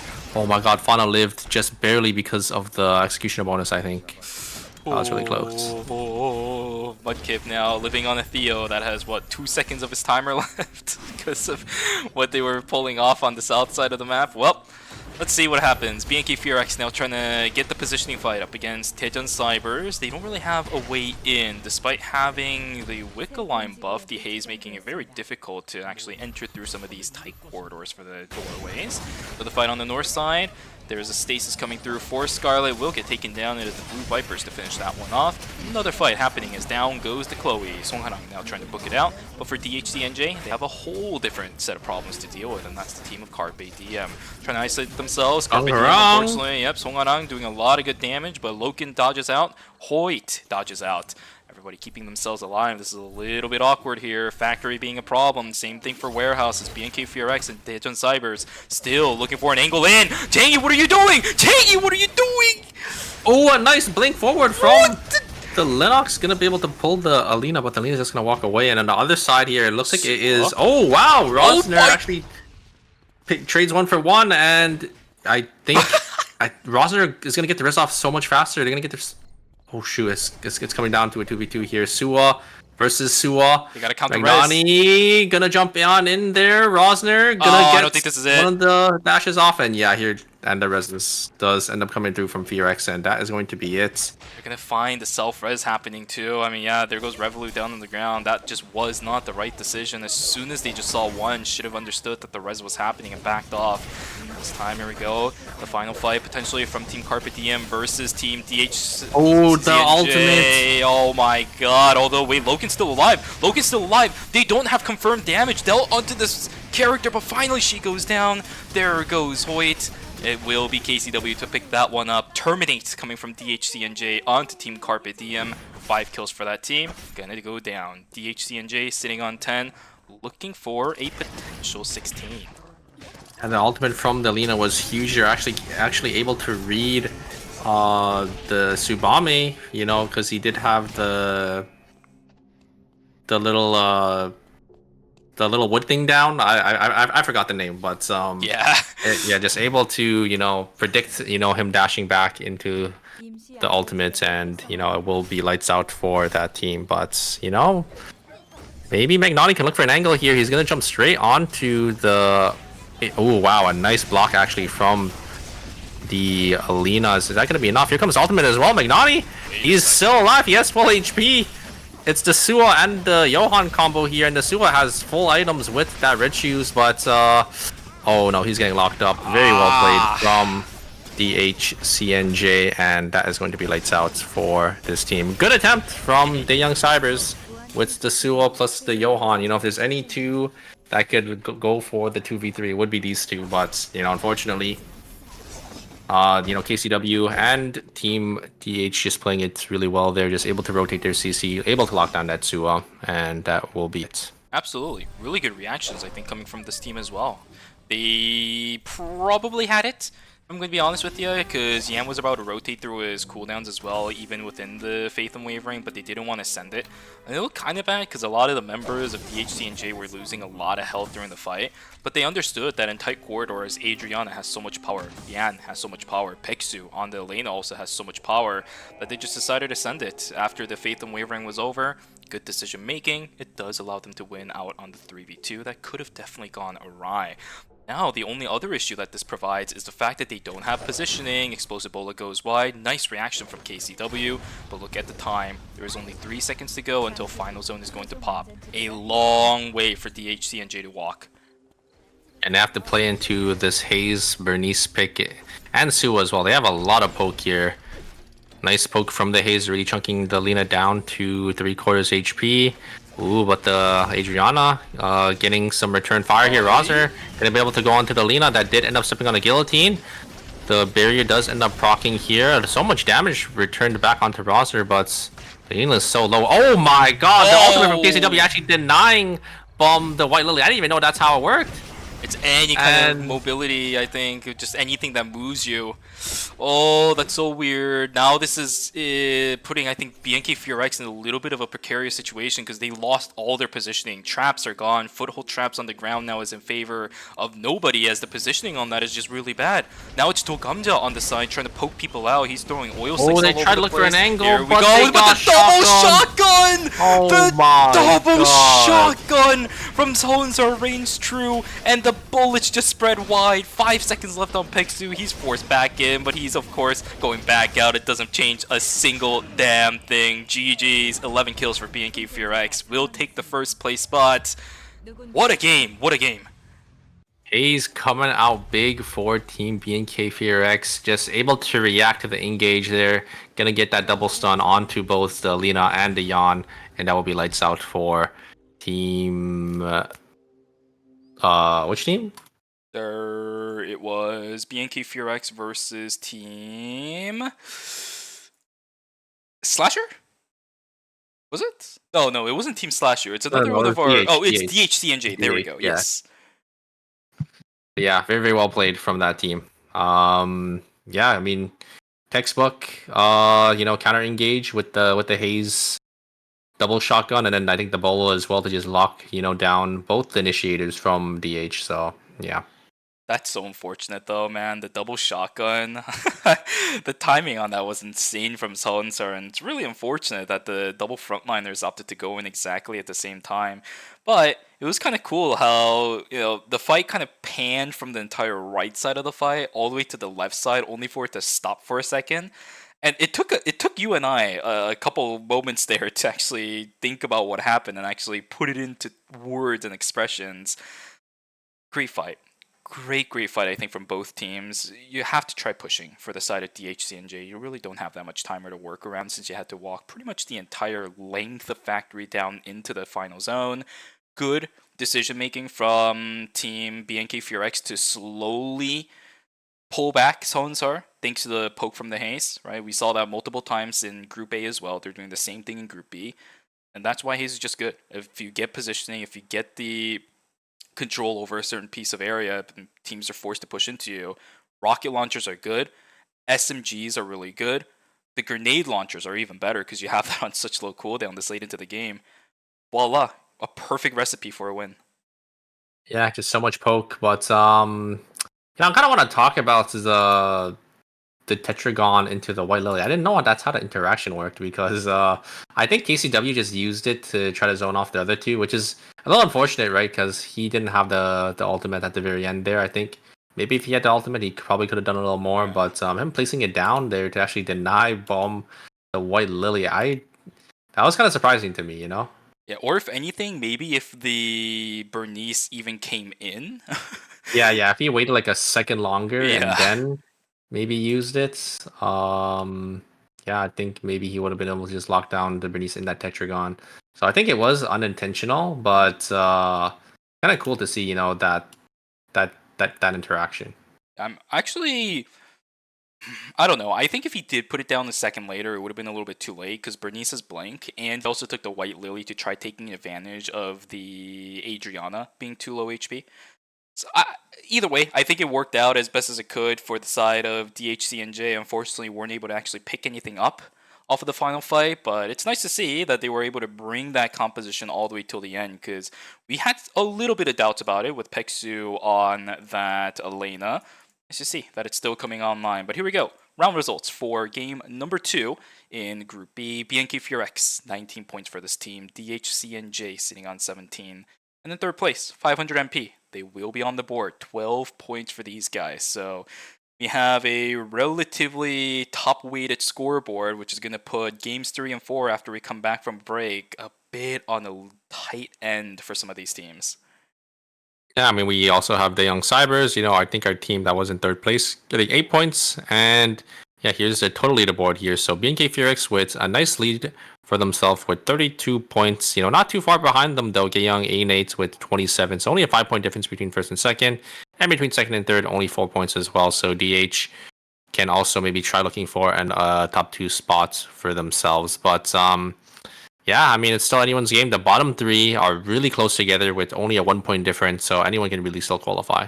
I'm still worried about Team Mudkip though, man. I mean, throughout this entire season, they've just been screwed over left and right. One time it was from Ekions, another time it was from 2 Ekions.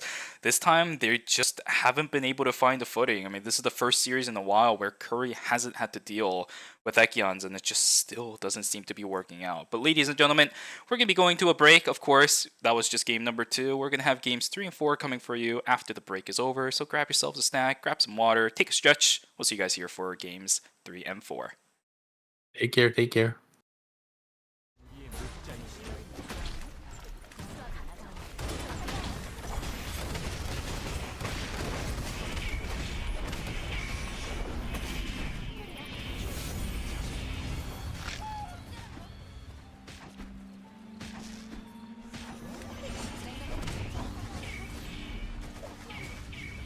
생존자가 사망했습니다. 전장을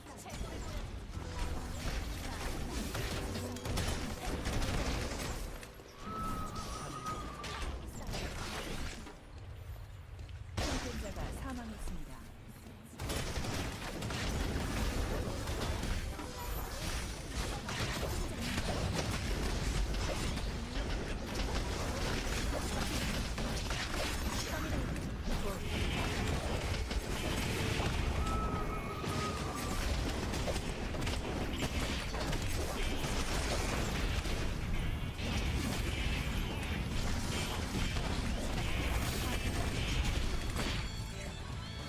잠시 후 최종 안전지대가 해제됩니다. 후회는 없어.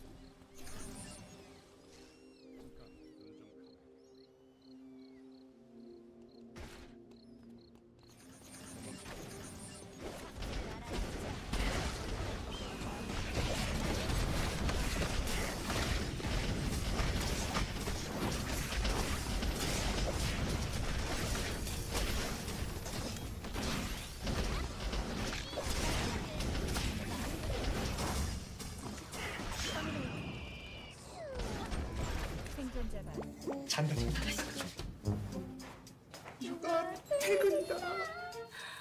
드디어 먹어본다. 신메뉴야?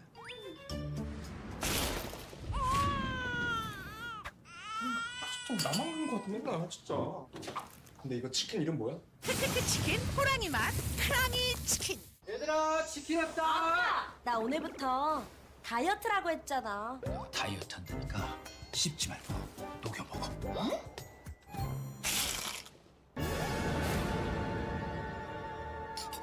얘가 안 됐어 얘가. 빠사삭은 못 참지. 바삭함의 끝판왕 크크크 치킨 호랑이 맛 크랑이 치킨. 콘 크럼블로 더 바삭하고 갈리 파우더와 콘 후레이크 시즈닝으로 더 풍부해진 맛. 맛있는 육식계 치킨. 크크크 치킨 호랑이 맛 크랑이 치킨. 바삭해.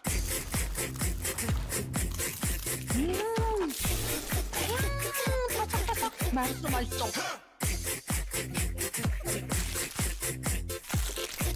크럼블을 입혀 크런치하고 크리스피하다. 크크크 치킨. 바삭함의 끝판왕. 맛있는 60개 치킨 크크크. 치킨 이름이 왜 이래?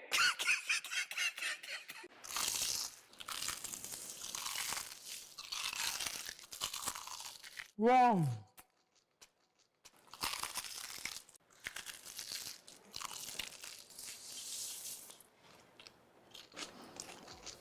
크럼블을 입혀 크런치하고 크리스피하다. 크크크 치킨. 바삭함의 끝판왕. 맛있는 60개 치킨 크크크. 치킨 이름이 왜 이래?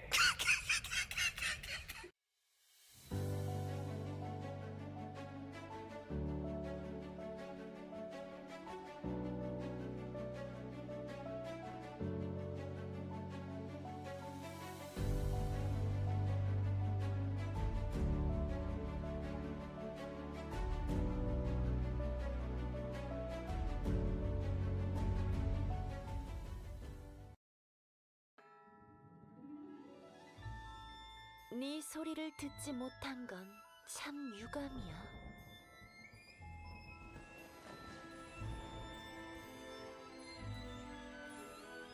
조급해하지 마렴.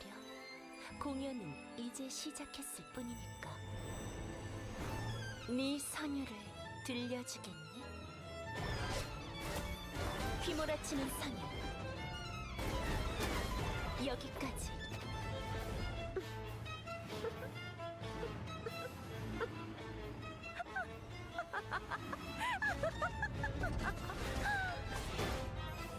더 크게 울부짖는 게 좋을 거야.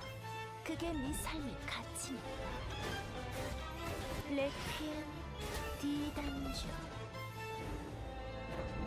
슬퍼하지 마렴. 너희는 내 걸작과 함께 영원할 테니.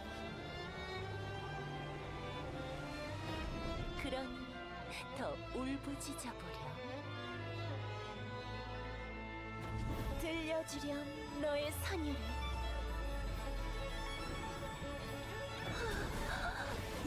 이제 거의 다 왔어.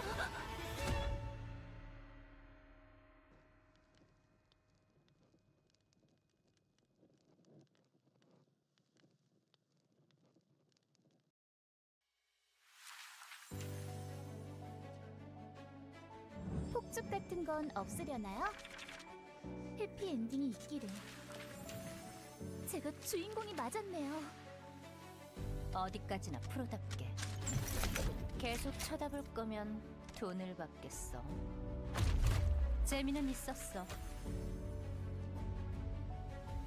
잊지 못할 추억을 만들어요. 미안하다고 해도 소용없겠죠?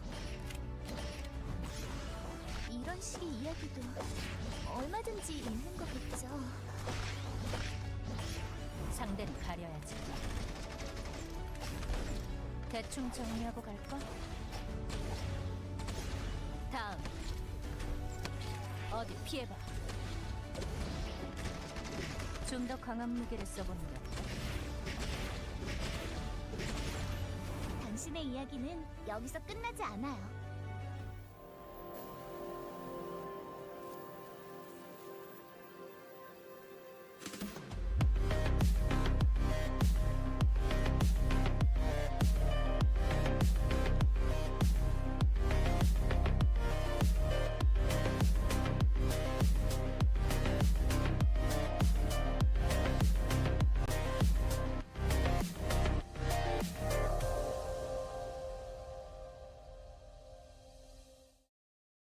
Alright, ladies and gentlemen, welcome back from the break. We just finished games 1 and 2 of Group B, which means we got games 3 and 4 left.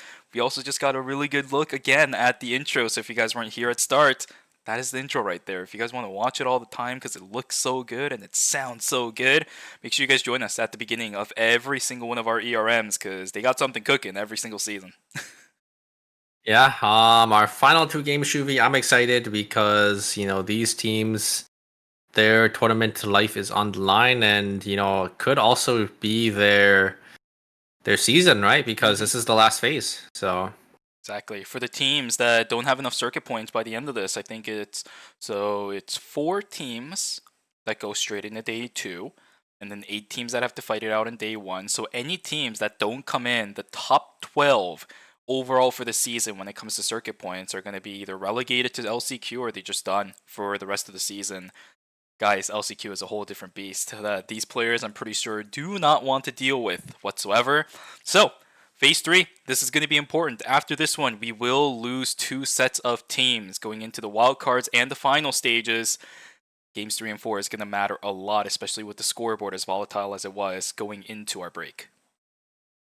yeah, I'm excited, but I think we are going to jump straight into it, Shuvi. I think we have very similar picks once again. We do have, it looks like, the Suas coming out. We have the Hazes, so 2 Hazes.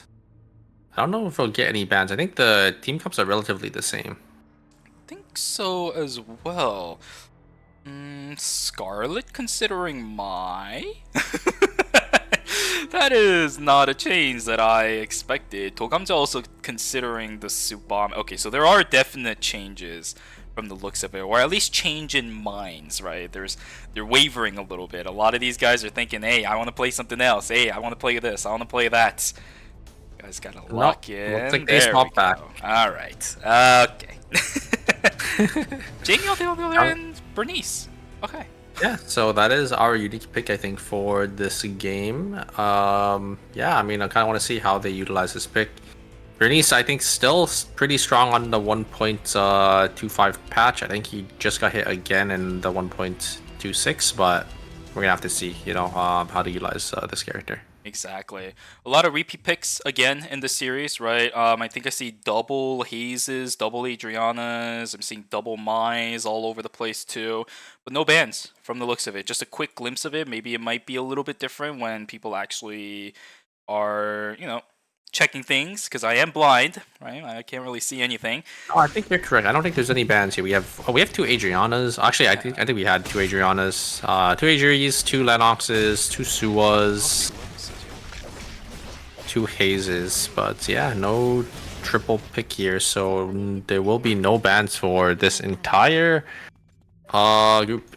It looks like we did have a ban in Group A. It was a my ban, but it was only 1 ban as well. So, you know, kind of surprised here, you know, on the Korean side, because usually they, you know, teams are always playing meta. They're always swapping to whatever's strong. But I guess there's no real standout pick in the meta right now. Yeah, it used to be really streamlined. I really like that word, because that's basically a good example of, or I should say a good word that was representative of pretty much the entire, I think, history of the Korean competitive side.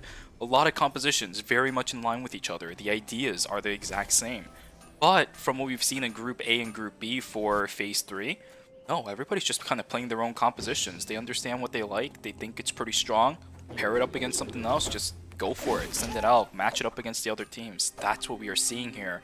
It's so much more akin to regions like EU and NA. Whereas EU and NA, on the other hand, now they're playing the bit of the meta comps. I see people on uncomfortable characters all over the place in NA and EU. Are we just completely flip-flopping regions now? What's going on?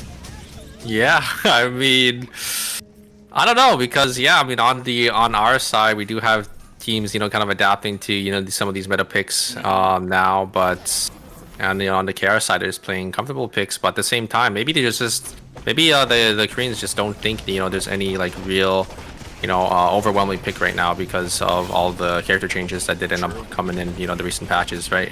Bernice obviously getting hit really hard was one of the standout picks, and we did see, you know, Bernice being played a lot when you know, he was up there. Same thing with Theodore as well, but I think Theodore is one of those characters that a lot of the teams, you know, kind of know how to play around now. Exactly. There are issues with some of these very strong characters being overplayed, and so other teams are going to figure out strategies against them. We saw it exactly during week number 2, where Mira and Sejong running a very standard Alonzo, Bernice, Theo comp wasn't able to do anything with it. So yeah, across the board, a lot of things just kind of shifting in the direction of how KR is comfortable.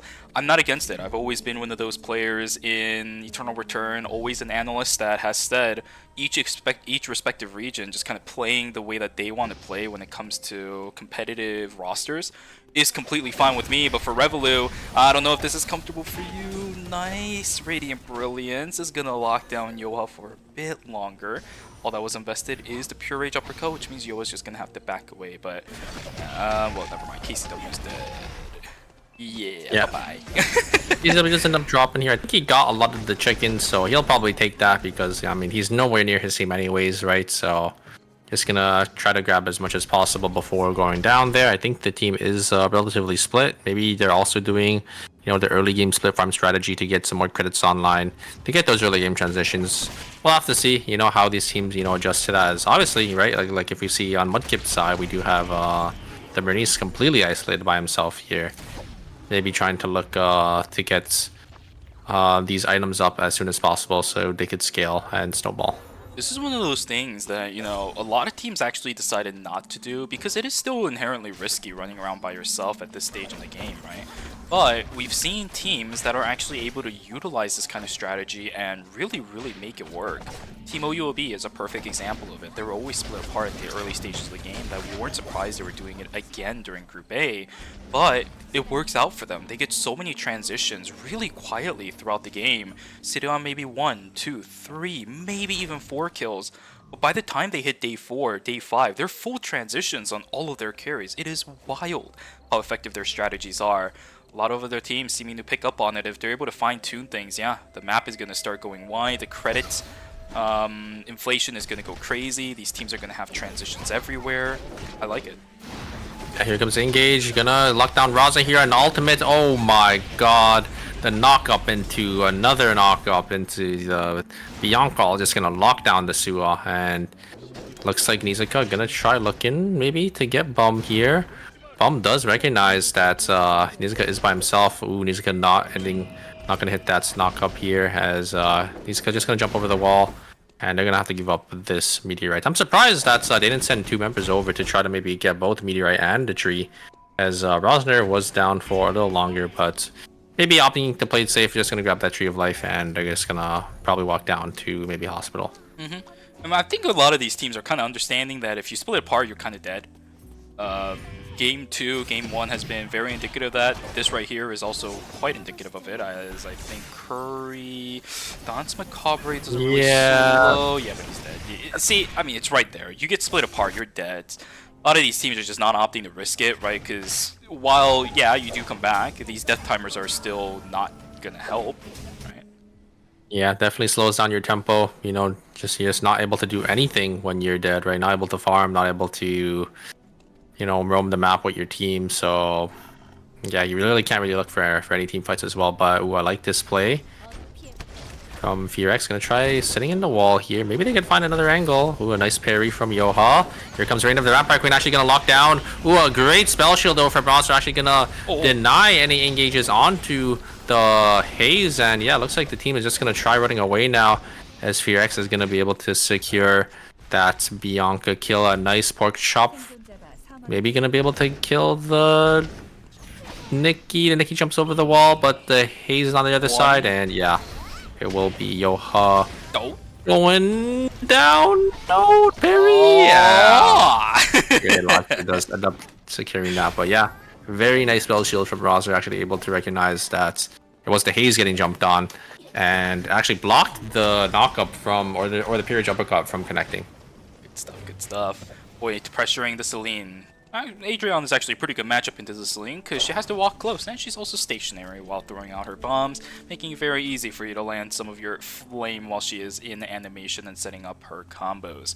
Everybody else though, kinda casually walking towards some objectives. We got about, I can't see what the timer says because it's very small, but not that much time before nights are going to begin, and actually just did. Look at that. Okay, so Alpha's going to start. I don't think, for the life of me, I saw any battle zones being contested either, so it's going to be a pretty hectic night number 1 as teams looking for alphas, teams looking for fights. Here we go. Oh my god, the damage is insane. Rosner still manages to get out of the fight. Bernice is going to be able to pick up the alpha, but this Mai is not going to have enough damage to damage the healing coming in from Rosner. He still keeps himself alive, looking for a little bit of heals, gonna reset his cooldowns off of those chickens. Ing9 looking for initiation back in, not gonna land any. Shield will go over onto the Bernice, he's keeping himself safe. Nice shield targeting from Rosner, it allows Bum to actually push up forward. Zero Jin in a whole heap of trouble. Exclusive is good, everybody's pushed back in. This is Gyeonggi NH's battle zone, they will just go back in.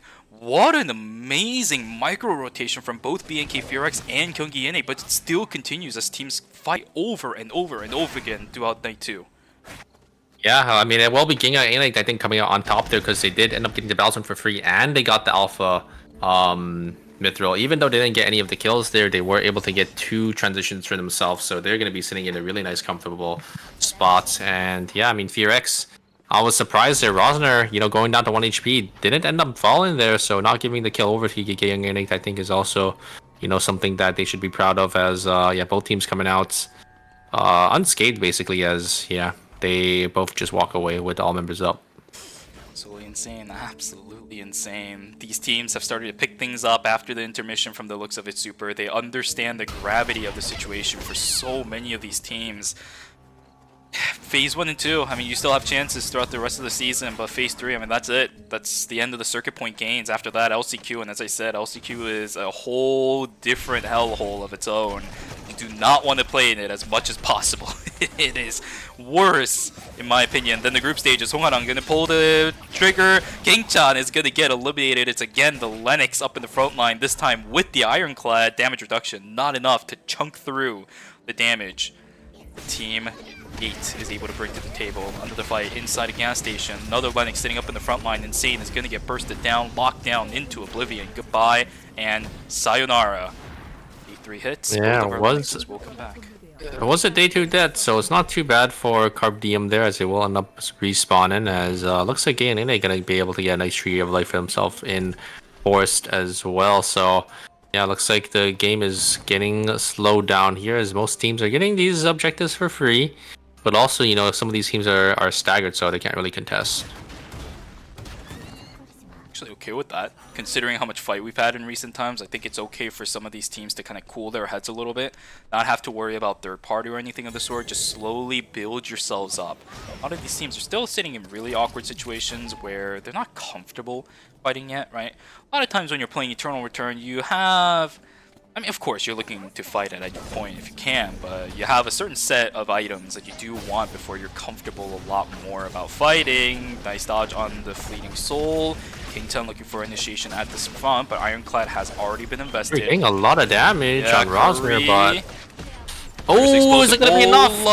Honsar is taken down. Rosner is going to get taken down too. He's not going to be able to recover. He's just going to back it off, play it safe. 2 for 1 in favor of Team Mudkips. Gyeonggi finding that explosive bullet and just blinking on forward there. Very well played from him, as he's just going to be able to, you know, secure that, as Carb Diem going to be able to get a nice 2 kills for himself onto 500 MP, but it looks like they're going to run straight into Daeyoung Cybers here. Going to try cutting back here. Loken on this 4-item power spike. Maybe they could try looking for a fight. 500 MP just going to get the res off, but oh no, wait a second. The turn though, the double poly is going to be enough onto KCW. They will end up taking him down, but Fauna is going to drop as well. Sungharang going to try to return some damage here, but it's not going to be enough, as 500 MP. Look at their credits. That is not what you want to see.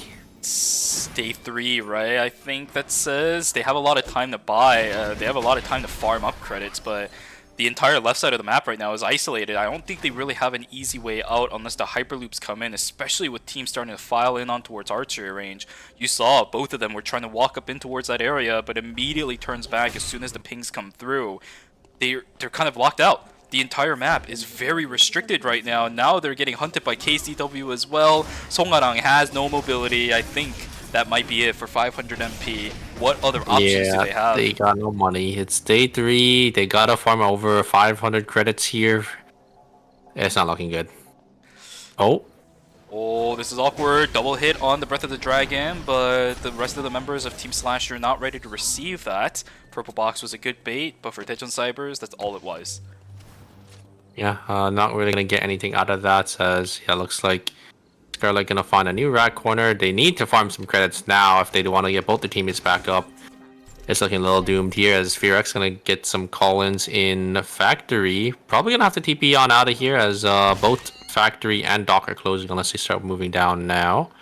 As getting Ane, I think, is a little split as well. So Scarlet just trying to navigate through these teams. 2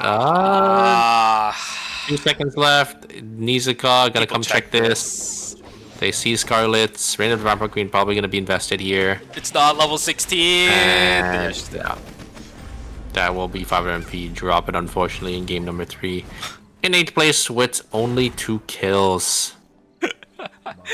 And my guy level 16 off of the defense mastery after she took damage.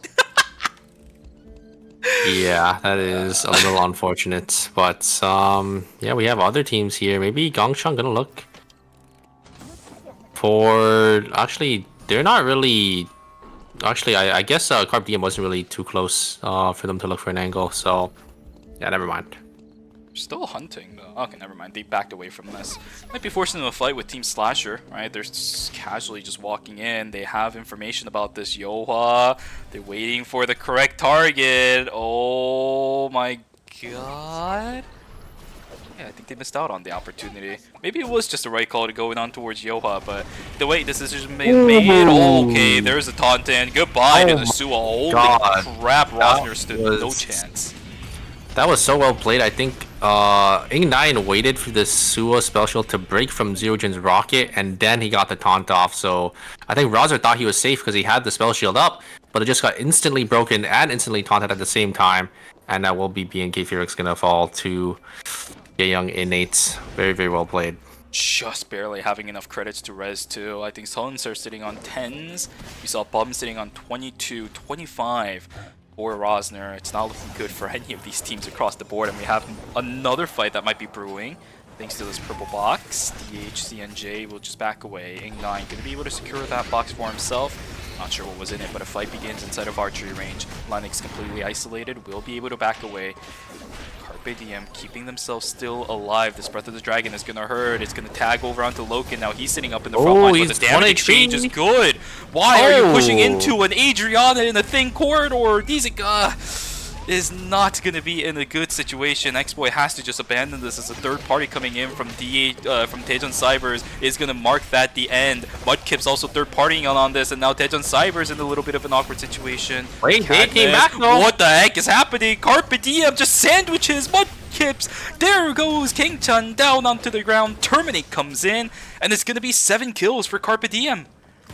Carpe Diem looking really good here as, yeah, they're on 7 kills. They have a lot of items. They're definitely set up to win this game.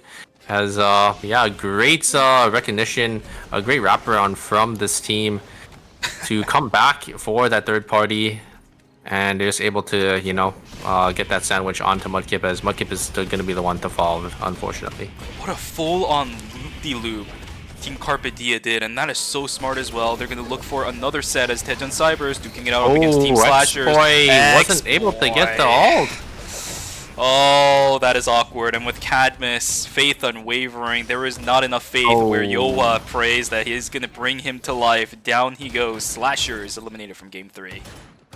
Yeah, I think X-Boy, if he got the ult off there, Revolta would have died, and maybe they could have turned the fight. But yeah, I mean, that's not what you want to see, you know, from your Bianca. Maybe they didn't have that dash up or just wasn't able to use it in time, and yeah, that will be lights out for that team. Rosner looking for an angle here, but there is a team above them. Carpe Diem have to tread carefully here as they're stuck in between 2 sewer teams. I've seen this time and time again in the last couple of games. It's not looking too good. They gotta make a decision and go, right? No, they are pushing into the wrong team. They are pushing into the wrong team. Thin corridors. Hayes, Adriana. I do not know about that one. Insane. Off. Yeah, they're still alive. I mean, no one really wants to force anything. Oh, they got the res. They got the res. Oh god, Dart of Revelation also goes wide too, so they're not going to be able to see the res coming in, which means Carpe Diem getting a little bit of a break, but I do see swords popping super. Everyone is in tight corridors, man. This is not good. Yeah, I think we might have a fight between Carpe Diem and maybe Daeyoung? No, looks like on this side though, we do actually have DH just trying to back away here. Deogen taking so much damage. He's already down to 20% HP.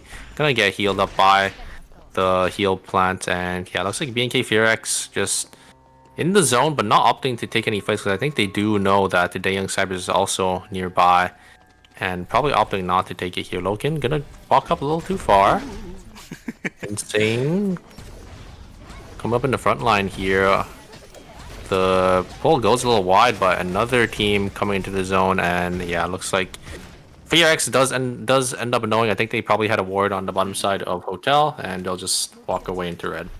We'll opt to just completely leave archery range. I like this idea because if you're sitting in archery range, then your sandwich, Cadmus, isolated, will be able to double bookmark inside of that. Uh-oh, this is a little bit of an awkward fight situation. Huns are trying to put the rocket launchers in, but this opens up Revolu just to pump out damage. They try targeting the Kadia down, but it doesn't work. Roster is dead. Revolu stays alive. Bomb! Just try. No, it will not be enough, and the Terminate comes through as apparently the Suo was able to just completely isolate the Haze. Oh boy, yeah, Fearex. I saw the angle. I think Roster tried to get the knockup onto onto the Kaja, so Revolu, but you know, Cadmus just able to be there to block it, and the damage coming out from Revolu is just too much for the Suo. It's late game. Kadia is sitting on 5 transitions at this point. We actually saw that coming through, I think, at the beginning of day 3. It's been a while since he's been sitting on that one. Chain of Thorns version, so armor penetration exists in this game too for the Kadia. Everything else is what, like racing boots. I think I saw Blaster helmet and the beautiful garment.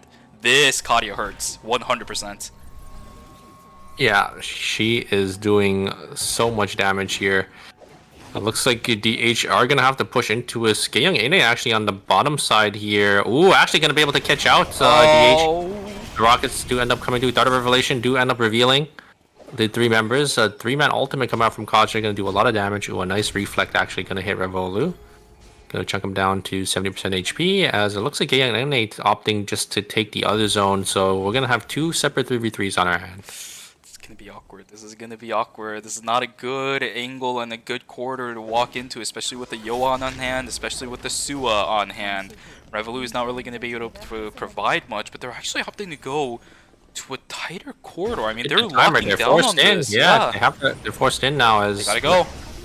Yeah, here comes Engage onto the backline from Alina, but Alina is so far forward. KCW tries jumping in, but it's just not going to be enough here. They try killing Revolu here. The ultimate coming out from Magnus, or from Cadmus, is going to keep Revolu alive, and it will be a nice clean 3-0 from Team Daeyoung Cybers here, as Dogma going to go down as well. On the other side, though, it looks like we have Daeyoung Ine going to be able to get a nice clean 3-4-1. Yep, Carpe Diem is going to be wiped, which means we are down to our 2 final teams. Kyunggi and 8, again, their consistency tonight is impeccable, honestly. They're just continuing, again, their performance from the National League into this one. Seems like their, 42% favorite vote from the Africa TV predictions is really starting to come into light. There is a reason why teams support this team, but they still have a long way to go. Final zone is guaranteed to be archery range, which means for the rest of the members of Kyunggi and 8, they're going to have to push into a Kadia.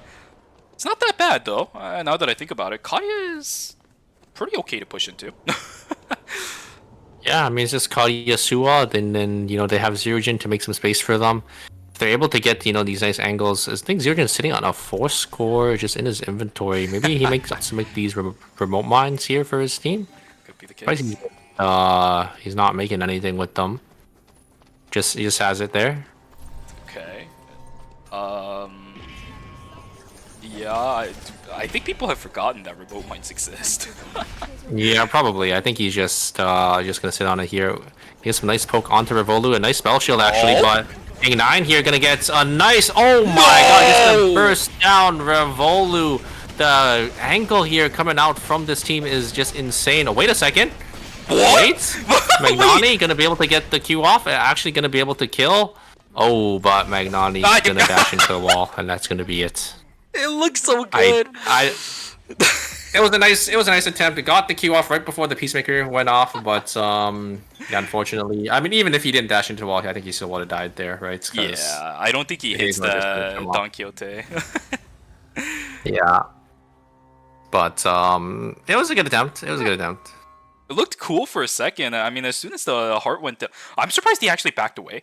Because as soon as he killed the heart, I mean, he still has a bookmark stack on him because he used the Odyssey to kill the heart. He never opted to even auto attack. He didn't want to reset his cooldowns. I think he had it if he just played aggressive. Because heart, not the heart. Sorry, the haze actually just used the grenade launcher, so there's no real burst coming through from the haze for a little bit longer. Either way, good stuff coming through from Magnani. He definitely tried towards the end there, but just wasn't able to find the success that he was looking for. Still does pick up an extra kill for his team, which is not that bad of a result. We take those. Yeah, I mean, getting that nice kill for them. They got 11 kills that game, so they're looking pretty in a pretty comfortable position for themselves as well. And yeah, it will be Young Innate, and the team that did end up winning the National League, just playing a nice consistent game, able to win it out once again.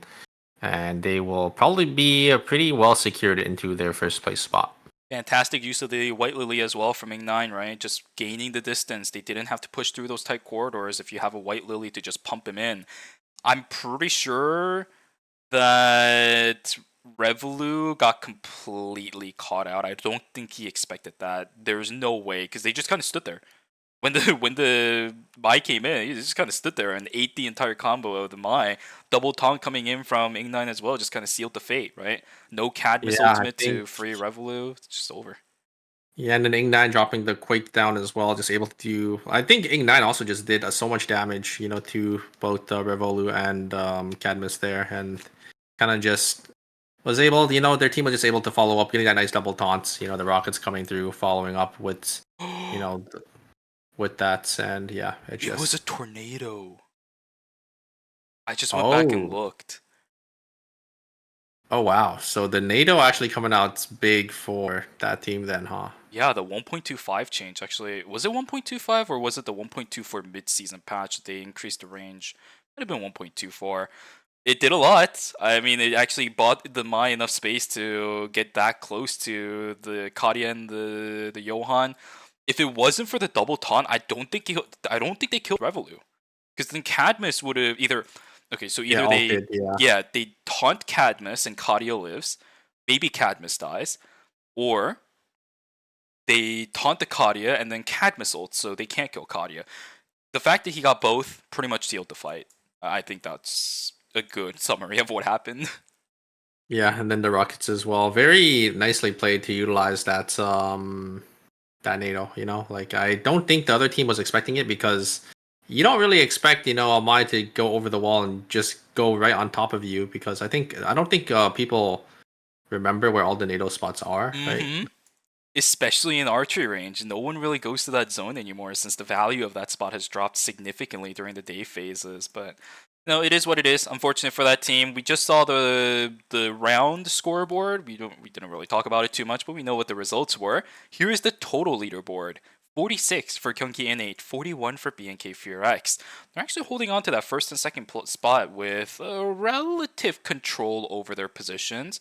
But of course, for BNK FureX, right below them is going to be Daejeon Cyber sitting on 36 points. It is going to be a difficult series, I think, for BNK FureX still. They got to not make any mistakes in the final game upcoming. Same thing for Carpe Diem, sitting on 19 points compared to their adversaries of 11 and 10. For Slasher and Mudkip sitting in 7th and 8th in brink of elimination. Yeah, I mean, they have a good lead though, right? VRX and Young Innate.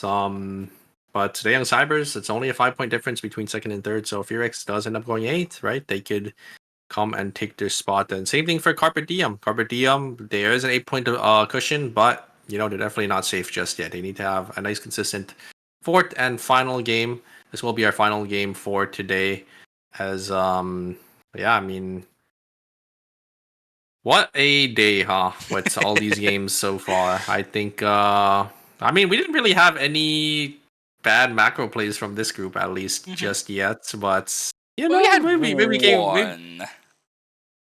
maybe game number 4, we have, one of those TPs in those final zones. all we could say is that we saw a lot of funny things in this series. Season 4 has brought upon us quite versatile ways in which we can memorize or remember some of the series, right? Phase 1 was absolutely amazing. You and I were there to cast it. Phase 2 was also amazing. I was there to cast it with Meek. And now Phase 3, I'm here to cast it with you. It's another memorable series. Season 4 as a whole so far has been bringing us some incredible tournament series, not just in KR2. We're talking about ER Masters, but even ERCS this season has been bringing on some incredible memories that I can treasure forever when it comes to Eternal Return competitive. Yeah, I think it's a golden era, especially since over on the KR side, obviously we have so many more sponsored teams. Hopefully we get that on our side as well. But we'll have to see how the game grows. But what did you want again? The Ontario Destroyer Superior or whatever it was. it was Toronto Defiant. Toronto Defiant. There we go. I said Ontario. It's because they have, I think, a team in League or in Valorant. I think. Really? Yeah. Oh, okay. Well, look at that. I'll be praying for your success over there, Super. But for now, we gotta go over into our final game of the morning now. It is 9 a.m. where I am. It is 10 a.m. where you are, Super. So for most of the people in the chat, good morning. Hopefully you guys are having a fantastic morning, because we are. We're here for the final game. Let's see what we are gonna be handed. Yeah, and it looks like we have 3 hazes, but it's a little too late. There will be no more bans for Game 5 because there is no Game 5. But yeah, I mean, this will be our first triple pick, I think, in this group here. So kind of interesting to see that it is Haze. But, Haze always being, a nice consistent backline mage, just able to get so much poke damage and just able to zone off entire teams with that rocket launcher. Even more so than that, I really like the idea of a lot of these teams, because it's not only in Group B that we've seen this, but when other teams have to push into you, I think Haze is so valuable in the final zone because it does really force teams to fight into you, right? In temp zones, you still have other ways to go about it, but in final zones, teams are usually coming in from one direction and you know exactly where they're coming from. If you cut off any other sources of directions that they can come in, Haze is so good at locking down, making sure that teams who try to push even a little bit of distance are getting punished by the grenade launchers, the rocket launchers, the SMG burst. If they get a little bit too far, the shotgun, she gets away. There are so many ways that Haze is being utilized, I think. Not even from just a standoff that we usually expect a lot of Hazes to do with the rocket launcher. She's being utilized as a roadblock for a lot of these teams. Yeah, I mean, she also has so much burst as well, right? Like if your tank is able to, get that lockdown, get that CC off, that shotgun burst or that SMG burst, sorry, is you're just able to do so much damage, just able to chunk down, the HP all the way down from like 100 to 0 almost. So it's nice to see, because Haze is also, a really high skill character to play. So seeing, all these teams pick up the Haze, having that dedicated Haze player. It's just nice to see, this character being played and utilized a lot more. Yeah, we can still definitely see that some of these teams are utilizing Haze to her maximum efficiency. Some of the other teams aren't. It's very clear. I think towards the end of the game, you can see which Hazes are either 1, very well built, or 2, they're just utilizing her kit to the fullest. Damage differences between Hazes that I've seen so far in each of these fights, even in mirror matchups, are just so abundantly clear. It's crazy.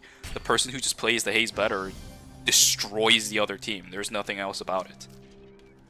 Yeah, I mean, I think the big thing about Haze is hitting those rocket launchers. Like, the rockets do so much damage, it's so much AoE, and you just hit them from so far away, right? So if you're just able to land these rockets, you're just able to kind of shred through teams by yourself. But it looks like you do have Mudkip grouping up in looks like it's police station, and yeah, they are going to be able to find Ignite, get a nice early kill for themselves. They need this, right? Because they are in 8th place.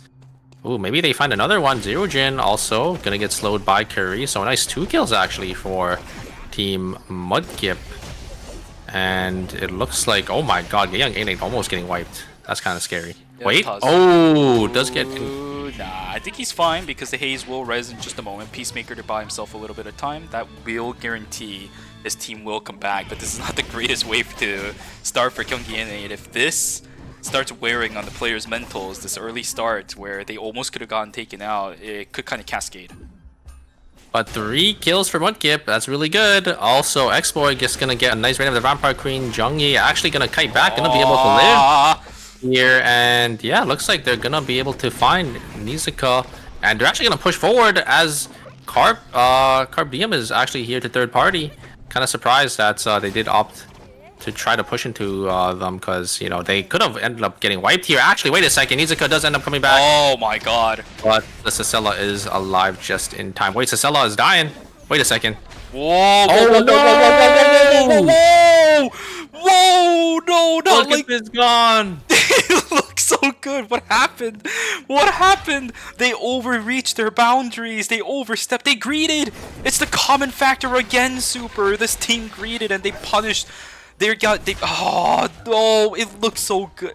I think you cast your cursor. I don't know. They had 4 kills.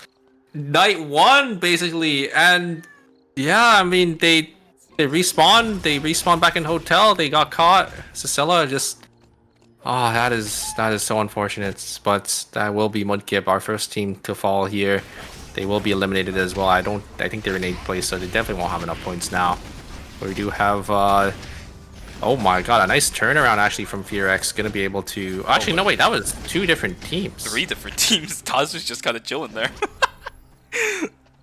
Yeah, I thought the heart was on Team Slasher's team, but yeah, they ended up jumping on Dasu and they got punished for it, looks like. Unfortunate. It's still going to be a lot of really good kills on the side of BNK FearX. They're just trying to confirm their spot in the top 2, right? Sitting at 41 points, they do need to get a lot more of where that came from. Tekken Cyber is going to lose out on Magnani as 500 MP. Going to be picking up the kills over on this side as well. Looking for the place in top 2. Hopefully for 500 MP. Their performances the past couple of games is not going to come to haunt them, since we've seen this team struggle a little bit when it comes to sandwich situations and third-party situations. Yeah, I mean, they have Carp Diem on 2 kills as well, so they're looking pretty good for themselves. Slasher also on 2, so a lot of these teams, you know, are already having a nice early kill lead for themselves. Just trying to get as many points as possible so they can make sure they do end up qualifying here. Staying Cyber is going to try looking for an angle. Nice parry from Yoha. Going to try looking for an angle back in here. Magnani does obviously have the spell shield. Going to get the nice stun, so the D-Shard doesn't end up proccing, so there's no D-Shard now on the... oh wow, a nice knock up into the bat skill here as Yoha tries to maybe go back in to look for an angle, but he doesn't have any HP to work with here. As yeah, will be Yoha gonna go down. Expert just gonna flick on out of there and use that White Lily to get out. Goodness gracious, I think that might have been the max limit of Don Quixote range. Good stuff for that team, but here we go, another fight. Carpe Diem gonna lose out on Insane as he was completely isolated away from his team. A bit too early for him to have items means he will just get shredded to pieces with the defense cut coming through from the nobody. I thought Adriano was on their team. Nope, never mind. Yeah, I will be gonna be able to pick up that nice kill. I think they got the meteor as well, so they're looking in a pretty comfortable position for themselves. As obviously, you know, they are our standout team here, the most consistent team I think in this group so far. And yeah, they're looking to secure themselves another win. Good stuff, good stuff. Have to see what ends up happening, as we got about a minute till battle zones and alphas are going to spawn. I couldn't see where... Oh, it's going to be in stream and archery range. Okay. Quite an interesting spread of objectives. Gas station is going to be a battle zone as well, so a couple teams might look to contest that, go straight transition in towards archery range. Same thing for hospital and stream. This is actually a pretty weird spread of transitions. A lot of different ways that these teams could go about it. Who is going to be the one to get there first? Who's the one that has control? And who just is stronger than the other ones? Not entirely sure. A lot of these teams are kind of even right now. Yeah, we might have a fight on our hands in... I think that is Fires...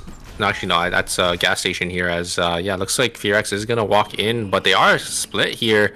Maybe they can catch Rosner out, so it looks like the Stell is actually gonna be forced on back here. Tetragon is forced out here, and he just gets shredded as Bum just rips through. And yeah, will be the Stell gonna fall next, as Rosner also jumps on to the Haze, and there's really not much the Haze can do. So FearX gonna be able to win that. Actually, wait a second, another team did enter the battle zone. You're right. One inside of of Warehouse is gonna end as Zerojin takes the fall. Songarang should be able to... Actually, no, never mind. Okay. Songarang now needs to somehow do a 1v1. Tazu... Oh my god, he is dodging literally every single one of these bombs. He Oh avoided my every single god. bomb. That's crazy. He just matrixed it. Oh wow. Great kite back from the Haze, just dodging out on everything there. Nice spell shield as well from Rozer, just gonna deny the engage from Yoha as it will be Fear X coming out on top. Taking out every team here and scoring a nice 4 score for themselves. Good stuff for Team BNK FureX. They need this 4 score, try to secure themselves even further ahead of all the other teams to try keeping their first 2 place spots. Up against Team Gyeonggi and 8 though, it seems like they're actually doing pretty good. 1 kill, 2-5. The difference between those 2 teams were 5, so BNK FureX needs to at least get 1 more to at least tie the amount of points that Gyeonggi and 8 is going to have. We'll see if that's going to come to fruition or if Gyeonggi and 8 is going to be able to pull themselves away. Transition from inside of the bear, it is going to be a Tree of Life. Let's see, Haze, we have an Estelle, we have a Yan. There's a lot of really good tank items nowadays that use Tree of Life, so they definitely have options. Yeah, I think they just gave it over to the Haze here because obviously you want, you know, your damage healers doing a lot more damage than your tanks, I would say. Unless like your tank gets like a pretty big spike like the Ghost Bride, but yeah, looks like they just gave it over to Haze. Haze is gonna probably slam that, and ooh, they're gonna find... oh my god, the combo from the Emma, the double poly, but they actually returned the trade 1-for-1 onto Songarang here. Fauna gonna step into the Sanguine Javelin, but they're just gonna walk away here. It's still day 2, so they're still gonna be able to come back in time. It's a little tragic too because the Mutant Bear actually got activated thanks to all the AoE from that team. That's why they backed off. KCW on the backside sets down the Tetragon. He's going to have to step out of it, but for now he has targeting over onto Hoyt. Down goes the Adri. Alright, 1 for 0 so far. Wait a second, Loken. They're stalling, yeah. Oh, insane. Yep, that's a minus 250. Nicely done from DHCNJ. They're actually keeping track of timers for the first time in this series. We actually get a little bit more of a proactive play coming from these teams, taking advantage of the fact that timer is about to go into the next set of days and nights. Yeah, and there will be a minus 250 for Carp Diem as a little unfortunate. They will set their tempo back quite a bit as, yeah, Logan will have to res. But it's not too bad as they do all end up coming back into the game. They weren't able to get any kills there, so it's a little unfortunate, but they still do have, you know, a nice point cushion, so not looking too bad for them as long as they play, you know, the rest of the game nice and consistently. Okay with this, I'm okay with this. Teams across the board actually having some success in this game means that we might come across a situation where all of these teams are going to be confident. Two split apart. Nizuka again making another mistake. Is going to get taken down. Slasher down to 50 credits now. It'll be greedy for the purple box. Yet again, Super, the common factor. Yeah, a great taunt there coming from Ignite to punish the misposition of that Piolo, and it is going to be Gaeyoung Innate going to get that 4 score there, looking so strong. I think that was the AO die that was crafted, probably going to be put onto that Haze as we have another team here. The 2 sewer teams are going to maybe look for an angle here. A nice spell shield coming out from Magnani, but no more spell shield now for that team. They're just going to actually walk away here as Team FureX probably wanted to buy, as they do still have a lot of credits, and you know they don't really want to take any fights when you know you have about 800 credits split among your team in the bank. I don't know, maybe this is the perfect time to fight. You got credits to res, right? Yeah, but at the same time, you know, they're also not as strong as they could be, so especially with this team, you do need to be strong, right? We talked about it before. Every single time they've been running it, which is, quite frankly, every single game, they actually need to overwhelm the enemy team. And another isolated member from Slasher. What is going on? Yeah, maybe it was a TP and they just said don't TP after they TP'd onto them. I don't know why they're so split. Yeah, I mean, oh no, and it looks like Exploit also getting caught as well. They're nowhere close to a Hyperloop as well. I mean, yeah, I think they will be okay. They're gonna get the res off here, but another minus 250. So yeah, I mean, this is one of the teams that needs items as well to, you know, to get that one-shot combo, to get that that snowball going. But yeah, it's not looking too good for them. it's gracious. I thought this game was going to be a little bit more quieter when it comes to losing players, because we did see the D2 was a little bit more calmer when it came to it. I know we're down a team, but that was pretty much the only conclusive fight we've had so far in this series. All the other ones have been relatively little skirmishes, and even the counts of those relatively little skirmishes haven't been that much throughout this course of the series. Kill counts across the board, not that high, save for BNK FearX, who managed to pick up a few additional kills inside of the battle zone. Outside of that, it's been pretty quiet. Yeah, FearX gonna buy a blood for themselves. I think they are gonna go this blood weapon on Rosner, so they're gonna look pretty strong here. Carpe Diem, they do hear the calls. Maybe they try looking for an angle here. Haze rockets are coming through, gonna get some poke off. Bull goes a little wide here as Loken is kind of split off from his team. And is he gonna get caught here? He does end up getting caught by that explosive MOBA, and he will end up falling. Positional mistakes are everywhere from the looks of it, Super. It's not one or two single teams it's isolated on. It's almost every single team having at least one weird mispositioning error throughout the course of both of our series tonight. Uh-oh. I can't tell. Oh, insane. No. He is dead. Yeah, you're not going to be able to get out of that one, which means minus 500 for Carpe Diem. They have the credits to do it, but the zones are just not working in their favor. Of course, for Hoyt, he can't risk the hospital one since he doesn't know if he's going to be able to get out alive if he tries that one.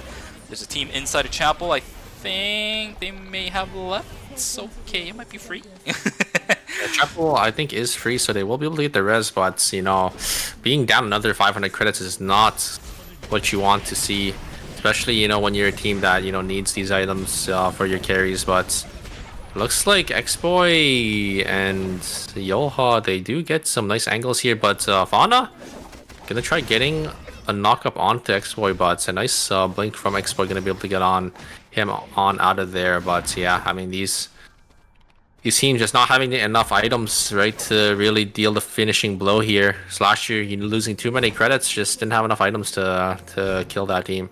The thing is, a lot of these fights, though, Super, are being prevented by these long cooldowns. Blinks are being invested everywhere from these teams to try to get away from a potentially devastating situation. And you know, if they use it, yeah, they're going to get punished for it. Exactly as I said. There's the Bianca dead. No blink. Yeah, and that's going to be Slasher losing another 250 if they are going to be able to get this res off here. I don't know if they are going to try sending it. Ooh, I like this vision play from Team 500 MP.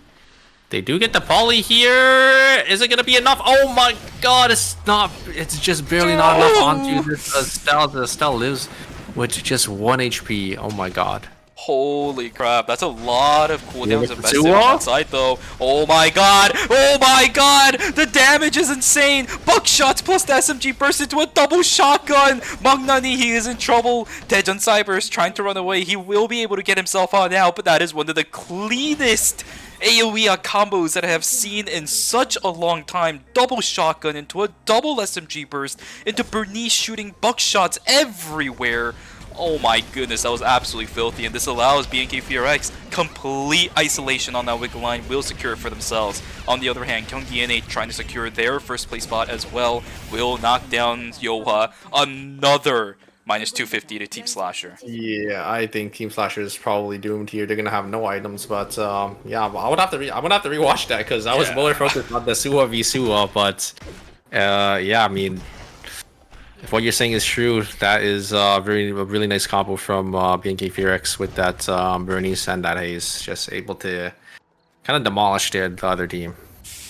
Oh boy. Night number 4, 50 seconds to go, and looking at how this game is going so far, Super, I wouldn't be surprised if some teams are going to start losing members very close to the end of night number 4, which of course also means that they're doomed.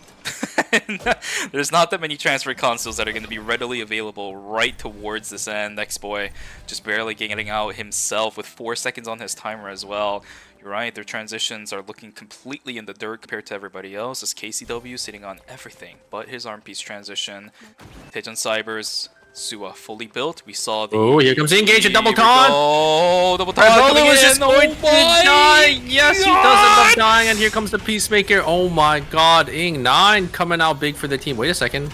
Ignati gonna try looking. Oh, a nice exclusive though to deny any more of the Suwa. Trying to get some resets off, and I think that is going to be it. Wait a second. There are kind of splits, and wait a second, Dasu just going to die. Reed is these teams are really greeting today. I mean, I get it. You have a fight that's won. There's a Sua that's next to no HP, but you can't just leave your members out like this. They completely split as well. I mean, probably didn't expect that team to be there, but you know, at this point in the game, like you cannot split that far from your team. But looks like it's gonna be a 1-for-1 trade. And how many duos do we have now? A lot. Here we go. Team BNK FureX looking for a third party coming in. Dogamja trying to run away from this. Sua is not really going to be the best way to traverse through this area. How many teams are in this zone? What is going on here? Is this the entire lobby in this area or what? Trying to look for Yoha. Oh, and they get... I don't know if they were the ones that got it, but FureX is going to be the ones who come on top. Magnati going to try to look for more here. As FureX is on the backside. A nice Quake actually gonna maybe try locking this team down. Cadmus actually gets a nice ultimate that does end up pushing back Ing9. A nice dodge from Ing9, but wait a second. Ing9 gonna try probably going into red to get that teleporter. Gonna get that dash off, but FureX actually gonna chase this Mai down. They want to secure their first place. And oh my god, they are chasing. Okay, there's not gonna let this go. Wait a second. Oh, okay. This actually helps Rosner, because if he gets the kill... Oh, 4 seconds. Oh, he's out. Okay, he's got 1 second left. 2 seconds. Okay. Yeah. Looks like they're okay here. And Carp Diem here. Oh, the damage coming out onto the Alex. Alex actually peeling back. It looks like they are fine. Oh my god, what is happening? I'm surprised Insane actually lived, because usually we've seen throughout the course of the night that, or the morning, I guess, that once 500 MP gets onto a Lennox, they usually die. This means there's some transitions invested into Insane, and we just saw it. The magical lamp as well as the mithril armor actually is enough to keep Insane alive through about, I think, 4 to 5 seconds of not being able to move as much as a tank really wants to. Nicely done. Oh my god, wait, a lot of good damage. Warang actually gets taken down. Health bars on the side of Kyung it's actually not that bad. They pop. What is going on? Oh are they gonna win 2v3? God, they're trying. They're a lot of good damage. The rocket launchers are spreading like crazy. How is this happening? Ing9 front line, 0-gen backline. They only need 2 and they wipe out the 3. Oh my god, they played that so well. Ing9 doing so much damage on this Mai, and then Ing9 just able to follow up, hit these rockets, these crucial rockets, and able to finish that body, get that thirst.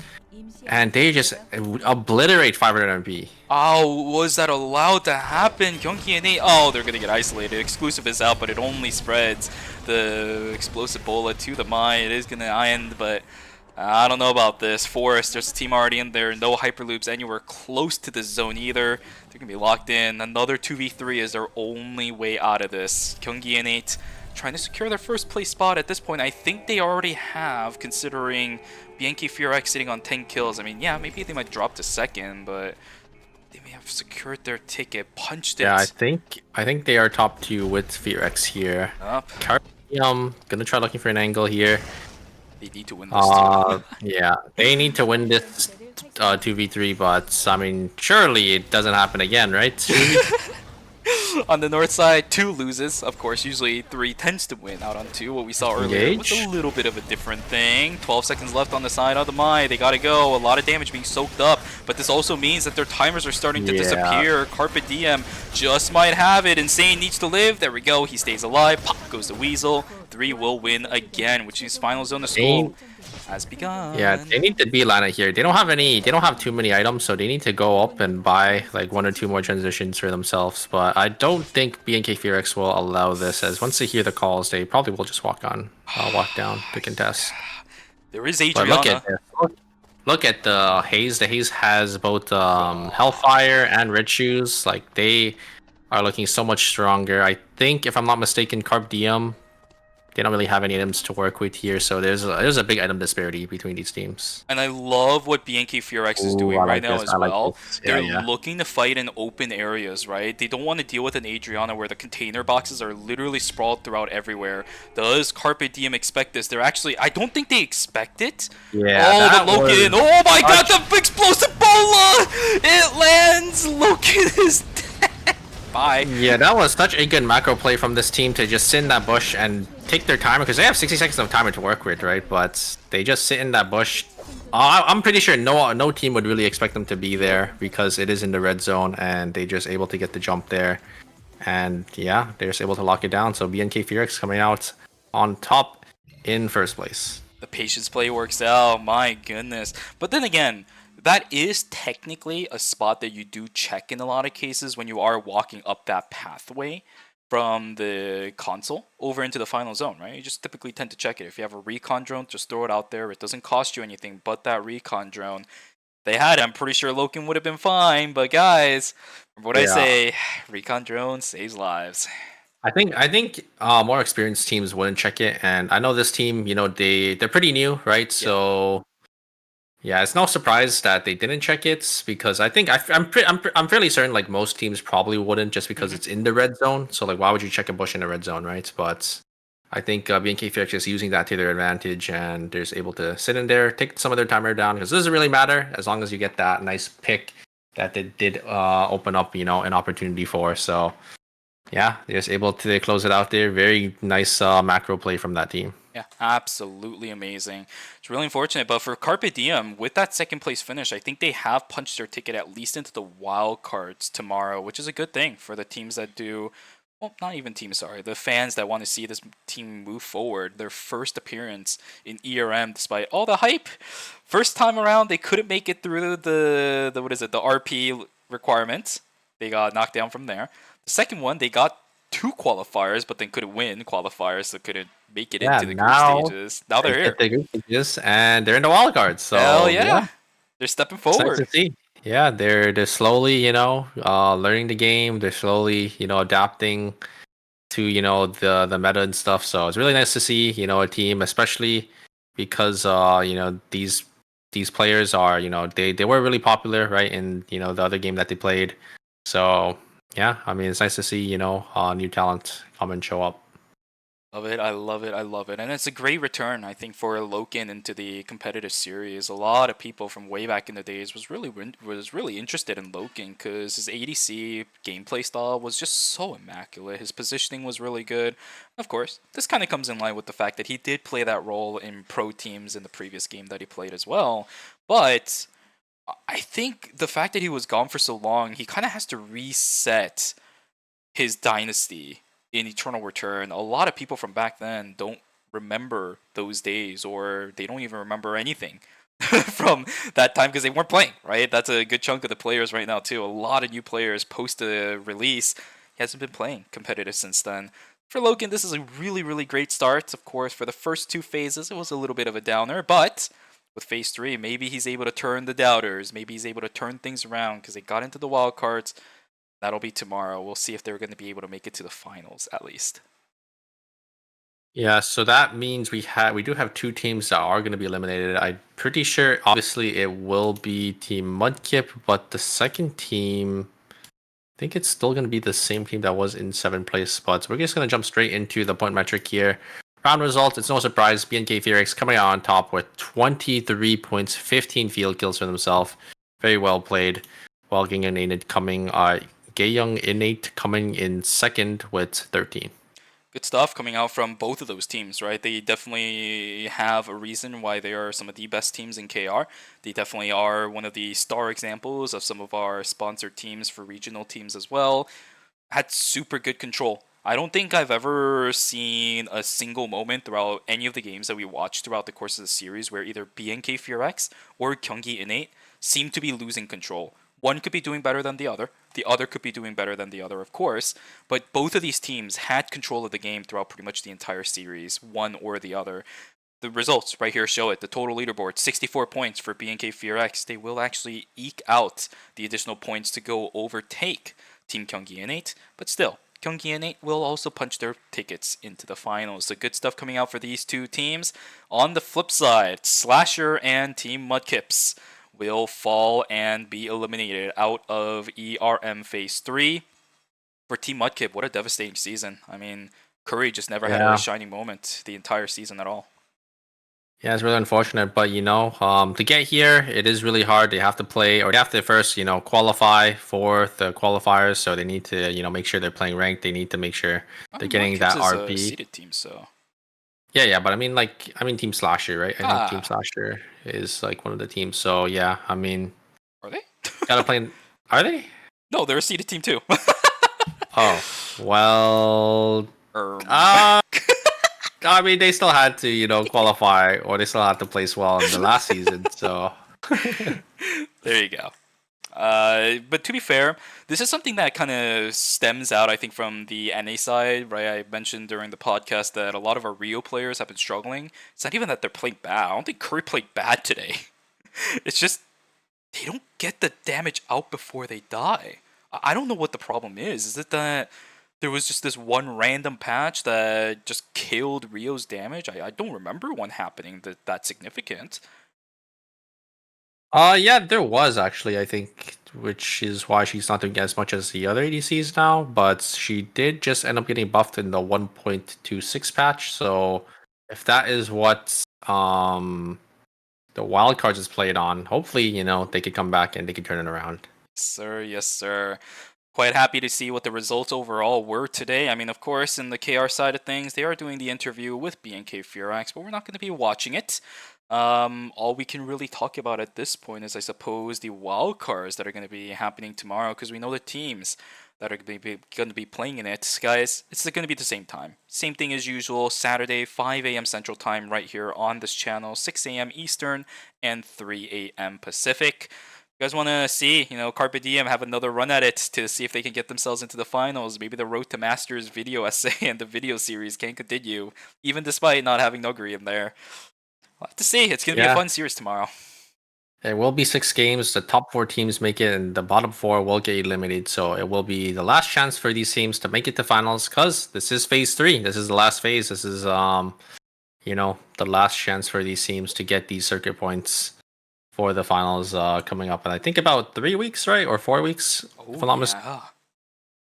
Which, I'm definitely, even excited for that. Yeah, I'm actually... Oh man, this season has moved really fast. I think it might be the extended season of ERCS that's also kind of throwing my my timestamp off guard, since ERCS is also every 2 weeks. That's in between ERM. Oh, okay. Yeah, we really don't have that much time left in the season. Guys, season final is going to be fun. I know they posted some additional information about the season finals on the website, I think about a day or so ago, or within the day. If you guys are interested in more information about that, check the post. Yeah, and I don't know. I think that might be it for us, Shubi, as it's been quite the day, A nice 8 games, 4 games from Group A, 4 games from Group B. We saw some amazing game. We also saw, a lot of blunders, but I'm sure, once those teams learn how to play these final zones, they're never gonna make that mistake. This is still a fairly new thing, even if these teams have been playing with it for... I think this might be just straight up the second checkpoint, or the second phase, sorry. Yeah, the second phase where the temp zone systems were implemented. There's still a lot of things that they need to practice, right? I mean, they have a ton of scrims over there on the KR side of things, but it's not going to give you every single kind of situations. Exactly as I said earlier, 1 in a million times that those kind of situations are going to arise. The fact that we saw 3 of it today, I guess we're the luckiest people in the world. I don't know. Yeah, and it's just the greed, right? The greed for these teams that try to go and deny these revives or these extra kills, they just end up getting them. Hopefully, we see a more consistent game from these teams. As I mean, it's definitely not, technically, it's not like necessarily their faults, because we obviously, we see these mistakes happen time and time again, not just from like the KR side, but from like the NA side. It just happens, It's like human nature, right? Exactly. We make mistakes here and there, so it's something that I say all the time as well. We're just watching. They're the ones actually playing. We're not under any pressure to make the right calls. They're the ones that are. We don't know what the comms are looking like. We don't know what the mental state of these players are looking like. All we can do is infer. So these mistakes, I mean, yeah, they're going to have to learn across the board, and hopefully they look back on this stuff and just kind of laugh over it, right? Learn their lesson, but just laugh over it. It's not a mistake that's going to cost you your entire career or anything You know like what that. they say, right? Like, just get the mistakes out in the group stages. Yeah. Just don't let it happen in the finals. You know, Oh, heck yeah. because even though they made the mistakes, they were the teams that made it out, right? Like, Well, that's actually kind of both- funny that you mentioned that, because Chuseat during phase 2 in the finals, Sebi ran out of the walls and popped twice, but they still won. So I don't know. yeah, see, like as long as it doesn't lose you the series, right? People won't really look at the mistake as that big of an issue. They'll still remember it. I mean, they probably will, yeah. But You can just see all the question marks flowing in the Twitch chat. But guys, absolutely, we are just done for the day. We'll see you guys tomorrow for the wildcard stages. I really do hope you guys join us for it. Another incredible series is on the horizon. Best of 6 that determines 4 more teams that are going to go into the finals that will be played on Sunday. Oh, I had a lot of fun, Super. Thank you so much for joining me back again. Again, I hope you had fun during your vacation time. yeah, thank you for having me. I'm glad to be back. It's great to see high level tournament return once again. I'm taking notes, Shuvi. I'm taking notes. He's taking notes for the region that's been playing starting to play like NA all over again. All right, well, thank you all for joining us today. I don't know what the whole idea around drops is right now. If I'm going to be honest with you, I know there's the first anniversary stuff. A lot of people were confused about it. You get drops. I mean, first anniversary stuff, stream, ERM stuff, whatever it is, you guys get drops. I'm happy about it. I'm cool with it. If you guys have any other questions, don't direct them to us. I don't know. Yeah. Thank you guys for coming out, and we will see you guys back here tomorrow at the same time. Thank you so much for stopping by, and yeah, we will see you guys later. See ya. Bye-bye.